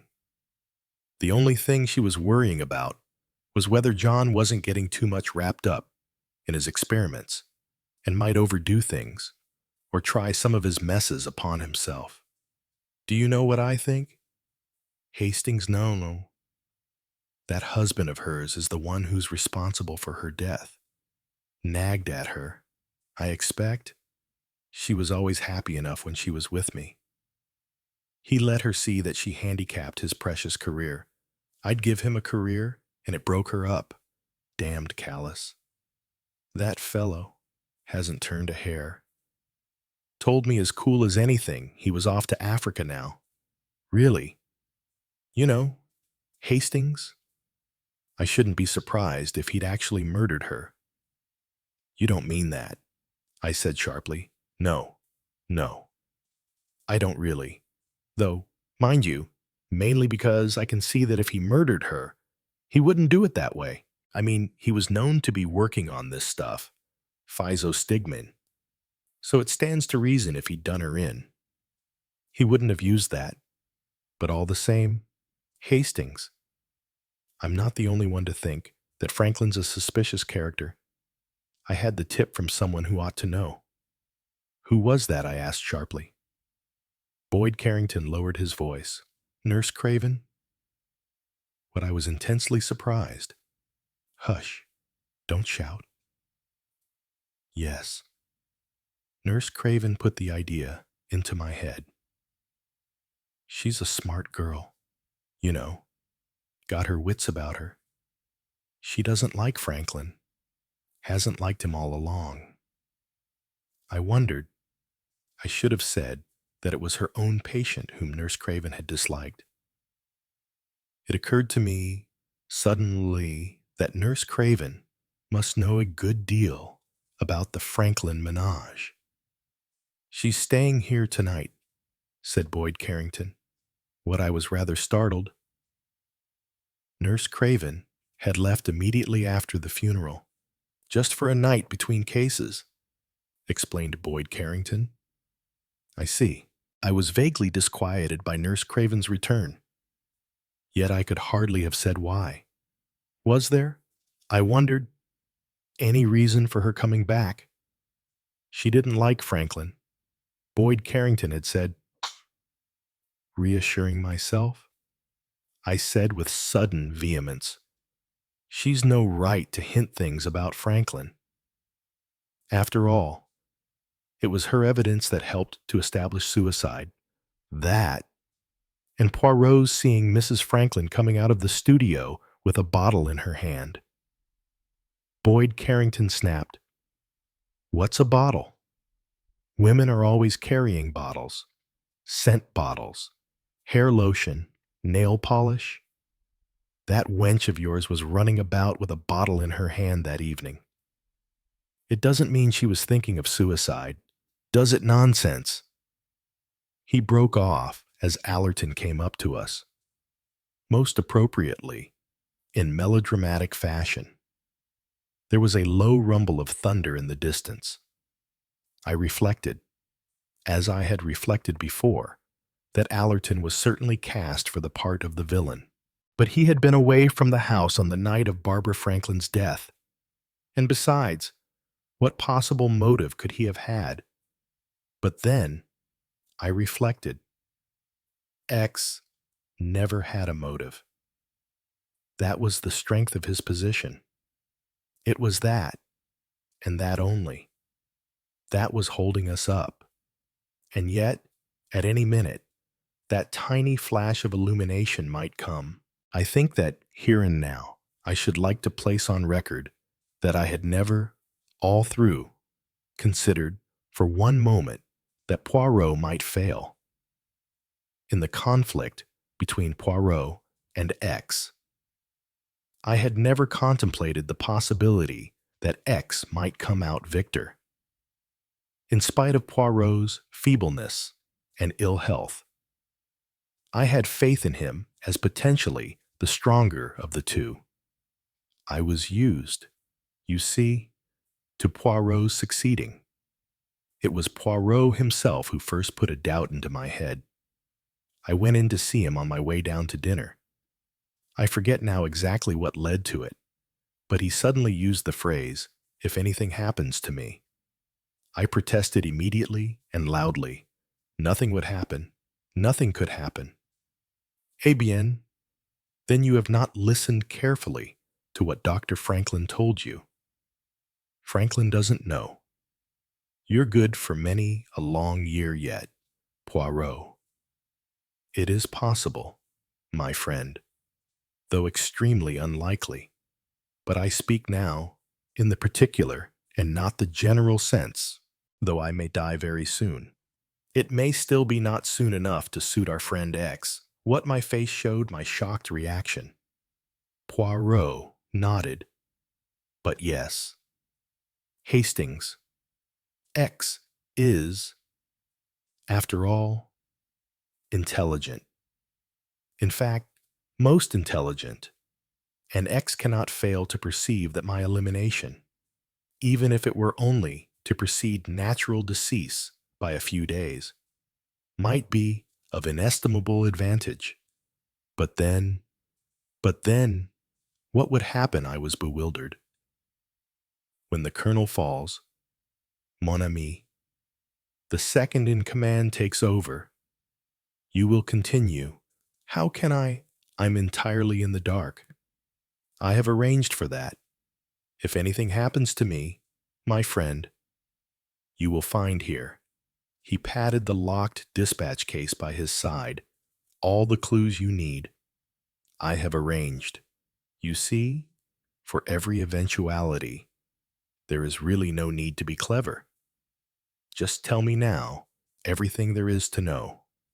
No, my friend, the fact that you do not know what I know is a valuable asset. You have left me a clearly written account of things. Certainly not. X might get hold of it. Then what have you left to? Indications in kind. They will mean nothing to X, be assured of that, but they will lead you to the discovery of the truth. I'm not so sure of that. Why must you have such a tortuous mind? Poirot. You always like making everything difficult. You always have. And it is now with me a passion. Is that what you would say?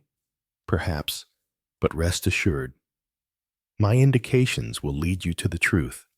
He paused. Then he said, and perhaps, then, you would wish that they had not led you so far. You would say instead, ring down the curtain.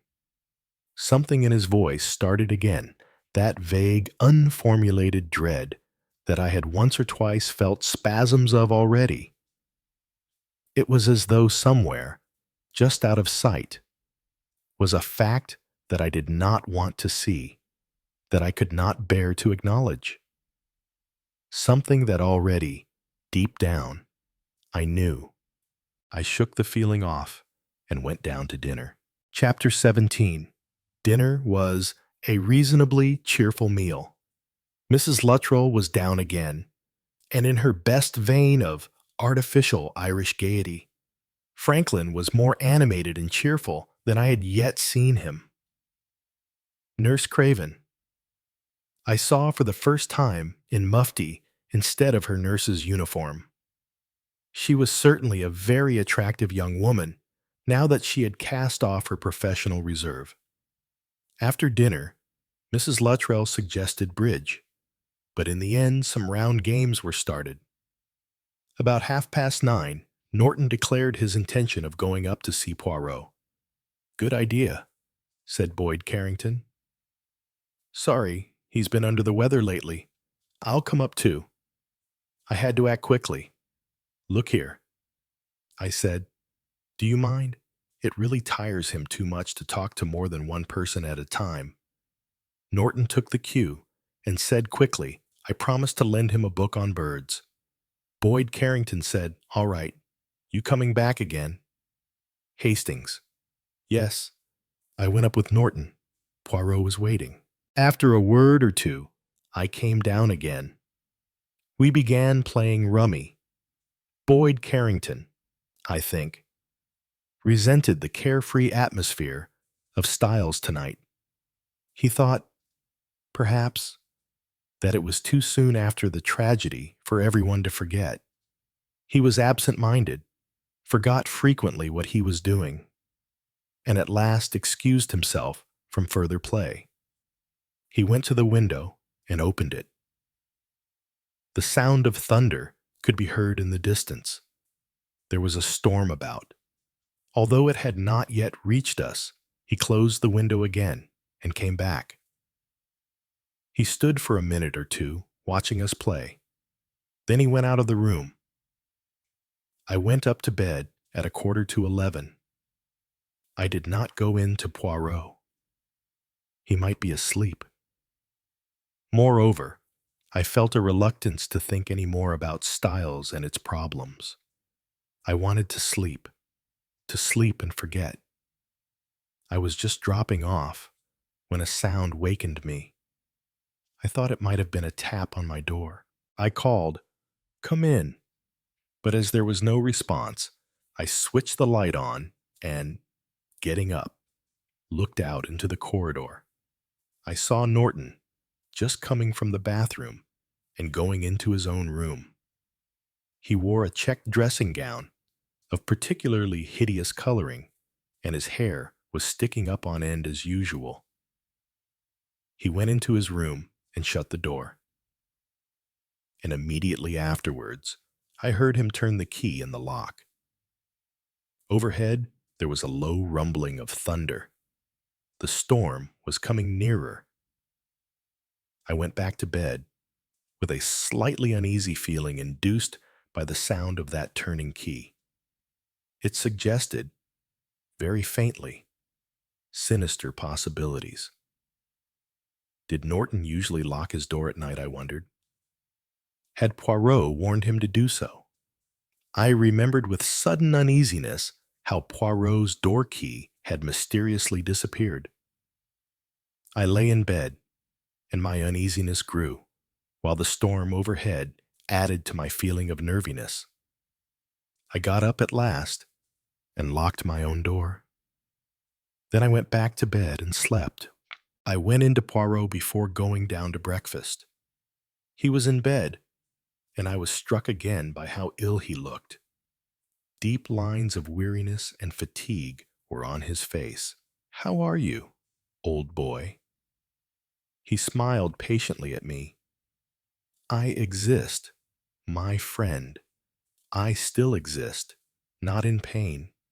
No, just tired." He sighed. "Very tired." I nodded. "What about last night?" "Did Norton tell you what he saw that day?" He told me. "Yes." "What was it?" Poirot looked at me long and thoughtfully before he replied. "I am not sure." "Hastings. That I had better tell you. You might misunderstand." "What are you talking about, Norton?" said Poirot. "Tells me he saw two people, Judith and Allerton." I cried. "I thought so at the time." "Eh bien, non. Not Judith and Allerton. Did I not tell you you would misunderstand? You are a man of one idea." "Sorry," I said, a little abashed. "Tell me." "I will tell you tomorrow.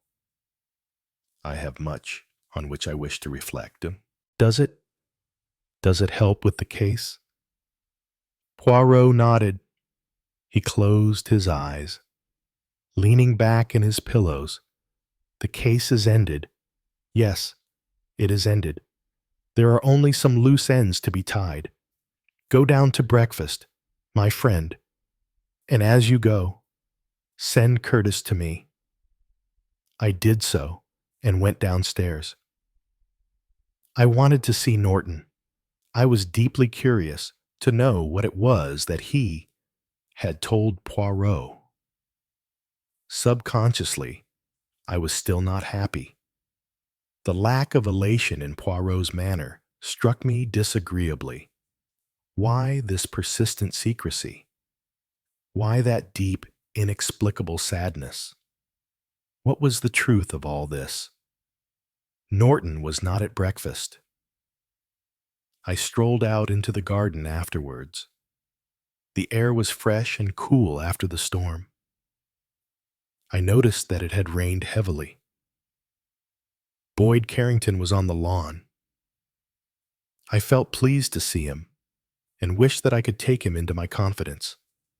I had wanted to all along. I was very tempted to do so now. Poirot was really unfit to carry on by himself. This morning Boyd Carrington looked so vital, so sure of himself, that I felt a wave of warmth and reassurance. "You're up late this morning," he said. I nodded. "I slept late. Bit of a thunderstorm last night." "Hear it." I remembered now that I had been conscious of the rolling of thunder through my sleep. "I felt a bit under the weather last night," said Boyd Carrington. "I feel a lot better today." He stretched his arms out and yawned. "Where's Norton?" I asked. "Don't think he's up yet." Lazy devil. With common accord, we raised our eyes. Where we were standing, the windows of Norton's room were just above us. I started.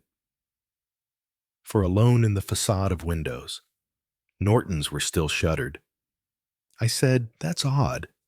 Do you think they've forgotten to call him funny? Hope he's not ill. Let's go up and see." We went up together. The housemaid, a rather stupid-looking girl, was in the passage.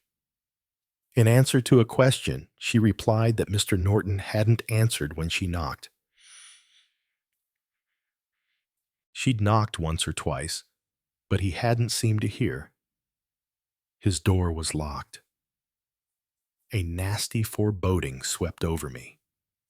I rapped loudly on the door, calling as I did so, "Norton, Norton, wake up." and again with growing uneasiness. Wake up. When it was apparent that there was going to be no answer, we went and found Colonel Luttrell. He listened to us with a vague alarm showing in his faded blue eyes. He pulled uncertainly at his mustache. Mrs. Luttrell, always the one for prompt decisions, made no bones about it. You'll have to get that door open somehow. There's nothing else for it. For the second time in my life, I saw a door broken open at Styles. Behind that door was what had been behind a locked door on the first occasion. Death by violence. Norton was lying on his bed in his dressing gown. The key of the door was in the pocket. In his hand was a small pistol, a mere toy, but capable of doing its work. There was a small hole in the exact center of his forehead. For a moment or two, I could not think of what I was reminded. Something, surely, very old. I was too tired to remember. As I came into Poirot's room, he saw my face. He said quickly, "What has happened?" "Norton dead." "How when?" Briefly I told him. I ended wearily. "They say it's suicide. What else can they say? The door was locked. The windows were shuttered. The key was in his pocket. Why, I actually saw him go in and heard him lock the door. You saw him, Hastings." "Yes, last night." I explained. "You're sure it was Norton?" "Of course. I'd know that awful old dressing gown anywhere." For a moment, Poirot became his old self. "But it is a man you're identifying, not a dressing gown." "Ma foi, anyone can wear a dressing gown." "It's true," I said slowly, "that I didn't see his face, but it was his hair. All right. And that slight limp. Anyone could limp." "Mon Dieu." I looked at him, startled. "Do you mean to suggest, Poirot, that it wasn't Norton that I saw?" "I am not suggesting anything of the kind. I am merely annoyed by the unscientific reasons you give for saying it was Norton." No, no. I do not, for 1 minute, suggest that it was not Norton. It would be difficult for it to be anyone else. For every man here is tall, very much taller than he was. An enfant. You cannot disguise height. No. Norton was only 5'5". I should say, tout de même. It is like a conjuring trick, is it not? He goes into his room, locks the door, puts the key in his pocket, and is found shot with the pistol in his hand and the key still in his pocket. Then you don't believe? I said that he shot himself. Slowly, Poirot shook his head. No. He said, Norton did not shoot himself. He was deliberately killed. I went downstairs in a maze. The thing was so inexplicable I may be forgiven, I hope, for not seeing the next inevitable step. I was dazed. My mind was not working properly. And yet it was so logical. Norton had been killed. Why to prevent? Or so I believed. His telling what he had seen. But he had confided that knowledge to one other person. So that person, too, was in danger. And was not only in danger, but was helpless. I should have known. I should have foreseen. Cher ami Poirot had said to me as I left the room. They were the last words I was ever to hear him say. For when Curtis came to attend to his master, he found that master dead. Chapter 18. I don't want to write about it at all. I want, you see, to think about it as little as possible. Hercule Poirot was dead, and with him died a good part of Arthur Hastings. I will give you the bare facts without embroidery. It is all I can bear to do. He died, they said, of natural causes. That is to say, he died of a heart attack. It was the way. So Franklin said that he had expected him to go. Doubtless, the shock of Norton's death brought one on. By some oversight, it seems, the amyl nitrite ampules were not by his bed. Was it an oversight? Did someone deliberately remove them? No. It must have been something more than that. X could not count on Poirot's having a heart attack. For you see, I refuse to believe that Poirot's death was natural. He was killed, as Norton was killed, as Barbara Franklin was killed. And I don't know why they were killed, and I don't know who killed them. There was an inquest on Norton, and a verdict of suicide. The only point of doubt was raised by the surgeon, who said it was unusual for a man to shoot himself in the exact center of his forehead. But that was the only shadow of a doubt. The whole thing was so plain. The door locked on the inside. The key in the dead man's pocket. The windows closely shuttered. The pistol in his hand. Norton had complained of headaches, it seemed, and some of his investments had been doing badly lately. Hardly reasons for suicide, but they had to put forward something. The pistol was apparently his own. It had been seen lying on his dressing table twice by the housemaid during his stay at Styles. So that was that. Another crime beautifully stage-managed, and as usual, with no alternative solution. In the duel between Poirot and X had won. It was now up to me. I went to Poirot's room and took away the dispatch box. I knew that he had made me his executor, so I had a perfect right to do so. The key was round his neck. In my own room, I opened the box, and at once I had a shock. The dossiers of X's cases were gone. I had seen them there only a day or two previously when Poirot unlocked it. That was proof. If I had been needing it, that X had been at work. Either Poirot had destroyed those papers himself, most unlikely, or else X had done so. X. That damned fiend, X. But the case was not empty. I remembered Poirot's promise that I should find other indications which X would not know about. Were these the indications? There was a copy of one of Shakespeare's plays, Othello, in a small, cheap edition.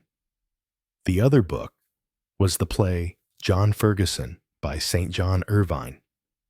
There was a marker in it at the third act.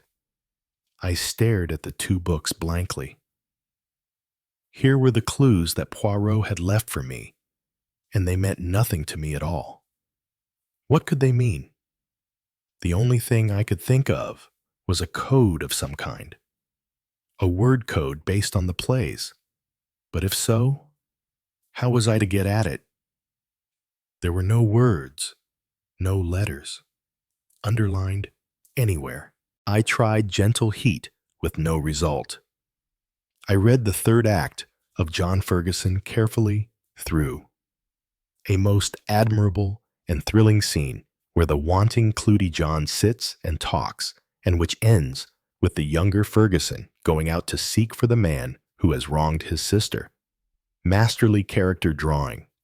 But I could hardly think that Poirot had left them to improve my taste in literature. And then, as I turned the leaves of the book over, a slip of paper fell out. It bore a phrase in Poirot's handwriting. Talk to my valet, Georges.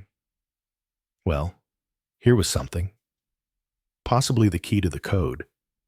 If code it was, had been left with Georges. I must get hold of his address and go to see him. But first there was the sad business of burying my dear friend. Here was the spot where he had lived when he first came to this country. He was to lie here at the last. Judith was very kind to me in these days. She spent a lot of time with me and helped to make all the arrangements.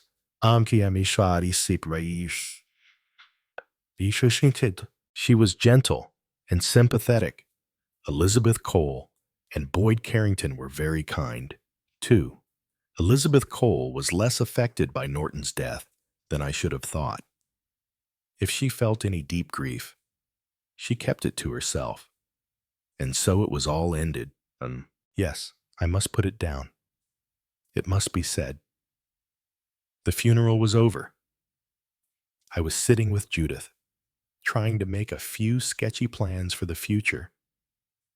She said then, "But you see, dear, I shan't be here. Not here, I shan't be in England." I stared at her. I haven't liked to tell you before. Father, I didn't want to make things worse for you, but you've got to know now. I hope you won't mind too much. I'm going to Africa. You see, with Dr. Franklin, I burst out at that. It was impossible. She couldn't do a thing like that. Everyone would be bound to talk. To be an assistant to him in England, and especially when his wife was alive, was one thing. But to go abroad with him to Africa was another. It was impossible, and I was going to forbid it absolutely. Judith must not do such a thing. She didn't interrupt. She let me finish. She smiled very faintly. "But, dearest," she said, "I'm not going as his assistant. I'm going as his wife." It hit me between the eyes. I said, or rather stammered, Allerton." She looked faintly amused. There was never anything in that. I would have told you so, if you hadn't made me so angry. Besides, I wanted you to think, well, what you did think. I didn't want you to know it was John. But I saw him kiss you one night, on the terrace. She said impatiently, "Oh, I dare say I was miserable that night." These things happen. Surely you know that I said, "You can't marry Franklin yet, so soon." Yes, I can. I want to go out with him. And you've just said yourself, it's easier. We've nothing to wait for. Now, Judith and Franklin. Franklin and Judith. Do you understand the thoughts that came into my mind? The thoughts that had lain under the surface for some time. Judith, with a bottle in her hand. Judith, with her young, passionate voice declaring that useless lives should go to make way for useful ones. Judith, whom I loved and whom Poirot also had loved. Those two people that Norton had seen. Had they been Judith and Franklin? But if so, no, that couldn't be true. Not Judith. Franklin. Perhaps a strange man. A ruthless man. A man who, if he made up his mind to murder, might murder again and again. Poirot had been willing to consult Franklin. Why? What had he said to him that morning? But not Judith. Not my lovely, grave young Judith. And yet, how strange if Poirot had looked. How those words had rung out. You may prefer to say, "Ring down the curtain." And suddenly a fresh idea struck me. Monstrous, impossible, was the whole story of exafabrication had Poirot come to Styles because he feared a tragedy in the Franklin menage. Had he come to watch over Judith? Was that why he had resolutely told me nothing? Because the whole story of X was a fabrication, a smokescreen, was the whole heart of the tragedy.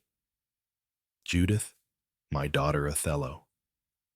It was Othello I had taken from the bookcase that night when Mrs. Franklin had died. Was that the clue, Judith, that night looking? So someone had said, like her namesake, before she cut off the head of Holofernes.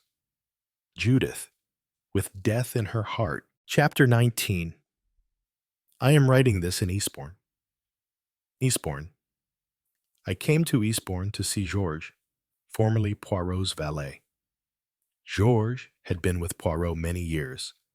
He was a competent, matter-of-fact man, with absolutely no imagination.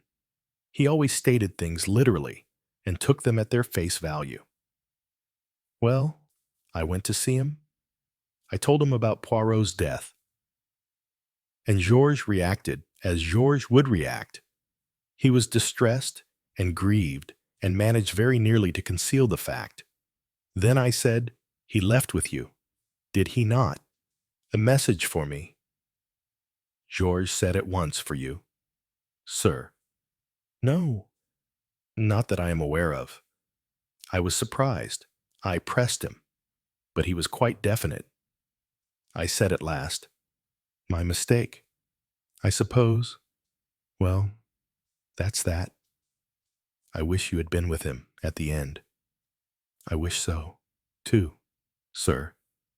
Still, I suppose if your father was ill, you had to come to him." Georges looked at me in a very curious manner. He said, "I beg your pardon, sir. I don't quite understand you. You had to leave in order to look after your father, isn't that right?" "I didn't wish to leave. Sir, Poirot sent me away." "Sent you away?" I stared.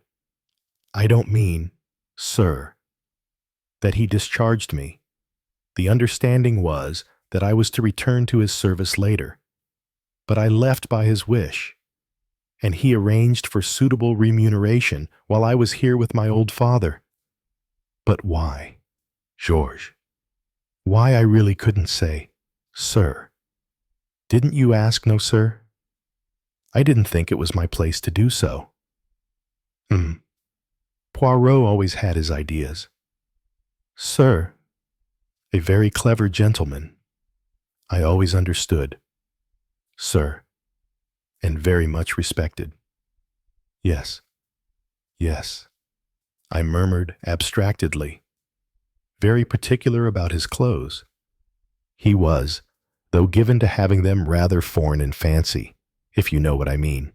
But that, of course, is understandable. As he was a foreign gentleman, his hair, too, and his mustache. Ah, those famous mustaches. I felt a twinge of pain as I remembered his pride in them. Very particular about his mustache. He went on Georges. Not very fashionable the way he wore it, but it suited him. Sir, if you know what I mean." I said I did know. Then I murmured delicately, "I suppose he dyed it as well as his hair. He did, touch up his mustache a little, but not his hair. Not of late years." "Nonsense," I said. "It was as black as a raven. Looked quite like a wig. It was so unnatural." Georges coughed apologetically. "Excuse me, sir, it was a wig. Poirot's hair came out a good deal lately, so he took to a wig." I thought how odd it was that a valet knew more about a man than his closest friend did. I went back to the question that puzzled me. "But have you really no idea why Poirot sent you away as he did? Think, man, think." Georges endeavored to do so, but he was clearly not very good at thinking. I can only suggest, sir, he said at last, that he discharged me because he wanted to engage Curtis. Curtis? Why should he want to engage Curtis? Georges coughed again. Well, sir, I really cannot say. He did not seem to me, when I saw him, as excuse me, particularly bright specimen.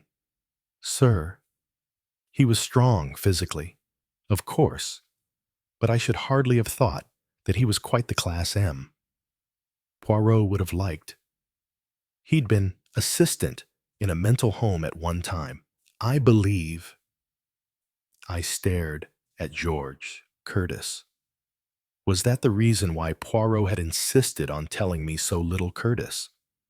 The one man I had never considered, yes, and Poirot was content to have it so, to have me combing the guests at Styles for the mysterious X, but X was not a guest. Curtis one-time assistant in a mental home. And hadn't I read somewhere that people who have been patients in mental homes and asylums sometimes remain or go back there as assistants? A queer, dumb, stupid-looking man. A man who might kill for some strange, warped reason of his own.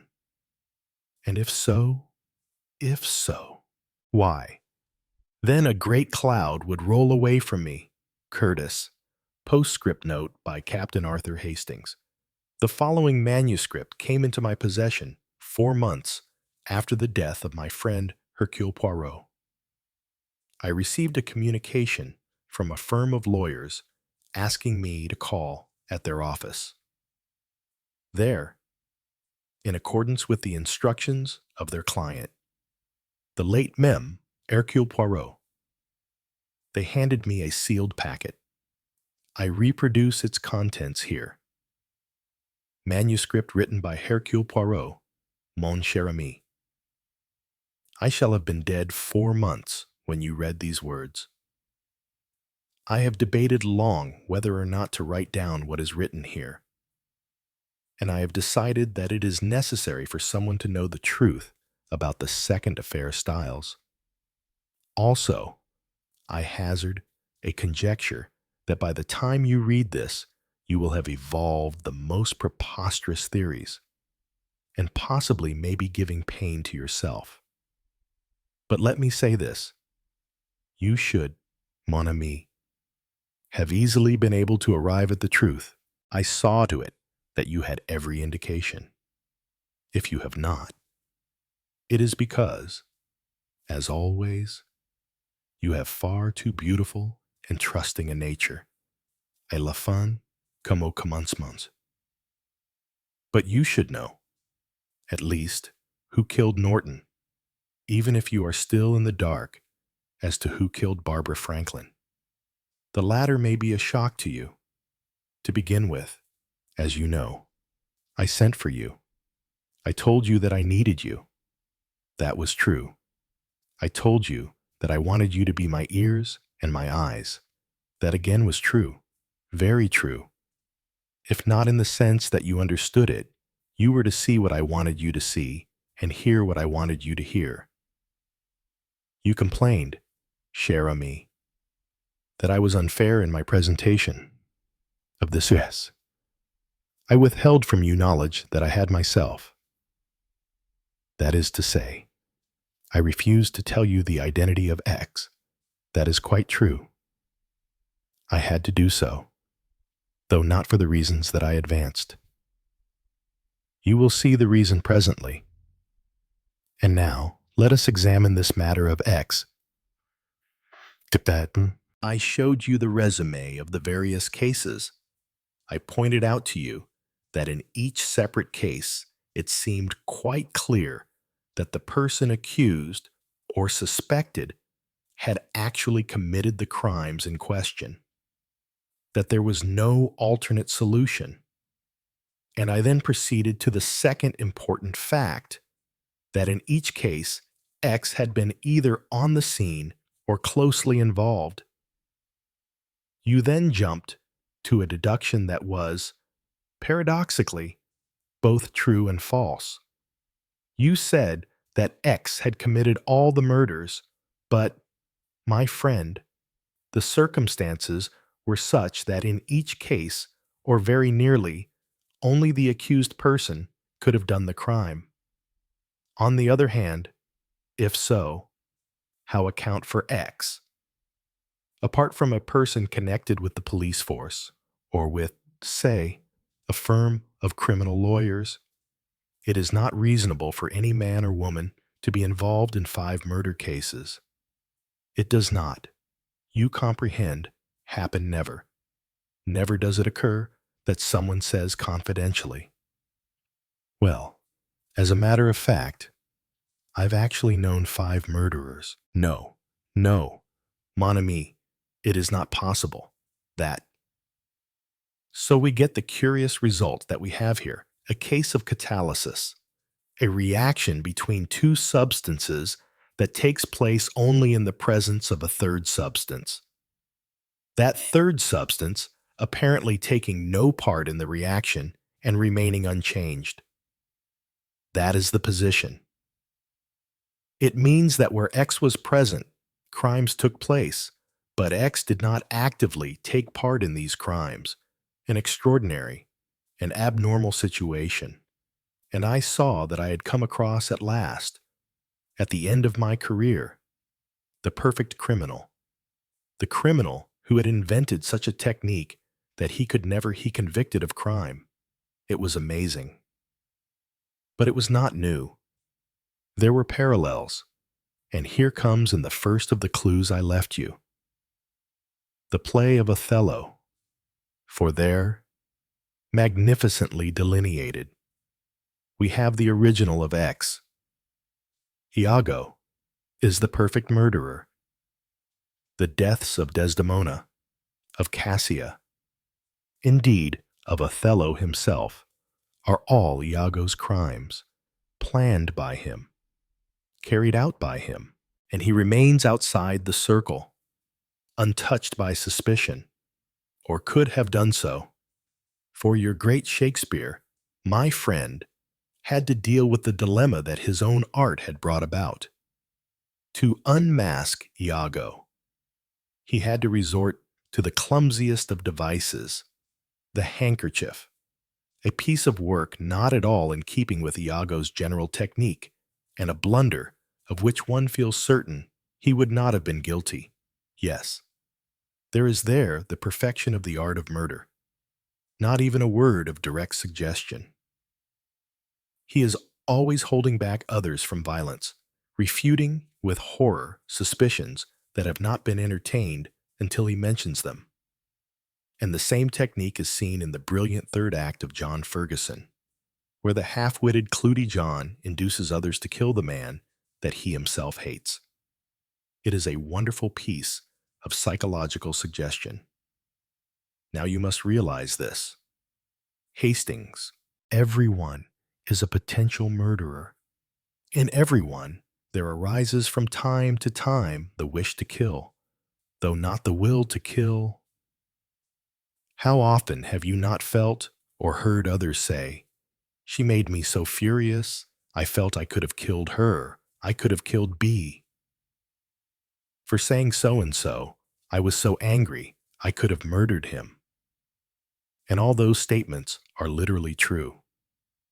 Your mind at such moments is quite clear. You would like to kill so-and-so, but you do not do it. Your will has to assent to your desire. In young children, the brake is as yet acting imperfectly.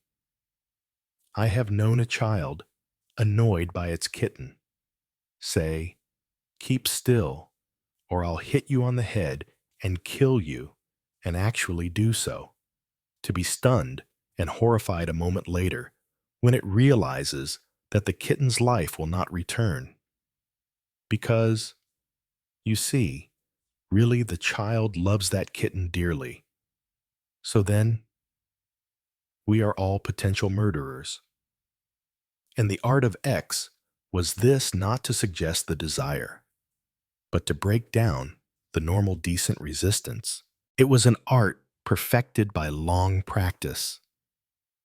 X knew the exact word, the exact phrase, the intonation even to suggest and to bring cumulative pressure on a weak spot. It could be done. It was done without the victim ever suspecting.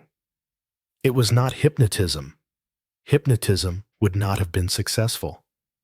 It was something more insidious, more deadly. It was a marshaling of the forces of a human being to widen a breach instead of repairing it. It called on the best in a man and set it in alliance with the worst. You should know, Hastings, for it happened to you. So now, perhaps, you begin to see what some of my remarks that annoyed and confused you really meant.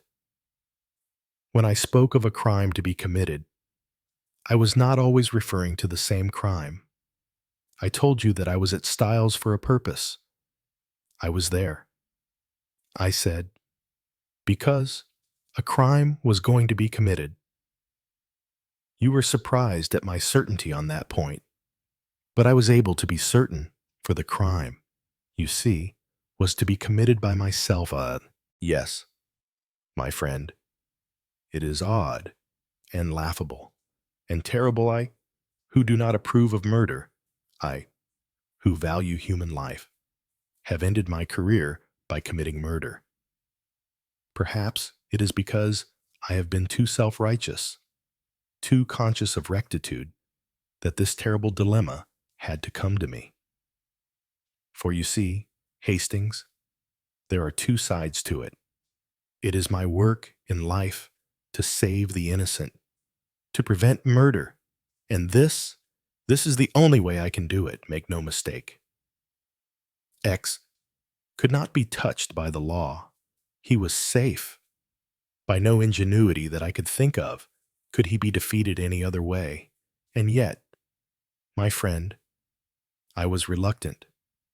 I saw what had to be done, but I could not bring myself to do it. I was like Hamlet, eternally putting off the evil day. And then the next attempt happened, the attempt on Mrs. Luttrell. I had been curious, Hastings, to see if your well-known flair for the obvious would work. It did. Your very first reaction was a mild suspicion of Norton, and you were quite right. Norton was the man. You had no reason for your belief, except the perfectly sound, if slightly half-hearted suggestion that he was insignificant. There, I think, you came very close to the truth. I have considered his life history with some care.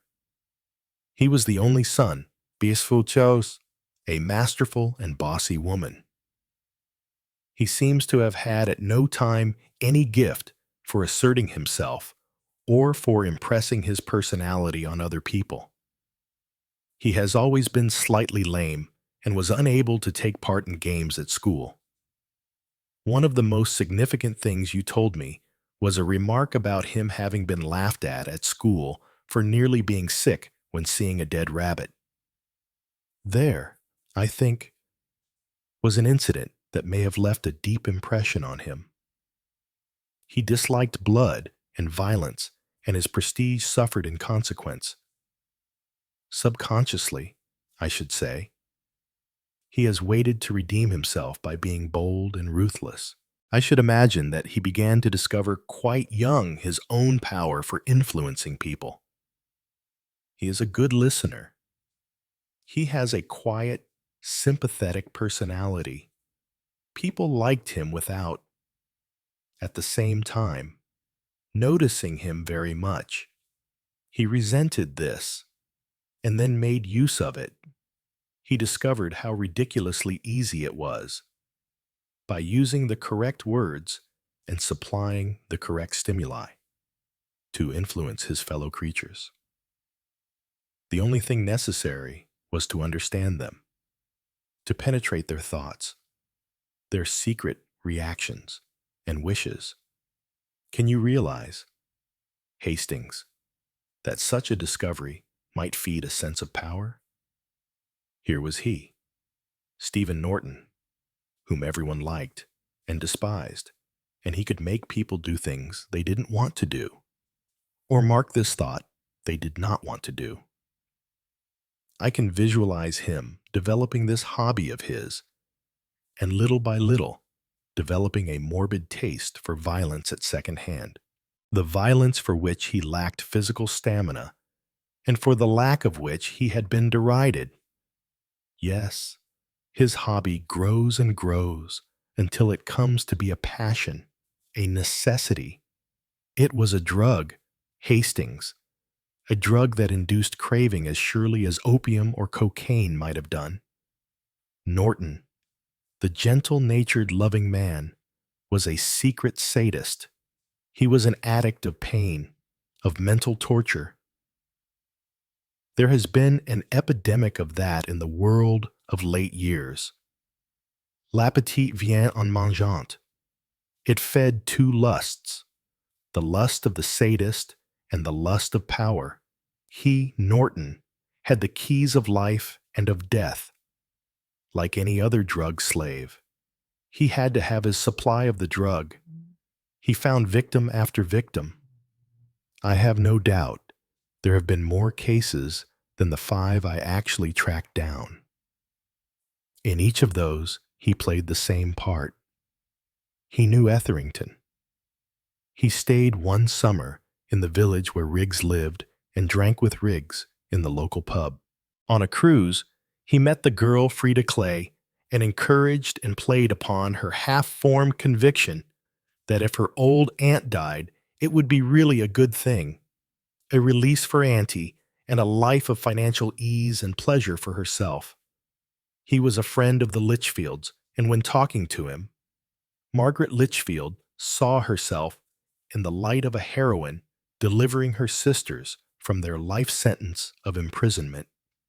But I do not believe, Hastings, that any of these people would have done what they did, but for Norton's influence. And now we come to the events at Styles. I had been on Norton's track for some time.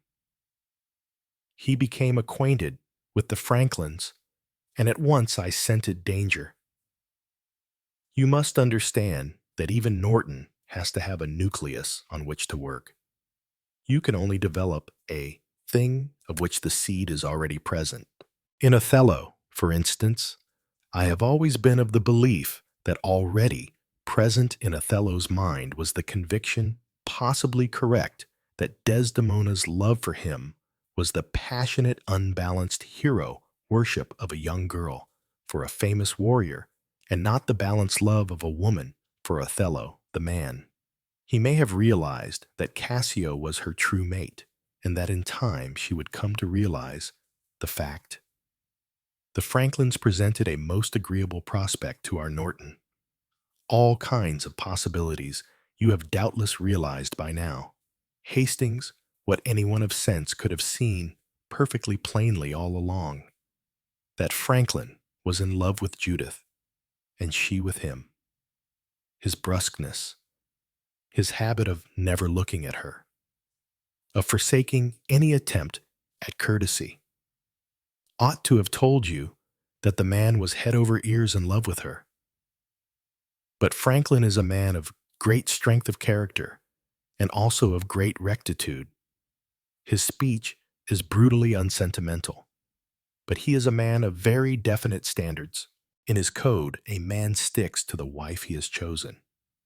Judith, as I should have thought, even you could have seen, was deeply and unhappily in love with him. She thought you had grasped the fact that day you found her in the rose garden. Hence her furious outburst. Characters like hers cannot stand any expression of pity or sympathy. It was like touching a raw wound. Then she discovered that you thought it was Allerton she cared for. She let you think so, thereby shielding herself from clumsy sympathy and from a further probing of the wound. She flirted with Allerton as a kind of desperate solace. She knew exactly the type of man he was. He amused her, and distracted her. But she never had the least feeling for him. Norton, of course, knew exactly how the wind lay. He saw possibilities in the Franklin trio. I may say that he started first on Franklin, but drew a complete blank. Franklin is the one type of man who is quite immune from Norton's kind of insidious suggestion.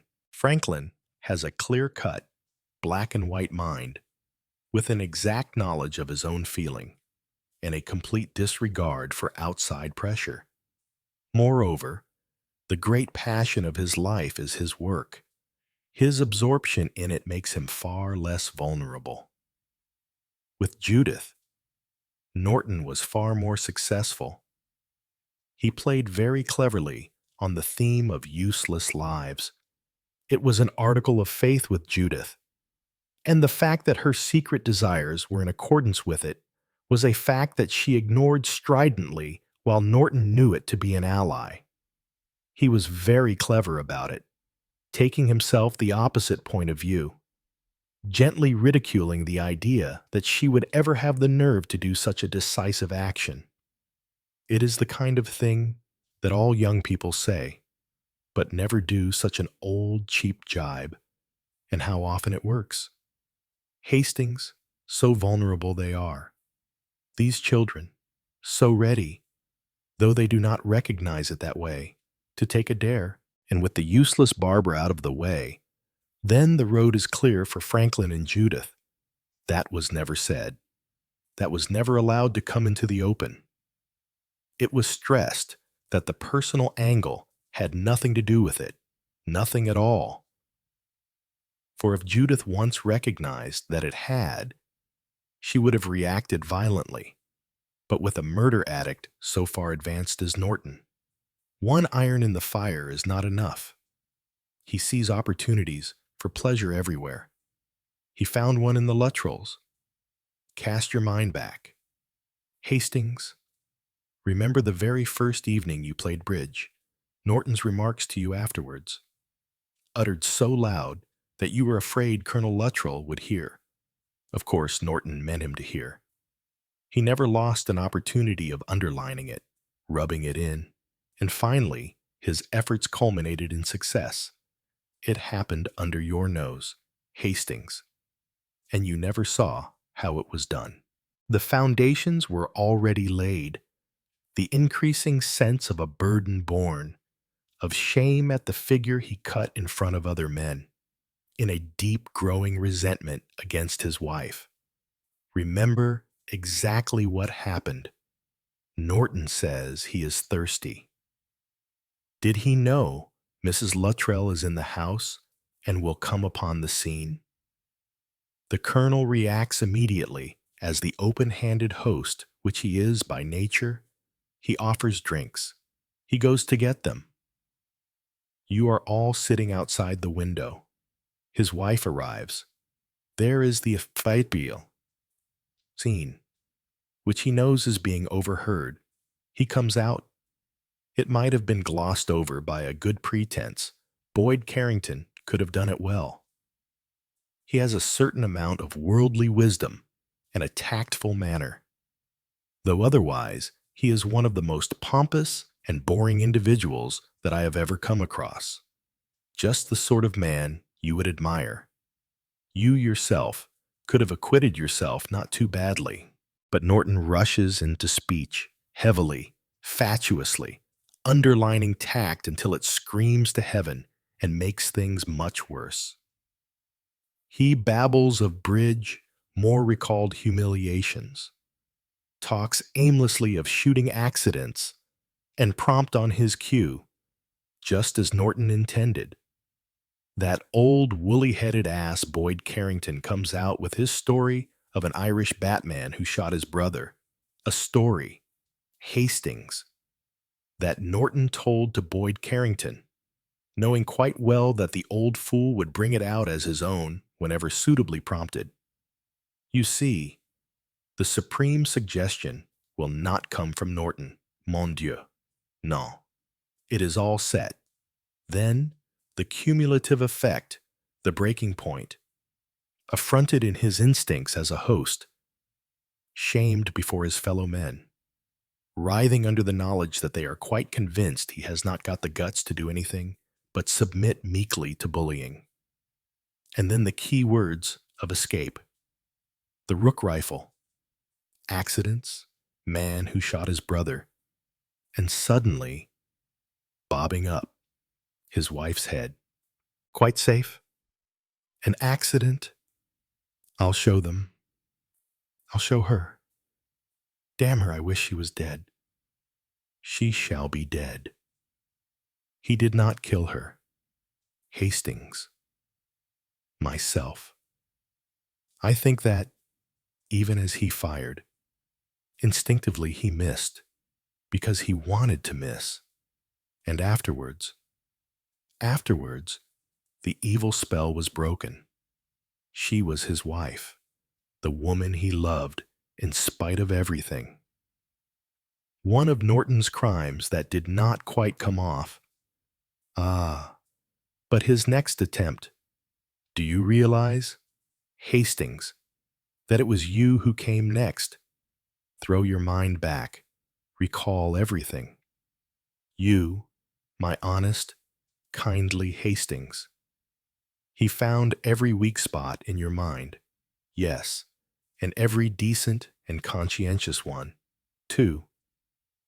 Allerton is the type of man you instinctively dislike and fear. He is the type of man that you think ought to be abolished, and everything you heard about him and thought about him was true. Norton tells you a certain story about him, an entirely true story as far as the facts go, though actually the girl concerned was a neurotic type and came of poor stock. It appeals to your conventional and somewhat old-fashioned instincts. This man is the villain, the seducer, the man who ruins girls and drives them to suicide. Norton induces Boyd Carrington to tackle you also. You are impelled to speak to Judith. Judith, as could be predicted, immediately responds by saying she will do as she chooses with her life. That makes you believe the worst. See now the different steps on which Norton plays. Your love for your child. The intense, old-fashioned sense of responsibility that a man like you feels for his children. The slight self-importance of your nature. I must do something. It all depends on me. Your feeling of helplessness owing to the lack of your wife's wise judgment. Your loyalty. I must not fail her. And on the baser side, your vanity. Through association with me, you have learned all the tricks of the trade. And lastly, that inner feeling which most men have about their daughters. A father's unreasoning jealousy and dislike for the man who takes his daughter away from him. Norton played Hastings like a virtuoso on all these tunes, and you responded. You accept things too easily at their face value. You always have done. You accepted quite easily the fact that it was Judith to whom Allerton was talking in the summer house. Yet you did not see her. You did not even hear her speak. And incredibly, even the next morning, you still thought it was Judith. You rejoiced because she had changed her mind. But if you had taken the trouble to examine the facts, you would have discovered at once that there had never been any question of Judith going up to London that day, and you failed to make another most obvious inference. There was someone who was going off for the day, and who was furious at not being able to do so. Nurse Craven.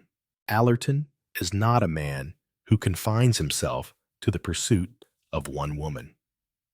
His affair with Nurse Craven had progressed much further than the mere flirtation he was having with Judith. No. Stage management, again by Norton. You saw Allerton and Judith kiss, then Norton shoves you back round the corner. He doubtless knows quite well that Allerton is going to meet Nurse Craven in the summer house. After a little argument, he lets you go, but still accompanies you.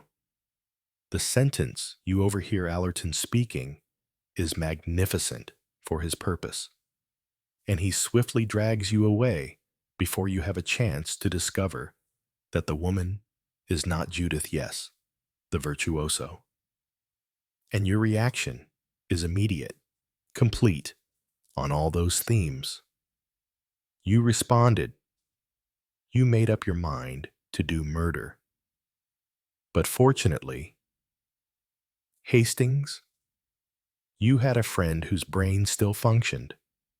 And not only his brain, I said at the beginning of this, that if you have not arrived at the truth, it is because you have too trusting a nature. You believe what is said to you. You believed what I said to you. Yet it was all very easy for you to discover the truth. I had sent Georges away. Why I had replaced him with a less experienced and clearly much less intelligent man. Why I was not being attended by a doctor. I, who have always been careful about my health, I would not hear of seeing one. Why? Do you see now? Why you were necessary to me at Styles. I had to have someone who accepted what I said without question.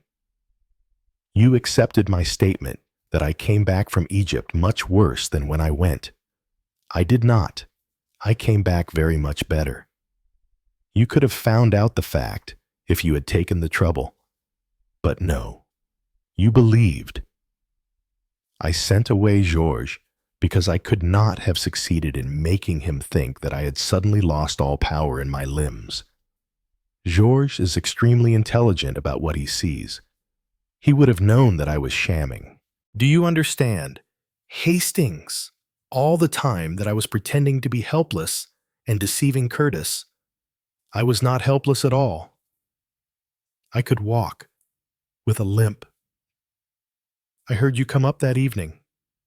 I heard you hesitate and then go into Allerton's room. And at once I was on the alert. I was already much exercised about your state of mind. I did not delay. I was alone. Curtis had gone down to supper. I slipped out of my room and across the passage. I heard you in Allerton's bathroom, and promptly, my friend, in the manner you so much deplore, I dropped to my knees and I looked through the keyhole of the bathroom door. One could see through it, fortunately, as there is a bolt and not a key on the inside. I perceived your manipulations with the sleeping tablets. I realized what your idea was, and so, my friend, I acted. I went back to my room. I made my preparations. When Curtis came up, I sent him to fetch you. You came, yawning and explaining that you had a headache. I made at once the big fuss, urged remedies on you. For the sake of peace, you consented to drink a cup of chocolate. You gulped it down quickly so as to get away quicker. But I, too, my friend, have some sleeping tablets. And so you slept until morning, when you awoke your own sane self and were horrified at what you had so nearly done. You were safe now. One does not attempt these things twice, not when one has relapsed into sanity. But it decided me, Hastings. For whatever I might not know about other people did not apply to you. You are not a murderer, Hastings, but you might have been hanged for one, for a murder committed by another man who in the eyes of the law would be guiltless. You, my good, my honest, my oh so honorable Hastings, so kindly, so conscientious, so innocent. Yes, I must act. I knew that my time was short, and for that I was glad, for the worst part of murder. Hastings, is its effect on the murderer, I, Hercule Poirot, might come to believe myself divinely appointed to deal out death to all and sundry. But mercifully, there would not be time for that to happen. The end would come soon, and I was afraid that Norton might succeed with someone who was unutterably dear to us both. I am talking of your daughter. And now we come to the death of Barbara Franklin, whatever your ideas may be on the subject. Hastings, I do not think you have once suspected the truth, for you see, Hastings, you killed Barbara Franklin. Oui, you did. There was, you see, yet another angle to the triangle, one that I did not fully take into account. As it happened, Norton's tactics there were unseen and unheard by either of us, but I have no doubt that he employed them. Did it ever enter your mind to wonder, Hastings, why Mrs. Franklin was willing to come to Styles? It is not, when you think of it, at all her line of country. She likes comfort, good food, and above all, social contacts. Styles is not gay. It is not well run. It is in the dead country. And yet it was Mrs. Franklin who insisted on spending the summer there. Yes, there was a third angle. Boyd Carrington. Mrs. Franklin was a disappointed woman. That was at the root of her neurotic illness. She was ambitious both socially and financially. She married Franklin because she expected him to have a brilliant career. He was brilliant, but not in her way. His brilliance would never bring him newspaper notoriety or a Harley Street reputation. He would be known to half a dozen men of his own profession and would publish articles in learned journals. The outside world would not hear of him, and he would certainly not make money. And here is Boyd Carrington, home from the East, just come into a baronetcy and money. And Boyd Carrington has always felt tenderly sentimental towards the pretty 17-year-old girl he nearly asked to marry him. He is going to Styles. He suggests the Franklins come too, and Barbara comes. How maddening it is for her. Obviously, she has lost none of her old charm for this rich, attractive man. But he is old-fashioned, not the type of man to suggest divorce. And John Franklin, too, has no use for divorce. If John Franklin were to die, then she could be Lady Boyd Carrington. And oh, what a wonderful life that would be, Norton, I think. Found her only too ready a tool. It was all too obvious. Hastings, when you come to think of it, those first few tentative attempts at establishing how fond she was of her husband, she overdid it a little, murmuring about ending it all because she was a drag on him. And then an entirely new line, her fears that Franklin might experiment upon himself. It ought to have been so obvious to us. Hastings. She was preparing us for John Franklin to die of physostigmine poisoning. No question. You see, of anyone trying to poison him. Oh no. Just pure scientific research. He takes the harmless alkaloid, and it turns out to be harmful after all.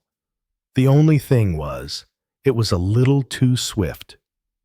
You told me that she was not pleased to find Boyd Carrington having his fortune told by Nurse Craven.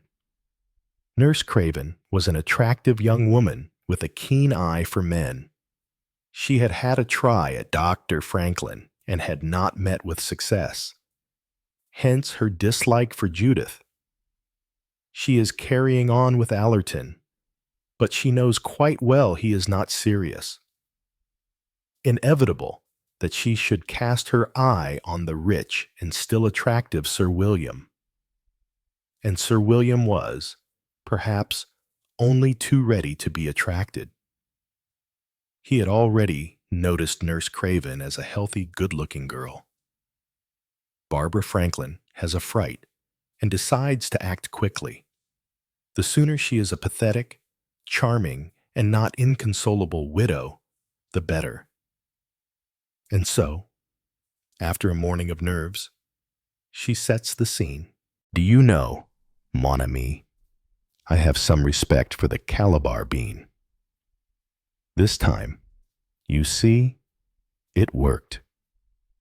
It spared the innocent and slew the guilty. Mrs. Franklin asks you all up to her room. She makes coffee with much fuss and display, as you tell me. Her own coffee is beside her. Her husband's on the other side of the bookcase table.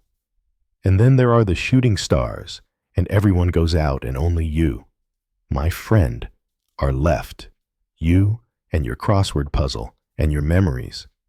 And to hide emotion, you swing round the bookcase to find a quotation in Shakespeare. And so they come back, and Mrs. Franklin drinks the coffee full of the Calabar bean alkaloids that were meant for dear scientific John. And John Franklin drinks the nice plain cup of coffee that was meant for clever Mrs. Franklin. But you will see, Hastings, if you think a minute, that although I realized what had happened, I saw that there was only one thing to be done.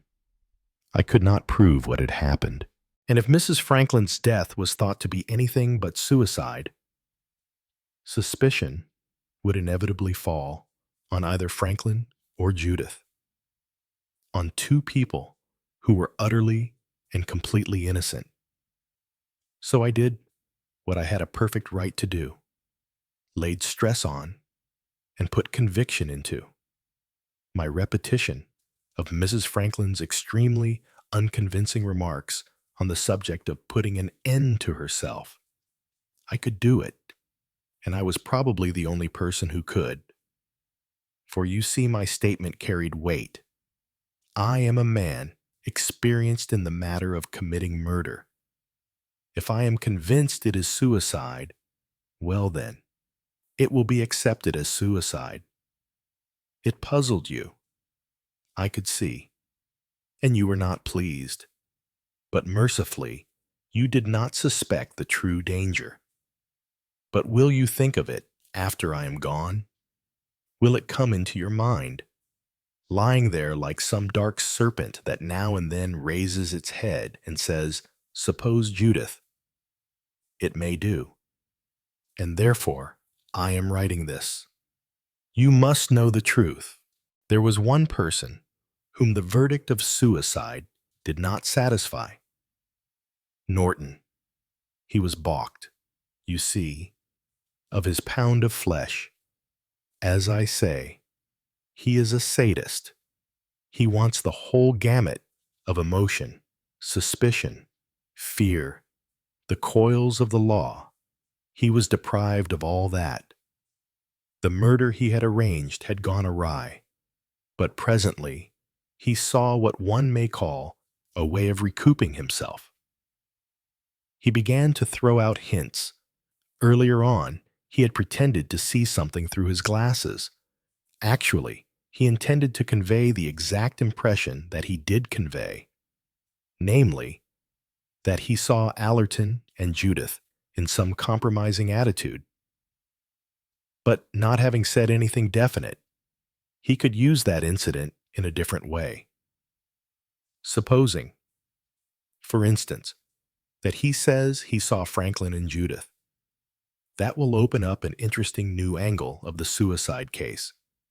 It may, perhaps, throw doubts on whether it was suicide.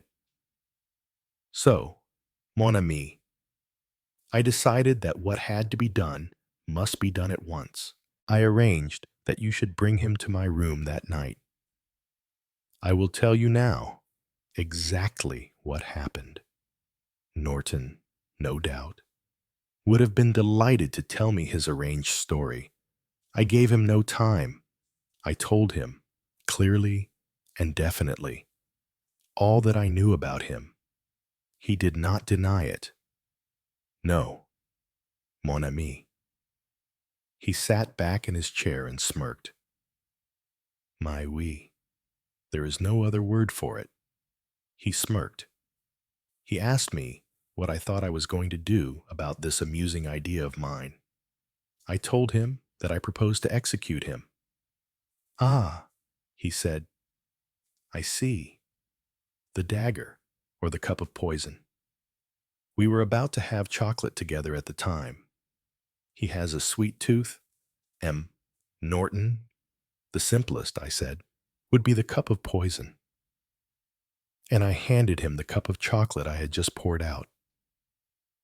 In that case, he said, would you mind my drinking from your cup instead of from mine? I said, not at all. In effect, it was quite immaterial. As I have said, I, too, take the sleeping tablets. The only thing is that since I have been taking them every night for a considerable period, I have acquired a certain tolerance, and a dose that would send Norton to sleep would have very little effect upon me. The dose was in the chocolate itself. We both had the same. His portion took effect in due course. Mine had little effect upon me, especially when counteracted with a dose of my strychnine tonic. And so, to the last chapter. When Norton was asleep, I got him into my wheelchair, fairly easy. It has many types of mechanism, and wheeled him back in it to its usual place in the window embrasure behind the curtains. Curtis then put me to bed. When everything was quiet, I wheeled Norton to his room. It remained. Then, to avail myself of the eyes and ears of my excellent friend Hastings. You may not have realized it, but I wear a wig. Hastings. You will realize even less that I wear a false mustache. Even George does not know that, does not know. I pretended to burn it by accident soon after Curtis came, and at once had my hairdresser make me a replica. I put on Norton's dressing gown, ruffled up my gray hair on end, and came down the passage and rapped on your door. Presently, you came and looked with sleepy eyes into the passage. You saw Norton leave the bathroom and limp across the passage into his own room. You heard him turn the key in the lock on the inside. I then replaced the dressing gown on Norton, laid him on his bed, and shot him with a small pistol that I acquired abroad and which I have kept carefully locked up. Up except for 2 occasions when nobody being about, I have put it ostentatiously on Norton's dressing table, he himself being well away somewhere those mornings. Then I left the room after putting the key in Norton's pocket. I myself locked the door from the outside with the duplicate key which I have possessed for some time. I wheeled the chair back to my room. Since then, I have been writing this explanation. I am very tired, and the exertions I have been through have strained me a good deal. It will not, I think, be long before. There are 1 or 2 things I would like to stress. Norton's were the perfect crimes. Mine was not. It was not intended to be. The easiest way, and the best way, for me to have killed him was to have done so quite openly, to have had, shall we say, an accident with my little pistol. I should have professed dismay, regret, a most unfortunate accident. They would have said old Gaga didn't realize it was loaded. C'est pauvre vieux. I did not choose to do that. I will tell you why. It is because Hastings.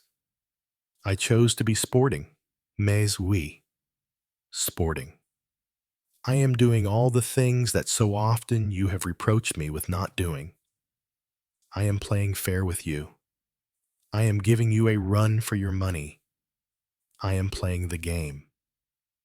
You have every chance to discover the truth. In case you disbelieve me, let me enumerate all the clues, the keys. You know, for I have told you so, that Norton arrived here after I did. You know, for you have been told that I changed my room after I got here. You know, for again, it has been told to you that since I have been at Styles, the key of my room disappeared, and I had another made. Therefore, when you ask yourself, who could have killed Norton? Who could have shot and still have left the room, apparently locked on the inside, since the key is in Norton's pocket? The answer is Hercule Poirot, who, since he has been here, has possessed duplicate keys of one of the rooms, the man you saw in the passage. I myself asked you if you were sure the man you saw in the passage was Norton. You were startled. You asked me if I intended to suggest it was not Norton. I replied, truthfully, that I did not at all intend to suggest it was not Norton. Naturally, since I had taken a good deal of trouble to suggest it was Norton, I then brought up the question of height. All the men, I said, were much taller than Norton. But there was a man who was shorter than Norton, Hercule Poirot, and it is comparatively easy with raised heels or elevators in the shoes to add to one's height. You were under the impression that I was a helpless invalid, but why? Only because I said so. And I had sent away Georges. That was my last indication to you. Go and talk to Georges. Othello and Clutie John show you that X was Norton. Then who could have killed Norton? Only Hercule Poirot. And once you suspected that, everything would have fallen into place. The things I had said and done, my inexplicable reticence, evidence from the doctors in Egypt, from my own doctor in London, that I was not incapable of walking about. The evidence of Georges as to my wearing a wig, the fact which I was unable to disguise, and which you ought to have noticed, that I limp much more than Norton does. And last of all, the pistol shot, my one weakness. I should, I am aware, have shot him through the temple. I could not bring myself to produce an effect so lopsided, so haphazard. No, I shot him symmetrically, in the exact center of the forehead. Oh, Hastings, Hastings, that should have told you the truth. But perhaps, after all, you have suspected the truth. Perhaps when you read this, you already know. But somehow I do not think so. No, you are too trusting. You have too beautiful a nature. What shall I say more to you? Both Franklin and Judith, I think you will find, knew the truth, although they will not have told it to you. They will be happy together.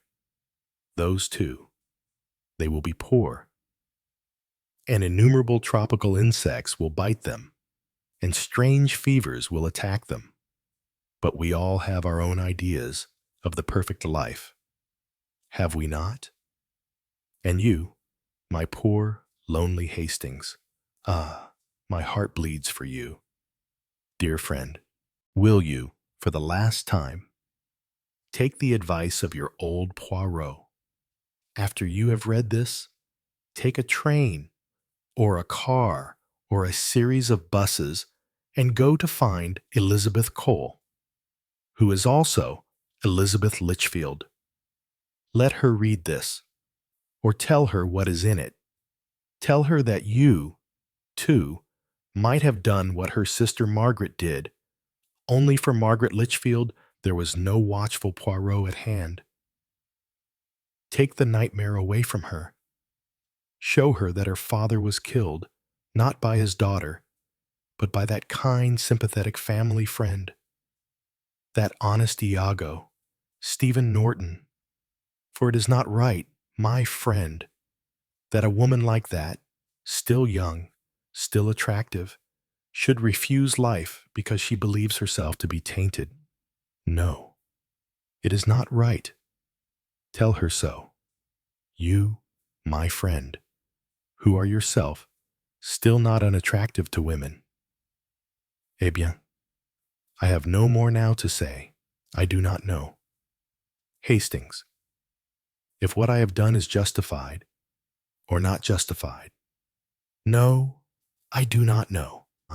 I do not believe that a man should take the law into his own hands. But on the other hand, I am the law. As a young man in the Belgian police force, I shot down a desperate criminal who sat on a roof and fired at people below. In a state of emergency, martial law is proclaimed. By taking Norton's life, I have saved other lives, innocent lives, but still, I do not know. It is perhaps right that I should not know. I have always been so sure, too sure. But now, I am very humble, and I say like a little child I do not know. Goodbye, cher ami. I have moved the amyl nitrite ampules away from beside my bed. I prefer to leave myself in the hands of the bon Dieu. May his punishment or his mercy be swift. We shall not hunt together again. My friend, our first hunt was here, and our last. They were good days. Yes, they have been good days. End of Hercule Poirot's manuscript. Final note by Captain Arthur Hastings. I have finished reading. I can't believe it all yet. But he is right. I should have known. I should have known when I saw the bullet hole so symmetrically in the middle of the forehead. Queer. It's just come to me. The thought in the back of my mind that morning. The mark on Norton's forehead. It was like the brand of Cain.